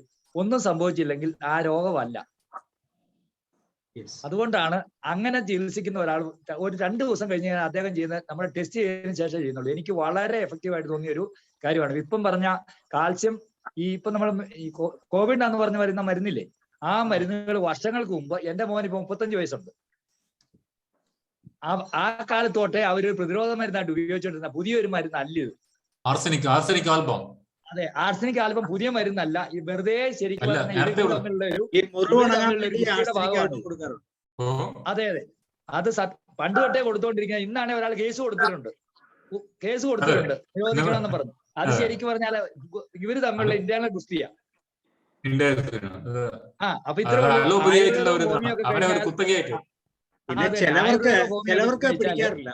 ചിലവർക്ക് ഹോമിയോ മെഡിസിൻസ് അത് കറക്റ്റാ സാറേ. അത് അഗ്രവേഷൻ, ചില ആൾക്കാർക്ക് അഗ്രവേഷൻ ഉണ്ടാവും. ചില ആൾക്കാർ അത് എല്ലാവർക്കും ഉണ്ടായിക്കൊള്ളുന്നില്ല. പക്ഷെ അത് മെറ്റീരിയ മെഡിക്ക അതിൽ പറയുന്നുണ്ട്. മെറ്റീരിയ മെഡിക്കൽ അത് അതിനനുസരിച്ചിട്ട് അത് സിമിലിബം ക്യൂറന്റാനം അങ്ങനെയാണ്. അത് സമം സമയന സംയത, അതാണ് அந்த ഹോമിയോ പ്രിൻസിപ്പിൾ. ഇത് കോൺസ്റ്റിറ്റ്യൂഷൻ അറിഞ്ഞു കൊടുക്കുന്നവർ ഓക്കെയാണ്. സാർ പറയൂ. ഞാൻ സാറേ ഒരു വളരെ നല്ല അക്കാഡമിക് കോണ്ടന്റ് റിച്ച് ആയ സെഷൻ സാർ തന്നത്. ഞാനിങ്ങനെ ആസ്വദിച്ചിങ്ങനെ ഇരിക്കുകയായിരുന്നു. കാരണം അത് കഴിഞ്ഞപ്പോ നമുക്കൊരു ഭയങ്കരമായിട്ടൊരു അക്കാഡമിക് കോണ്ടന്റ് ഭയങ്കര ആയതുകൊണ്ട്, അപ്പൊ എനിക്കിങ്ങനെ ഞാൻ ഈ സബ് കോൺഷ്യസ് മൈൻഡിനെ കുറിച്ച് സാറ് പറഞ്ഞപ്പോഴേ ഈ അമിഗ്ദല ആൻഡ് ന്യൂക്ലിയസ് അക്യുംബൻസ്, ആ 2 വാക്ക് സബ് കോൺഷ്യസ് മൈൻഡിനെ സ്വാധീനിക്കുന്നു എന്ന് പറഞ്ഞപ്പോ അത് സാറ്, അപ്പൊ അത് നമുക്ക് വേണ്ടത് എന്താണ്, ഈ how to activate subconscious mind നമ്മൾ എങ്ങനെ നമ്മുടെ ജീവിതത്തിൽ ഒരു സന്തത സഹചാരിയായി കൊണ്ടു നടക്കാം. അപ്പൊ സാറ് പറഞ്ഞത് അമിഗ്ദലയും ന്യൂക്ലിയസ് ഇതൊക്കെ ഇതിന്റെ ആസ്ഥാനമായി വരുമ്പോഴേ നമ്മുടെ നേരിലുള്ള നിയന്ത്രണം ഇല്ലാതെ പോകുന്നു. അപ്പൊ അതിനെ എങ്ങനെ ഒരു സന്തത സഹചാരിയെ കൊണ്ടു നടക്കാം എന്നുള്ളത് ചോദ്യമാണ് സാർ. സാർ, അത് ഇമോഷൻ കണ്ടന്റ് കൂടുതലുള്ള വ്യക്തികൾക്കേ അതുള്ളൂ, അല്ലാതെ സാധാരണ മനുഷ്യർക്കില്ല. നമ്മളുടെ ജീവിതത്തിൽ അതാണ് നമ്മൾ എവിഡൻസ് തോട്ട്സിന്റെ എവിഡൻസ് ചോദിക്കണം എന്ന് പറയുന്നതിന്റെ കാരണം അതാണ്. ഞാൻ എന്തുകൊണ്ടാണ് ഇങ്ങനെ ഒരു ഇമോഷനിലൂടെ കടന്നു പോയത് എന്ന് കൃത്യമായിട്ട് നമ്മൾ അറിയണം. So find out the evidence. ഈ എവിഡൻസ് ആണ് നമ്മളെ ഈ പറയുന്ന തലത്തിലേക്ക് എത്തിക്കുന്നത്. എന്താണ് ആ എവിഡൻസിൽ, എന്താണ് എനിക്ക് റിവാർഡ് ഉള്ളത്? നമ്മൾ എന്തെങ്കിലും ഹാബിച്വൽ ആയിട്ട് ചെയ്യുന്നുണ്ടെങ്കിൽ അതിന് വ്യക്തമായ റിവാർഡ് ഉണ്ട്. ആ റിവാർഡ് കിട്ടാൻ വേണ്ടിയാണ് നമ്മൾ ചെയ്യുന്നത്. അപ്പൊ ആ റിവാർഡിലേക്ക് നമ്മളെ നയിക്കുന്ന ഘടകങ്ങൾ ഏതാണെന്ന് നമ്മൾ അറിയണം. അപ്പൊ ഇപ്പൊ മദ്യപാനത്തിന്റെ കാര്യത്തിലാണെങ്കിൽ അദ്ദേഹത്തിന്റെ കോൺഫിഡൻസ് ആയിരിക്കും പുള്ളി ഡെവലപ്പ് ചെയ്യുന്നത്. പുള്ളി ഒരു കോൺഫിഡൻസ് ഇമ്പ്രൂവ് ചെയ്യുന്ന ഒരു തരത്തിലായിരിക്കും മദ്യപാനം ഉപയോഗിക്കുന്നത്. ഇല്ലെങ്കിൽ ബോഡിയുടെ ആവശ്യമായിരിക്കും. സിഗരറ്റ് വലിക്കുന്നവര് ആ സമയത്തേക്കുള്ള ഒരു സുഖമാണ് അവർ കൂടുതലും ഉദ്ദേശിക്കുന്നത്, അല്ലെങ്കിൽ ഒരു നിക്കോട്ടിൻ പവർ. നമുക്കൊരു ചെറിയ നമ്മുടെ പ്രശ്നങ്ങളിൽ നിന്ന് ഒഴിഞ്ഞു മാറാനുള്ള ഒരു തലം തന്നെയാണ് ഈ ഡ്രഗും ഇതെല്ലാം ഉപയോഗിക്കുന്നത്. മൊബൈൽ കളിക്കുന്ന കുട്ടികൾ എന്തിനാണ് കളിക്കുന്നത്? സ്കൂളിൽ പഠിക്കുന്ന പുസ്തകത്തെക്കാളും രസകരമാണ് കളിച്ചുകൊണ്ടിരിക്കാൻ. അതുകൊണ്ട് അവർ ഈസി ട്രാക്ക് യൂസ് ചെയ്യുന്നു, അത്രേ ഉള്ളൂ. നമ്മൾ പോലും എത്രയോ സമയം മൊബൈലിന് വേണ്ടി യൂസ് ചെയ്യാറുണ്ട്. ഞാൻ പറഞ്ഞില്ല, രാവിലെ 9 മണിക്ക് എനിക്ക് കസ്റ്റഡിയിൽ ഇരുന്നിട്ട് ഇത്ര നേരം എടുത്തു. എന്തിനു വേണ്ടി ഇരുന്നേ? അപ്പൊ ഇതിന് എനിക്കൊരു റിവാർഡുണ്ട്. നിങ്ങൾ നല്ലതാണെന്ന് പറയുന്നതൊക്കെ എനിക്ക് റിവാർഡാണ്. ബ്രെയിനിന് മാത്രമേ ഗുണമുള്ളൂ ഈ റിവാർഡ്. പക്ഷെ ഇതൊരു പരിധിയിലായി കഴിഞ്ഞാൽ എല്ലാ ദിവസവും ഇതുപോലെ ക്ലാസ് എടുത്ത് റിവാർഡ് കിട്ടിക്കൊണ്ടിരുന്ന ഞാൻ ആദ്യം പറഞ്ഞ അവസ്ഥ. അപ്പൊ ഇതാണ് അതിന്റെ ഒരു രീതിയാണ്. അതുകൊണ്ട് നമുക്ക് പ്രശ്നമുള്ളവരുടെ സിറ്റുവേഷൻ നമ്മൾ മനസ്സിലാക്കണം. ആണ് നമ്മളെ ഈ റിവാർഡിലേക്ക് നയിക്കുന്നത്. അതിനാണ് നമ്മൾ എവിഡൻസ് ചോദിക്കുന്നത്. നമ്മൾ ആരോടും ചോദിക്കാം. നമ്മുടെ മുമ്പിൽ പ്രശ്നമുള്ളവരോടും നമുക്ക് എവിഡൻസ് ചോദിക്കാം. What is evidence? എല്ലാവരും എവിഡൻസ് പറയും. ഒരു മദ്യപാനിയായിട്ടുള്ള വ്യക്തിയോട് എവിഡൻസ് ചോദിച്ചാൽ അവർ പറയത്തില്ല. ചിലപ്പം സ്പൗസിന്റെ പ്രശ്നം കൊണ്ടായിരിക്കാം, കുറ്റപ്പെടുത്തുന്നതുകൊണ്ടായിരിക്കാം. ഇല്ലെങ്കിൽ ചിലവർ പറയത്തില്ല, എന്റെ കുടുംബത്തിന് ആരും മദ്യപാനികളില്ല, എവിടുന്നോ ഇവനെ കിട്ടിയെന്ന് ഒരു പ്രാവശ്യം ചോദിച്ചാൽ പോലും അത് ത്രട്ടനിങ് ആണ്. ആ ഒരൊറ്റ വാക്കിന് വേണ്ടിയായിരിക്കും പുള്ളി ചിലപ്പോൾ അത് ഉപയോഗിക്കുന്നത്. പറയാൻ പറ്റത്തില്ല. പിന്നെ നമ്മളിലേക്ക് അറ്റൻഷൻ കുറഞ്ഞു പോയി എന്നൊരു ഫീലിംഗ് ഉണ്ടെങ്കിൽ ചിലപ്പോൾ സംഭവിക്കാം. ഇതൊന്നും തിരിച്ച് കിട്ടണമെന്നൊന്നുമില്ല. അപ്പൊ അതുകൊണ്ട് ആ പാറ്റേൺ ഉപയോഗിക്കുന്നു. പിൽക്കാലത്ത് നമ്മൾ ജീവൻ കൊടുക്കാമെന്ന് പറഞ്ഞാൽ പോലും അവർ അക്സെപ്റ്റ് ചെയ്യത്തില്ല. ഇതൊക്കെയാണ് വരുന്നത്. ഇപ്പൊ എപ്പോഴാണ് നമ്മുടെ മനുഷ്യന്റെ തോട്ട് പ്രോസസ് എന്ന് പറഞ്ഞാൽ, ഒരു വ്യക്തിക്ക് മറ്റൊരാളുടെ വ്യക്തിയുടെ തോട്ട് പ്രോസസ്സിനെ കുറിച്ചൊന്നും ഒത്തിരി ഒരു പരിധിയിലൊന്നും കൺട്രോൾ ചെയ്യാൻ പറ്റത്തില്ല. നമ്മൾ ശ്രദ്ധിക്കുക എന്നുള്ളതാണ്. അപ്പൊ ഇവിടെ അമിഗ്ഡാല എന്ന് പറയുന്നത് ഇമോഷൻ ബേസ്ഡ് ആണ്. നമ്മൾ ഇമോഷൻ ബേസ്ഡ് ആയിട്ട് റിയാക്ട് ചെയ്യുന്നുണ്ടോ, നമ്മളോട് ആരെങ്കിലും റിയാക്ട് ചെയ്യുന്നുണ്ടെങ്കിൽ ശ്രദ്ധിക്കുക. അതാണ് TA ട്രാൻസാക്ഷൻ അനാലിസിസ് ചെയ്യുന്നത്. നമ്മൾ തിയററ്റിക്കലി സയന്റിഫിക് ആയിട്ട് അമിഗ്ഡാല എന്നൊക്കെ പറയുമ്പോഴും ട്രാൻസാക്ഷൻ ഉണ്ടാകുന്ന പ്രശ്നങ്ങളും അല്ലെങ്കിൽ സ്ക്രിപ്റ്റീവ് ബിഹേവിയറും ഒക്കെ നമ്മുടെ സബ് കോൺഷ്യസ് മൈൻഡിനെ ഗൈഡ് ചെയ്യുന്നു എന്നുള്ളത് വളരെ കൃത്യമായ സയന്റിഫിക് തലത്തിൽ തന്നെയാണ്. അതുകൊണ്ടാണ് എനിക്ക് ഇത്ര ഇൻട്രസ്റ്റഡ് ആയിട്ട് ഞാൻ ഈ ടോപ്പിക്കുകളിൽ അനലൈസ് ചെയ്യുന്നത്. സാറ് പറഞ്ഞല്ലോ, മറ്റേ ചില സമയത്ത് നമ്മൾ പ്രീഫോണ്ടൽ ഭയങ്കര പെട്ടെന്ന് ചൂടാവും പറയുന്നില്ലേ? അപ്പൊ അത് എനിക്ക് സാറ് പറഞ്ഞപ്പോ എനിക്ക് തോന്നി, ഞാൻ ഈ സാധാരണഗതിയില് ചിലപ്പോ മിക്കപ്പോഴും ഈ ചില സമയത്ത് നമുക്കറിയാമല്ലോ, ഓരോ വ്യക്തിയും നമ്മൾ പലപ്പോഴും ഈ ജഡ്ജസിന്റെ മുമ്പിലൊക്കെ ഓർഡേഴ്സിന് വേണ്ടി നിൽക്കുമ്പോൾ ഹൗ ദേ റിയാക്ട് എന്നുള്ള അറിയില്ല. ഭയങ്കരമായ വ്യത്യാസമുണ്ട്. കാരണം വെച്ച് കഴിഞ്ഞാൽ ഇപ്പൊ ഞാൻ ഇപ്പൊ വീഡിയോ കോൺഫറൻസിൽ നോക്കുന്നു, ഓരോരുത്തരും ഒരു രാജാവാണ്. അവന്റെ വായിൽ നിന്ന് വരുന്നത് ആ സമയത്ത് ആ സീറ്റ്, അത് കഴിഞ്ഞാൽ പിന്നെ ഇതാണ്. അപ്പൊ എങ്ങനെ ഹൗ ദേ റിയാക്ട് ഒരിക്കലും അൺപ്രഡിക്റ്റഡ് ആണ്. കാരണം ഭയങ്കര വ്യത്യാസം, ഭയങ്കര മൂഡ് ചേഞ്ചസ് ആയ വ്യക്തികൾ. സാറിന്റെ ഫീലിംഗ് എന്താണ്? അപ്പൊ സാറിന്റെ ഫീലിംഗ് എന്താണ്? സാറിന്റെ റിസൾട്ട്, സാറിന്റെ റിവാർഡ് എന്താവും എന്നാണ് സാർ ചിന്തിക്കുന്നത്? അപ്പൊ ഞാൻ സാറേ എന്താണെന്നറിയോ, ഞാനിപ്പോ എന്റെ കേസ് വരുമ്പോൾ എനിക്കറിയാം, ഇന്ന കേസ് വരുമ്പോൾ 2019 കേസ് വരുമ്പോൾ, അപ്പൊ ഒന്ന് നമുക്ക് അല്പം ഇതായിട്ടുള്ള ഇഷ്യൂസ് ആയിരിക്കും. ആ സമയത്ത് എനിക്ക് തന്നെ തോന്നുന്നു പെട്ടെന്ന് ഭയങ്കര ഇമോഷണൽ ആവും. ആ ഒരു 2-3 മിനിറ്റ് ഉണ്ട്. അപ്പൊ സാറ് ഷെയർ ചെയ്തപ്പോ സെയിം ഫീലിംഗ് എനിക്കും ഉണ്ടാകാറുണ്ട്. അത് ഞാൻ പറയുന്നത് ശരിയാണ് സാർ. അത് അവിടെ നമ്മൾ ശ്രദ്ധിക്കേണ്ട കാര്യം, 2-3 പ്രാവശ്യം നമ്മൾ ഫെയിൽ ആയി പോയി പിന്നെ അത് നമുക്ക് പാറ്റേൺ ആയി. സാർ ആൾട്ടർനേറ്റീവ് 2-3 കേസ് നമ്മൾ സക്സസ് ആയി. നമ്മൾ ചില ഈ കേസിലൊക്കെ ഭയങ്കര ക്രിട്ടിക്കലാണ്. കാരണം അവരുടെ ഒരു സെക്കൻഡ് നേരത്തുള്ള തോട്ട് പ്രോസസ് ആണ് ഒരു ഡിസിഷനിലേക്ക് വരുന്നത്. അത് പ്രസന്റ് ചെയ്യുന്ന തലത്തിലാണ് അവര് റിസൾട്ട് ആയിട്ട് തരുന്നത്. അത് മാറിപ്പോയാൽ നമുക്ക് പിന്നെ ജീവിതത്തിൽ ചിലപ്പോൾ അത് തിരിച്ചു പിടിക്കാൻ പറ്റത്തില്ല. കാര്യം ലൂപ്പ് ഹോൾസ് ഒക്കെ ഉണ്ടെന്ന് പറഞ്ഞാലും. അപ്പൊ ആ സമയത്ത് നമ്മൾ അനുഭവിക്കുന്ന വേദന ഭയങ്കരമായി. അപ്പൊ ആ സമയത്ത് 2-3 പ്രാവശ്യം കോൺസിക്യൂട്ടീവായിട്ട് നമുക്ക് ഇങ്ങനെ ഒരു പ്രോബ്ലം വന്നു പോയി കഴിഞ്ഞാൽ പിന്നെ സാർ അത് അഡിക്റ്റഡ് ആയി വരും. സർവൈവ് ചെയ്യാൻ പകരം മുന്നോട്ട് പോകാനുള്ള ധൈര്യമില്ല. അപ്പൊ സാർ വേറെ ആളെ ഏൽപ്പിച്ച് നിൽക്കിരിക്കുന്നത് ടെൻഷൻ മാറ്റാൻ വേണ്ടി. അപ്പൊ അതാണ് അതിന്റെ പ്രശ്നം. അപ്പൊ ഇതിങ്ങനെ ഞാൻ എന്റെ കേസ് പറഞ്ഞതെന്നു വെച്ചാൽ, എനിക്ക് mechanical electronics computer science 3 branch engineering ബ്രാഞ്ചുകളുണ്ട്. ഞാൻ എല്ലാത്തിനും അപ്പൊ ഇതിലെല്ലാ ക്ലാസ്സുകളും ഞാൻ എഞ്ചിനീയറിംഗിലുള്ള എല്ലാ പേപ്പറുകളും ഞാൻ എടുക്കുമായിരുന്നു. ഒരേ സമയത്ത് പല ബ്രാഞ്ചുകൾ 8-9 പേരുകളെ ഇങ്ങനെ ചുറ്റുമിരുത്തി ഞാൻ ക്ലാസ് എടുക്കുമായിരുന്നു. പക്ഷെ ഇപ്പൊ എനിക്ക് എടുക്കാൻ പറ്റുന്നില്ല. കഴിഞ്ഞ ഒരു 45 വയസ്സ് വരെയൊക്കെ ഞാൻ എടുത്തുകൊണ്ടിരുന്ന. ഇപ്പൊ എനിക്ക് എടുക്കാൻ പറ്റുന്നില്ല. ഇപ്പൊ ഞാനൊരു കുട്ടിയുടെ മുമ്പിൽ പോയിരുന്നു ഞാൻ ഈ പറയുന്ന പോലെ എന്റെ ബ്രെയിൻ അങ്ങ് ചൂടാകും. റീസൺ എത്രയേ ഉള്ളൂ, ഇപ്പോൾ ഉള്ള കുട്ടികൾ ചോദിക്കുന്ന ചോദ്യത്തിന് ആൻസർ കണ്ടെത്താൻ പാടാം. അത്ര ഈസി അല്ല. ഇതിനു മുമ്പ് നടന്നിരുന്ന എല്ലാം സിസ്റ്റമാറ്റിക്കാണ്. അപ്പൊ MG യൂണിവേഴ്സിറ്റിയുടെ പരീക്ഷ എന്ന് പറഞ്ഞാൽ ഒരേ പാറ്റേൺ ക്വസ്റ്റ്യൻ, എനിക്കറിയാം എന്നാ വരുന്നത്, അത് പഠിച്ചാൽ ജയിക്കും. പക്ഷെ ഇപ്പൊ അങ്ങനെയല്ല. എല്ലാം ചേഞ്ചായി, സിലബസ് മാറി, പുതിയ ടോപ്പിക്കുകൾ വന്നു. പുതിയ പഠിക്കേണ്ടി വരുമ്പോൾ ഒരു ക്ലാസ് എടുക്കാന്ന് പറയുമ്പോൾ തന്നെ എൻ്റെ ബ്രെയിൻ അങ്ങോട്ട് ഹീറ്റ് ആവും. ബ്രെയിൻ ഹീറ്റ് പിന്നെ മുന്നോട്ട് പോകാൻ പറ്റത്തില്ല. എനിക്കൊന്നും ചെയ്യാൻ എമോഷണലി ഈ പറഞ്ഞ ഹൈജാക്ക് ചെയ്തു തന്നെ. എൻ്റെ ഇമോഷൻ ഹൈജാക്കിലായി. മുന്നോട്ട് പോകുമ്പോൾ ഞാൻ ആ പ്രോസസ്സ് കംപ്ലീറ്റ് നിർത്തി. ഇപ്പൊ ഞാൻ ചെയ്യുന്നില്ല. പക്ഷെ എനിക്ക് സൈക്കോളജിക്ക് ഒരു കുഴപ്പമില്ല. സൈക്കോളജിയിൽ എത്ര മുന്നോട്ട് പോയാലും എനിക്ക് യാതൊരു ഇഷ്യൂ ഇല്ല. പക്ഷെ ഒരു കാര്യം, ഞാൻ ഇൻ അഡ്വാൻസ് എല്ലാം ഞാൻ നേരത്തെ റെഡിയാക്കി വയ്ക്കും. ഒരിക്കലും ഞാനൊരു ക്രിട്ടിക്കൽ പ്രശ്നത്തിലേക്ക് കൊണ്ടുവരാം.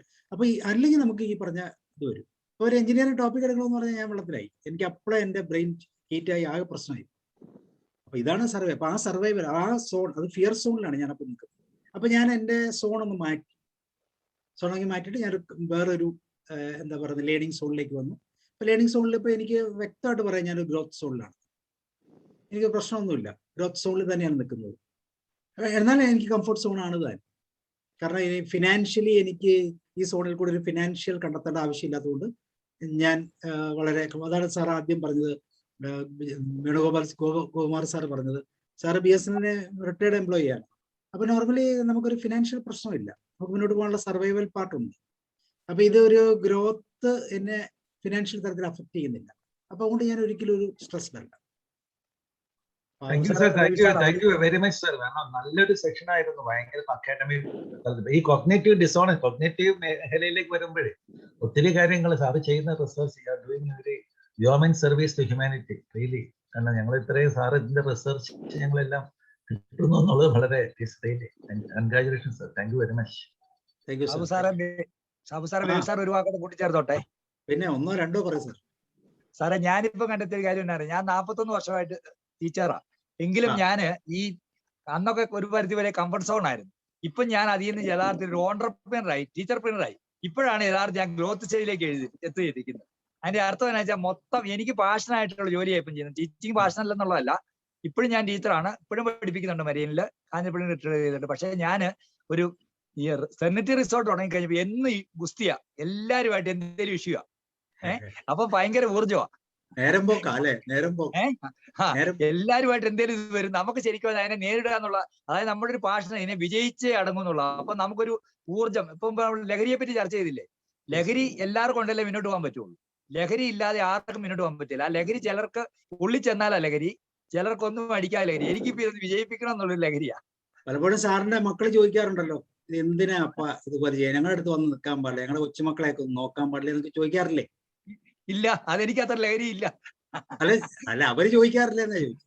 അല്ല, ബേബി സാറിന്റെ വിഷയം കോമേഴ്സ് അല്ലേ? ബേബി സാറിന്റെ വിഷയം കോമേഴ്സ് അല്ലേ? സാറിന്റെ പാഷൻ അവിടെയാണ്. പണ്ട് സാറ് തിയറിറ്റിക്കൽ ലെവലിൽ ക്ലാസ് പഠിപ്പിച്ചുകൊണ്ടിരുന്നു, research methodology. Now you are actually practising it. അതെ സാറേ, എത്ര നാള് കറക്റ്റ്. ഇതാ സാറേ, പാഷനും പർപ്പസും ഉണ്ടായിട്ടുണ്ടല്ലോ, നമ്മള് ശരിക്കും പറഞ്ഞാൽ ഗ്രോത്ത് സ്റ്റോണിൽ എത്തും. പാഷനും പർപ്പസും ഉള്ള ജോലിയിലേക്ക് പോയാൽ മാത്രമേ നമുക്ക് ഗ്രോത്ത് സ്റ്റോണിൽ എത്താൻ പറ്റൂ. ഞങ്ങൾക്ക് മനസ്സിലായി, ഇപ്പൊ സാറ് വരാറുണ്ട്. അതുകൊണ്ടല്ല, ഗ്രോത്ത് സ്റ്റോണിലായോണ്ടല്ല, നമ്മളെ ഇവര് നിലം തുടിക്കാത്തോണ്ടാ. അല്ല, ലോക്ക്ഡൌൺ സമയത്ത് സാർ എല്ലാ ദിവസവും വരുന്നുണ്ടായിരുന്നു. ഇപ്പൊ സാറിന് സമയമില്ലെന്ന് മനസ്സിലായി. സാറേ, ഇവിടെ പ്രാർത്ഥിച്ചോണ്ടിരിക്കുക കാലാവസ്ഥ. ഓക്കെ ആ കാലാവസ്ഥ ഒന്നും പറയണ്ട. ഇപ്പൊ സ്വന്തമായിട്ട് ആന, കടുവ, അല്ല പോത്തൊക്കെയാ നമ്മുടെ മല വന്ന് നിൽക്കുന്നു. ഇതൊക്കെ കണ്ടിങ്ങനെ കണ്ടോണ്ടിരിക്കുക. ഒരു തൊഴുത്തൊക്കെ ഉണ്ടാക്കി സാറേ, അവിടെ വന്ന് താമസിച്ചുള്ളൂ, വരുന്നവർക്ക് കാണുകയും ചെയ്യാം. സാർ ഒരു റിസോർട്ടിന്റെ ഉടമയാട്ടോ. നമ്മുടെ സാറിന്റെ റിസോർട്ടിനെ കുറിച്ച് പറയും. ഞങ്ങളല്ല സ്ഥിരം ആൾക്കാരല്ലേ സാറേ, നമ്മളെല്ലാം സീനിയർ ജൂനിയേഴ്സ് ആണല്ലോ. ഇപ്പം സീനിയർ സിറ്റിസൺ ആയിട്ട് 19-14 വയസ്സുള്ളവരാണല്ലോ. അതുകൊണ്ട് നമുക്ക് ഈ റിസോർട്ട് എവിടെയാണ് സാർ? പാഞ്ചാലിമേട്. കുട്ടിക്കാനം. മനസ്സിലായി. പാഞ്ചാലിമേട്. അതെ അതെ, നല്ല സ്ഥലമാ. സാർ എപ്പോഴും വിളിക്കുന്നു, ഒന്നും പോകാൻ സാധിച്ചില്ല. എന്തായാലും നമ്മൾ ഒരു സെഷൻ അവിടെ വെച്ചെടുക്കും തീർച്ചയായിട്ടും. നമ്മളെയൊക്കെ ക്ഷണിക്കണേ സാർ, വരാൻ ഞങ്ങൾ എല്ലാരെയും ക്ഷണിച്ചിരിക്കുന്നു. എല്ലാവർക്കും ഈ സാഹു സാറിന്റെ കൂടെയുള്ള നമ്മുടെ ടീമുകൾക്ക് എല്ലാം ഞങ്ങൾക്ക് റൂമൊന്നും വേണ്ട, വരാന്ത മതി. പറ്റിയ സമയം ഇപ്പോൾ വരികയാണല്ലേ. ഓക്കെ, എല്ലാരും ഹാർദമായിട്ട് സ്വാഗതം ചെയ്യുന്നു. ഒരു ചോദ്യം ഞാൻ വേറെ മുൻവിധി, നമ്മള് റിക്കാർഡിംഗ് ഉണ്ട്, അത് റിക്കാർഡിംഗ് ഉള്ളതുകൊണ്ട് പുറത്തേക്ക് പോകണമെന്ന്. നല്ല കാര്യങ്ങളാണ് ചോദിച്ചത്. അല്ല, നല്ല കാര്യം. ഈ ടിഎയില് സാറ് പറഞ്ഞു 2 പേരെ മരിച്ചോളെന്ന് പറഞ്ഞു. എന്റെ അഭിപ്രായം, എന്റെ കാഴ്ച 4 പേര് പോയിട്ടുണ്ട്. കണ്ടത്തിലച്ഛന്, സിസ്റ്റർ ആൻമരിയ, സിസ്റ്റർ കാൻഡിഡ, പിന്നെ ഏറ്റവും അവസാനമായിട്ട് സെബാസ്റ്റ്യൻ സാർ. അല്ല സാറേ, ഞാൻ ഈ ടി എ ക്ലാസ് എടുക്കാൻ തുടങ്ങി പിന്നെ സെബാസ്റ്റ്യൻ സാർ അതുപോലെ തന്നെ മദ്രാസിലെ ഒരു ലേഡി ഉണ്ട്, ഒരു സീനിയർ ആയിട്ടുള്ള ടി എ അറിയുന്നത്, മദ്രാസില് ടി എ പഠിപ്പിക്കുന്ന വളരെ ഇൻസ്റ്റിറ്റ്യൂഷണലൈസ് ചെയ്ത് പഠിപ്പിക്കുന്ന ഒരാളാണ്, ഒരു ലേഡിയാ, പേര് സതീദേവി അങ്ങനെ എന്തോ. വളരെ വളരെ ക്രിയേറ്റീവ് ആയിട്ടുള്ള ക്ലാസ് എടുക്കുന്ന ഒറ്റ ഇൻസ്റ്റിറ്റ്യൂഷൻ വെച്ചിട്ട് ഒത്തിരിയും ചാരിറ്റി വർക്കുകളൊക്കെ ചെയ്യുന്നവര്. അപ്പൊ ഞാൻ എന്റെ അറിവിൽ ഇവർ രണ്ടുപേരും ഈ അടുത്ത കാലത്ത് വിത്തിൻ 6 months അതുകൊണ്ട് ഞാൻ അങ്ങനെ രണ്ടുപേരെന്ന് പറഞ്ഞത്. മറ്റേത് ഓൾറെഡി അവർക്ക് ഒത്തിരി കാലങ്ങളായത്. അല്ല അവര് പിന്നെ അത് മാത്രമല്ല, ഞാനത് സാറേ വേറെ എനിക്ക് മുൻവിധിയല്ല, ഞാൻ ജസ്റ്റ് ഷെയറിംഗ് ചെയ്യാണ്. തൊട്ടടുത്ത് ഞാൻ താമസിക്കുന്നത് 500 മീറ്റർ ദൂരത്തിൽ താമസിക്കുന്നത്. 84 മുതൽ ആ സ്ഥാപനത്തെ 1984 അപ്പൊ ഇതുമായിട്ട് അസോസിയേറ്റ് ഒത്തിരി ആൾക്കാരെ എനിക്കറിയാം. ഈ ഉയർന്ന ചിന്തകളും തകർന്ന ജീവിതവുമായിട്ടൊക്കെ പോകുന്നവര്, ഉയർന്ന ചിന്തകളും തകർന്ന, അപ്പൊ ഞാൻ ആരെയും വിധിക്കുകയല്ല സാറേ ചെയ്യുന്നത്, ഞാൻ ഒരു ഷെയറിങ് നടത്തിയതേ ഉള്ളൂ. അപ്പൊ ആരെയും ഉദ്ദേശിച്ചല്ല. അപ്പൊ ഈ അത് ഞാൻ പലപ്പോഴും വിചാരിക്കുന്നത് അത് ഈ ടിയുടെ കുഴപ്പമാണോ അതോ ബിലീഫ് സിസ്റ്റം ആണോ എന്താണെന്നുള്ളത്. ടിയുടെ കുഴപ്പമൊന്നുമല്ല, തോട്ട് പ്രോസസ്സിന്റെ കുഴപ്പം സാർ. ആയിരിക്കണം, യു ആർ റൈറ്റ്. ഞാൻ സാറിനോട് കുറച്ചുകൂടെ ഇതല്ല കുറച്ചുകൂടെ ഇല്ല സാറേ, ഇതിന്റെ സാറ് ഈ പറഞ്ഞതിന്റെ 4 ഇരട്ടി ഞാൻ ഡയറക്റ്റ് ഫേസ് ചെയ്യുന്നത് ഈ പറയുന്ന വ്യക്തികളിൽ നിന്ന് തന്നെ. കാരണം അതൊന്നും ടി എ എന്താണെന്ന് അപ്പോഴാണ് എനിക്ക് മനസ്സിലായത്. വാട്ട് ഈസ് ടി എ എന്നും ടി എ ഇവർക്ക് എന്താണ് ടി എയെ കുറിച്ച് അറിയാമെന്നൊക്കെ ഞാൻ ഈ ചോദ്യമൊക്കെ അവരോട് നേരിട്ട് ചോദിച്ചതാ, ഇങ്ങനെ തന്നെ ചോദിച്ചതാ. നിങ്ങൾക്ക് വളരെ മനോഹരമായ വാക്കുണ്ട് സാറേ, സ്വയം കൃതനാർത്ഥം. അല്ല സാറ് പറഞ്ഞതല്ല, സാറ് ഇതിന്റെ നേരെ ഓപ്പോസിറ്റ് ആവും. അല്ല ഇത് എനിക്ക് ഫീൽ ചെയ്തിട്ടുള്ള, പക്ഷെ അതുകൊണ്ടാണ് ഞാൻ ഇപ്പൊ ഇച്ചിരൂടെ കൂടുതൽ ഇതിനെ കുറിച്ച് താല്പര്യം. പിന്നെ ബാക്കിയുള്ള ഞാൻ ഫോണിൽ കൂടെ ഷെയർ ചെയ്യും sir. Okay sir, thank you. എനിക്ക് മനസ്സിലായി സാറിന്റെ ബുദ്ധിമുട്ട്, എനിക്ക് മനസ്സിലാവും. ഞാനിത് സാറിനോട് പറയുമ്പോൾ സാർ ഞെട്ടും, ഒന്നും കൂടെ ഞെട്ടും. അതാണ് അതിന്റെ അവസ്ഥ. സാറിനോട് പറയുന്നതിനേക്കാളും വലുതാണ് എനിക്ക് സാറിനോട് പറയാറുള്ളത്. ഒരു ഉയർന്ന ചിന്തയും തകർന്ന ജീവിതവും അല്ലേ? നല്ല ക്യാപ്ഷൻ, നല്ലൊരു കഥയാ. ആൻഡോ മൈക്കിൾ സാർ ആണ് അടുത്ത നല്ല ടോപ്പിക് ആക്കും. അതെ കറക്റ്റ്. നല്ല രസമുണ്ട് കേൾക്കാൻ. ശരിയാണ്, അങ്ങനെയുള്ളവരുണ്ട് കേട്ടോ സാർ. ഈ ഞാൻ ആരായാലും പോവാതെ തന്നെ ഈ സാധാ ജീവിതത്തിൽ തന്നെ ഇതുപോലെയുള്ളവരുണ്ട്. കൈവിട്ടു പോയി, ചിന്തയൊക്കെ ഉയർന്നതായിരുന്നു പക്ഷേ കൈവിട്ടു പോയി, അങ്ങനെയുള്ളവരുണ്ട്. ഓരോ സ്റ്റാറ്റസിലേക്ക് എത്തിക്കഴിയുമ്പോഴേ പിന്നെ നമ്മൾ പുറകോട്ട് ചിന്തിക്കാൻ പറ്റാത്തതായിപ്പോ. കറക്റ്റ്. എങ്ങനെയാണ് വന്നത്, എങ്ങനെ എവിടെ എത്തിയെന്നൊന്നും അറിയില്ലാത്ത അവസ്ഥയിലേക്കായി. അതെ, അതിപ്പോ നമ്മൾക്കറിയില്ലേ സാർ. പലപ്പോഴും നമ്മൾ ഇവിടുന്ന് ലോക്കലി എല്ലാ ഇഷ്യൂസും മനസ്സിലാക്കി ഇതിനെ എല്ലാ എന്താ പറയുക കൊള്ളരുതായ്മയും എതിർത്ത ആളുകൾ നിയമസഭയിൽ എത്തുമ്പോൾ അല്ലെങ്കിൽ പാർലമെന്റിൽ എത്തുമ്പോൾ ആ മായയിൽ വാങ്ങിപ്പോകുന്ന കണ്ടില്ലേ? തീർച്ചയായും അത് കറക്റ്റാ സാർ. നാളത്തെ ദിവസം നമ്മുടെ അൻസാരി സാറിന്റെ ലേണിംഗ് ഡിസബിലിറ്റിയുടെ 17ാമത്തെ ക്ലാസ് ആണ്. രാമൻകുട്ടി സാർ പറയും. സർ ഒരു സംശയം ചോദിക്കാം. ഈ ഒരു ഇൻഫർമേഷൻ കോൺഷ്യസ് മൈൻഡിൽ നിന്ന് സബ് കോൺഷ്യസിലേക്ക് 90 മിനിറ്റ് കൊണ്ട് പോകുമെന്ന് കേട്ടിട്ടുണ്ട്. അപ്പൊ സാറ് പറഞ്ഞു പെട്ടെന്ന് തന്നെ ചിലത് സബ് കോൺഷ്യസിലേക്ക് പോകുമെന്ന്. അപ്പൊ അതിനെപ്പറ്റി ഒന്ന് വിശദീകരിക്കാമോ? സാറേ 90 മിനിറ്റ് എന്ന് പറയുന്നത് അങ്ങനെ ഒരു സ്റ്റഡി ഞാൻ കേട്ടിട്ടില്ല. കോൺഷ്യസ് മൈൻഡിൽ സാധാരണ രീതിയിൽ നമ്മൾ കോൺഷ്യസ് മൈൻഡിൽ മനസ്സിൽ കാണുന്നത്, കോൺഷ്യസ് മൈൻഡ് വരിക എന്ന് വെച്ചാൽ നമ്മുടെ പഞ്ചേന്ദ്രിയങ്ങളിലൂടെ കിട്ടുന്ന ഇൻഫർമേഷനാണ്. ആ കിട്ടുന്ന ഇൻഫർമേഷനെ അത് ശരിയാണോ തെറ്റാണോ എന്ന് നമ്മൾ വിലയിരുത്താൻ നമ്മുടെ കോൺഷ്യസ് പവർ എത്രമാത്രം സ്ട്രോങ് ആണോ അത്രമാത്രം നമ്മൾ വിലയിരുത്തും. ഇല്ലെങ്കിൽ നമ്മൾ പിന്നെ ആലോചിച്ച് പിന്നെ ചിന്തിക്കാം എന്നൊക്കെ പറയും. അപ്പൊ അത് പിക്ചറുകളാണെങ്കിൽ നമ്മുടെ സിസ്റ്റത്തിലുള്ള അല്ലെങ്കിൽ നമ്മളെ ശ്രദ്ധിക്കപ്പെട്ടിട്ടുള്ള പിക്ചറുകളാണെങ്കിൽ അത് പെട്ടെന്ന് സബ് കോൺഷ്യസ് മൈൻഡിലേക്ക് പോകുന്നതായിട്ടാണ് എനിക്ക് മനസ്സിലാക്കാൻ കഴിയുന്നത്. പെട്ടെന്ന് അങ്ങനെ അല്ലാത്തത് അടിയന്തരമായി അറ്റൻഷൻ ആവശ്യമില്ലാത്തതെല്ലാം സബ് കോൺഷ്യസ് മെമ്മറിയിലേക്ക് റൈറ്റ് ചെയ്യുന്നത് രാത്രി ഉറക്കത്തിലാണ്. രാത്രി ഉറക്കത്തിലാണ് അത് സബ് കോൺഷ്യസ് മൈൻഡിലേക്ക് റൈറ്റ് ചെയ്യുന്നത്. പക്ഷെ അത് കൃത്യമായിട്ട് നമുക്ക് ബാധിക്കാൻ പറ്റത്തില്ല. കാരണം നമ്മൾ എല്ലാ കാര്യങ്ങളും ഇപ്പൊ നമുക്കൊരു ഡിസിഷൻ എടുക്കാൻ പറ്റുന്നില്ലെങ്കിൽ നമ്മൾ പാനിക്കായി പോകുന്നത്.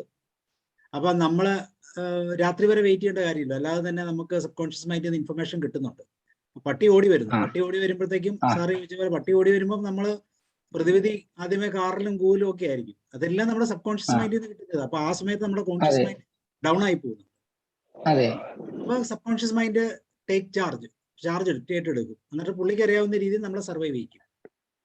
അത് ഈ നേരത്തെ കിട്ടിയ ഒരു ഇൻഫർമേഷന്റെ അടിസ്ഥാനത്തിലല്ലേ അപ്പൊ അവിടെ സബ് കോൺഷ്യസ് മൈൻഡ് പ്രവർത്തിക്കുന്നത്? അതെ. നമ്മുടെ കുട്ടിക്കാലത്ത് നമ്മൾ എങ്ങനെയാണോ സർവൈവ് ചെയ്ത് അതുപോലെ ഇരിക്കും. ഇതുകൊണ്ടാണ് ഞങ്ങൾ പറയുന്നത്, ഇപ്പൊ സാറ്, ഞാൻ ചോദിക്കുക സാറിനോട്, സാറ് കരഞ്ഞിട്ടുണ്ടോ എന്നൊരു ചോദ്യം ചോദിച്ചാൽ സാറ് ഉണ്ടെന്ന് പറഞ്ഞാൽ ഞാൻ തോറ്റുപോകും, ഇല്ലെന്ന് പറഞ്ഞാൽ ഞാൻ ചോദിക്കും എന്തുകൊണ്ടാ സാറ് കരയാത്തത്. സാറിനോട് ഞാൻ ചോദിക്കുക, സാറ് കരഞ്ഞിട്ടുണ്ടോ? സാർ ഒരാണാണ്, സാറ് കരഞ്ഞിട്ടുണ്ടോ? ഉണ്ടോ? ഉണ്ടെന്ന് പറഞ്ഞാൽ ഓക്കെ. പക്ഷേ ഇല്ല എന്ന് പറയും, ഞാൻ കരയത്തില്ല, ഞാനാണല്ലേ കരയത്തില്ല എന്ന് പറഞ്ഞാൽ അപ്പൊ ചോദിക്കുക ആരാണ് ആ ആണുങ്ങൾ കരയരുത് എന്ന് പറഞ്ഞതെന്ന് ചോദിച്ചാൽ നമ്മുടെ കുട്ടിക്കാലത്ത് നമ്മുടെ സബ് കോൺഷ്യസ് മൈൻഡിൽ എഴുതിയ റൈറ്റിംഗ് അത് ഓർക്കം ചെയ്യാൻ അങ്ങനെ റൈറ്റിംഗ് ഉണ്ട്. പൊതുവെ അങ്ങനെ പറയുമല്ലോ, ആണുങ്ങൾ ആണാണ് എന്നിട്ടാണോ കരയുന്നത് എന്നൊക്കെ എപ്പോഴും. പക്ഷെ ചോദ്യം ഇതാണ്, സാറിനോട് ചോദിക്കുന്ന ചോദ്യം ഇതാണ്, സാറിന് കരച്ചിൽ വന്നാൽ സാർ എന്ത് ചെയ്യും? എപ്പോഴും കരച്ചിൽ വന്നാലും കരയുവാണോ അതോ ദേഷ്യപ്പെടുവാണോ? എപ്പോഴും കരയില്ല, പിന്നെ പകരം എന്ത് ചെയ്യും?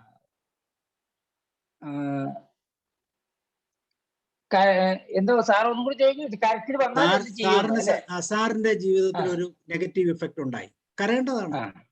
സാധാരണ കുട്ടികൾ കരയുന്ന പോലെ കരയേണ്ടതാണ്. പക്ഷെ ആ സമയത്ത് കരച്ചിലിന് പകരം എന്ത് ഇമോഷനായിട്ട് അതിനെ കൺവേർട്ട് ചെയ്യും? അപ്പൊ ചിലപ്പോ അത് സങ്കടമായിട്ട് മാറും, ദേഷ്യമൊക്കെ ആയിട്ട് മാറ്റും. മാറും. ഇനി ഇത് സങ്കടമാണെങ്കിലും നമ്മൾ ഇതൊന്നും പുറത്ത് കാണിക്കത്തില്ല.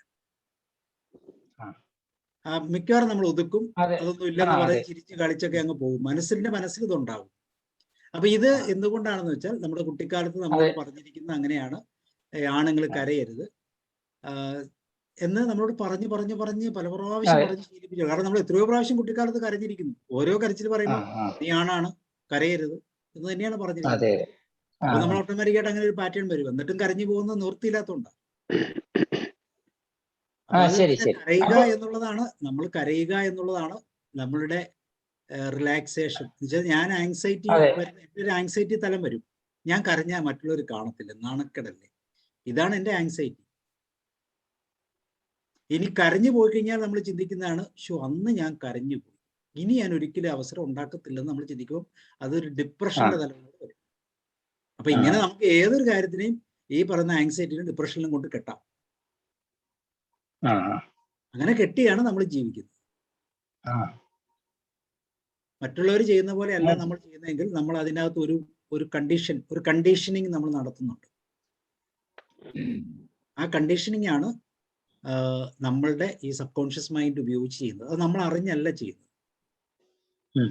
സാറിന്റെ മൊബൈലിൽ 10% ഉള്ളൂ ബാറ്ററി എങ്കിൽ എന്ത് ചെയ്യും?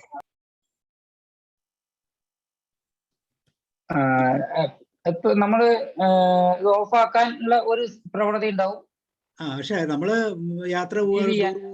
അപ്പൊ അതാണ് നമ്മുടെ ആവശ്യം. ഇപ്പൊ കുട്ടികളാണെങ്കിൽ 10% ഉള്ളൂ, മൊബൈലും ഇല്ല, കറണ്ടും ഇല്ലെങ്കിൽ അവർക്ക് ദേഷ്യം വരും, അവർ പെട്ടെന്ന് ഇറിറ്റേറ്റഡ് ആവും. അപ്പൊ അവരെ സംബന്ധിച്ചോളം അപ്പൊ ആ ഇറിറ്റേഷൻ മൊബൈല് കുട്ടിക്കാലത്ത് അറിയാവുന്നതുകൊണ്ടല്ല, ഇങ്ങനെയുള്ള സാഹചര്യങ്ങൾ അവർ ഇറിറ്റേറ്റ് ചെയ്ത് പഠിച്ചത് അവർ ഉപയോഗിക്കും. അതാണ് ഈ സബ് കോൺഷ്യസ് മൈൻഡിന്റെ സ്ക്രിപ്റ്റീവ് ബിഹേവിയർ എന്ന് പറയുന്നത്. പലതും നമ്മൾ റീറൈറ്റ് ചെയ്തിട്ടുണ്ട്. പലതായി മറ്റേ സാറിനോട് പറഞ്ഞ പട്ടിയെ നമ്മൾ മേടിച്ചു കൊടുത്തു കഴിഞ്ഞാൽ പട്ടി ഒരു പ്രശ്നക്കാരനല്ലാന്ന് മനസ്സിലാക്കി കഴിഞ്ഞാൽ ഓട്ടോമാറ്റിക്കലി നമ്മുടെ മൈൻഡ് റീപ്രോഗ്രാമിങ് നടന്നു കഴിഞ്ഞു. പിന്നെ പട്ടിയെ നമ്മൾ പേടിക്കത്തില്ല. സർ, ആ സമയത്ത് ഈ സിസ്റ്റമാറ്റിക് ഡീസെൻസിറ്റൈസേഷൻ എന്ന ഒരു പ്രക്രിയയും അവിടെ ഉപയോഗിച്ചൂടെ? പെട്ടെന്ന് പട്ടിയെ വാങ്ങി കൊടുക്കുന്നതിന് പകരം അങ്ങനെ ഒരു സംവിധാനം ഓപ്ഷൻ ഇല്ലേ അവിടെ? തീർച്ചയായിട്ടും ഉണ്ട്. എല്ലാവർക്കും പോസിബിൾ അല്ലല്ലോ. ഇപ്പൊ ഞാൻ ഫ്ലാറ്റിൽ താമസിക്കുന്നത്, എനിക്ക് പട്ടിയെ മേടിക്കാൻ പറ്റത്തില്ല, എനിക്ക് ആഗ്രഹമുണ്ട്. പക്ഷെ അതിന് ആ പ്രോസസ് ചെയ്യേണ്ടി വരും. ശരിക്കും സാറെ പാറ്റ, പല്ലി, ഇതിനൊക്കെ പേടിയുള്ള ആളുകളെ എങ്ങനെയാ നമ്മൾ ട്രീറ്റ് ചെയ്യുന്നത്? ഇതുകൊണ്ട് തന്നെയാണ് ട്രീറ്റ് ചെയ്യുന്നത് അല്ലേ? പാമ്പിനെ പേടിയുള്ള ചെത്ത പാമ്പിനെ വടിയിലെടുക്കാൻ പറയും, ചെത്ത പാമ്പ് കടിക്കത്തില്ല, പേടി. അപ്പൊ അത്ര അടുത്ത് അതിനെ പിടിക്കാൻ പറ്റുമെങ്കിൽ മനസ്സിനെ റീകണ്ടീഷൻ ചെയ്യുകയാണ്. പാറ്റയെ അടിച്ചു കൊന്നിട്ട് പാറ്റയെ കൊണ്ട് കളയാൻ പറയും. അതാണ് കോഗ്നിറ്റീവ് ബിഹേവിയർ തെറാപ്പിയിൽ നമ്മൾ യൂസ് ചെയ്യുന്നതാണ്. നമ്മുടെ ബിഹേവിയർ കൊണ്ട് മനസ്സിലായാൽ നമ്മുടെ തോട്ട് പ്രോസസ് മനസ്സിലാക്കി ഇത് ചത്തതാണെന്നും ഇത് ഇത് പ്രശ്നമുള്ളതല്ല എന്നും നമ്മുടെ സബ് കോൺഷ്യസ് മൈൻഡിനെ നമ്മൾ പറഞ്ഞു കൊടുക്കുന്ന പ്രോസസ്സാണ്. അതിന് പകരമാണ് നമ്മൾ ഈ പറയുന്ന മെഡിക്കേഷനിലൂടെ കടന്നു പോകുമ്പോൾ അത് പേടിപ്പിക്കുന്ന തരത്തിലുള്ള ഹോർമോൺസിന്റെ ലെവൽ കുറയ്ക്കുമ്പോൾ നമുക്ക് പേടി മാറും. പക്ഷേ ഒബ്ജക്റ്റിനെ കണ്ടാൽ വീണ്ടും ഉണ്ടാവും. അതുകൊണ്ടാണ് പലപ്പോഴും മെഡിക്കേഷൻ നമുക്ക് ഫലപ്രദമാകാതെ വരുന്നത്. അതിന്റെ കൂടെ എപ്പോഴും ഒരു CBT ഒരു തെറാപ്പിയും കൂടെ നമ്മൾ ചെയ്യും. റൂട്ട് ഔട്ട് ചെയ്യുന്നതാണ് എപ്പോഴും നല്ലത്. റൂട്ട് ഔട്ട് ചെയ്യണമെങ്കിൽ നമ്മളുടെ സബ് കോൺഷ്യസ് മൈൻഡിൽ ഇതൊരു പ്രശ്നമല്ല എന്ന് നമ്മൾ എഴുതണം. എഴുതാൻ നമ്മൾ ഒന്നുകിൽ ഹിപ്നോട്ടിസം എന്ന് പറയുന്ന മെക്കാനിസം ഉപയോഗിക്കണം, ഇല്ലെങ്കിൽ നമ്മൾ അവയർനെസ്സിൽ നിന്നുകൊണ്ട് തന്നെ ഇതിനെക്കുറിച്ച് മനസ്സിലാക്കും. ഇപ്പൊ കോവിഡിൽ നമുക്ക് പേടിയില്ലല്ലോ. ആദ്യത്തെ മാസത്തിൽ നമ്മളെല്ലാം സുന്ദരമായിട്ട് വീട്ടിൽ ഇരുന്നതാണ്. ഇന്ന് സിറ്റുവേഷൻ ഒക്കെ അതുപോലെ തന്നെ. അന്നൊന്നും ഇല്ലായിരുന്നു. ഇന്ന് 90,000-ലധികം ഉണ്ട്. പക്ഷെ അന്ന് നമുക്ക് പേടിയില്ലല്ലോ. കാരണം നമ്മുടെ മൈൻഡ് മനസ്സിലായി ഇത് പേടിച്ചിട്ടൊന്നും ഒരു കാര്യം, ഇത് പേടിക്കേണ്ടവനല്ല എന്ന് മനസ്സിലായി. ഇതിനെ ടാക്കിൾ ചെയ്യുക ചെയ്യേണ്ടത്. ഇപ്പൊ ടാക്കിൾ ചെയ്യാൻ പോലും ആളുകൾ ശ്രമിക്കുന്നില്ലല്ലോ. ഇതൊന്നും പ്രശ്നമല്ല എന്നുള്ള രീതിയിലേക്ക്. അതിന് 1.5 വർഷം എടുത്തു. പക്ഷെ ഇപ്പോഴും അതിനെ പേടിക്കുന്നവരുണ്ട്. അതുകൊണ്ടാണ് ആൾക്കാർ പുറത്തിറങ്ങാത്തത്. ഇപ്പോഴും ആൾക്കാർ പുറത്തിറങ്ങാത്തത് അതുകൊണ്ടാണ്.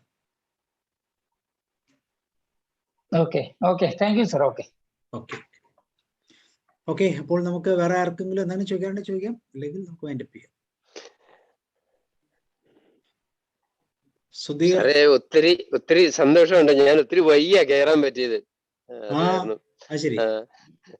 അപ്പൊ എനിക്കറിയാമായിരുന്നു സാറിന്റെ ക്ലാസ്സുകളിൽ ഒന്നെന്ന് ഓർത്ത് നേരത്തെ കയറാമെന്ന് കരുതി. പക്ഷെ ഞാൻ ഇന്ന് കളമശ്ശേരി ഒരു വീക്കെൻഡ് പ്രോഗ്രാം അവിടെ കൂടേണ്ടതുണ്ട്, അതിനുവേണ്ടി പോയത്. അതിന്നായിരുന്നു. അപ്പൊ ഒരു കൗൺസിലിംഗ് സെന്ററിൽ പോകുന്നുണ്ട്, ഒരു സർവീസ്. അപ്പൊ അത് കാരണം അത് നമുക്ക് അതിൽ നിന്ന് ഓടിപ്പോരാനും പറ്റില്ല. അത് കഴിഞ്ഞു വന്നപ്പോഴേക്കും വൈകിപ്പോയി. എന്തായാലും ഇനിയും എന്തുമാത്രം കേൾക്കാനുണ്ട്, അറിയാനുണ്ട്. അത് നമ്മൾ കണ്ണാടി വെച്ച് നമ്മൾ നോക്കുമ്പോൾ എന്നും കേൾക്കുമ്പോ അത് എന്തെന്നില്ലാത്ത ഒരു അനുഭവമാണ്. സാറിനോട് എങ്ങനെ നന്ദി പറയാന്നോ എന്താ പറയണ്ടെന്ന് വാക്കുകളില്ല. നന്ദി ഞാൻ സ്വീകരിച്ചിരിക്കുന്നു. ഓക്കെ സാർ, അങ്ങേറ്റം കടപ്പാട് വിധേയത്വം വന്നു പോകുന്നല്ലേ ഓരോ ക്ലാസ് കഴിയുമ്പോ തോന്നുന്നു. വളരെ സന്തോഷം. ഇത്രയും പറയാനുള്ളൂ. Okay sir, thank you sir. Okay Omar sir, ഇന്ന് സാർ 8 മണിക്ക് പോയില്ലേ? പോസ്റ്റിരിക്കാൻ ക്ലാസ് ഇല്ല. ഇന്നില്ലേ? ഓ ശരി. അതിന് പോകുന്നതാണ് നേരത്തെ പോകുന്നത്. നമ്മുടെ ക്ലാസ് ഇല്ലല്ലേ? ശരി. അവിടെ ഇടയ്ക്കിടയ്ക്ക് ബ്രേക്ക് ആയി തുടങ്ങിയല്ലോ ചിലപ്പോ. ഓക്കെ, അപ്പൊ നമുക്ക് വൈൻഡപ്പ് ചെയ്യാം. താങ്ക് യു എല്ലാവർക്കും. നന്ദി ഒരിക്കൽ കൂടി. മറ്റൊരു ദിവസം നാളെ നമുക്ക് ലേണിംഗ് ഡിസോർഡർ ആണ്, സരിത് സാർ എടുക്കുന്നു. Good night sir. Okay, thank you.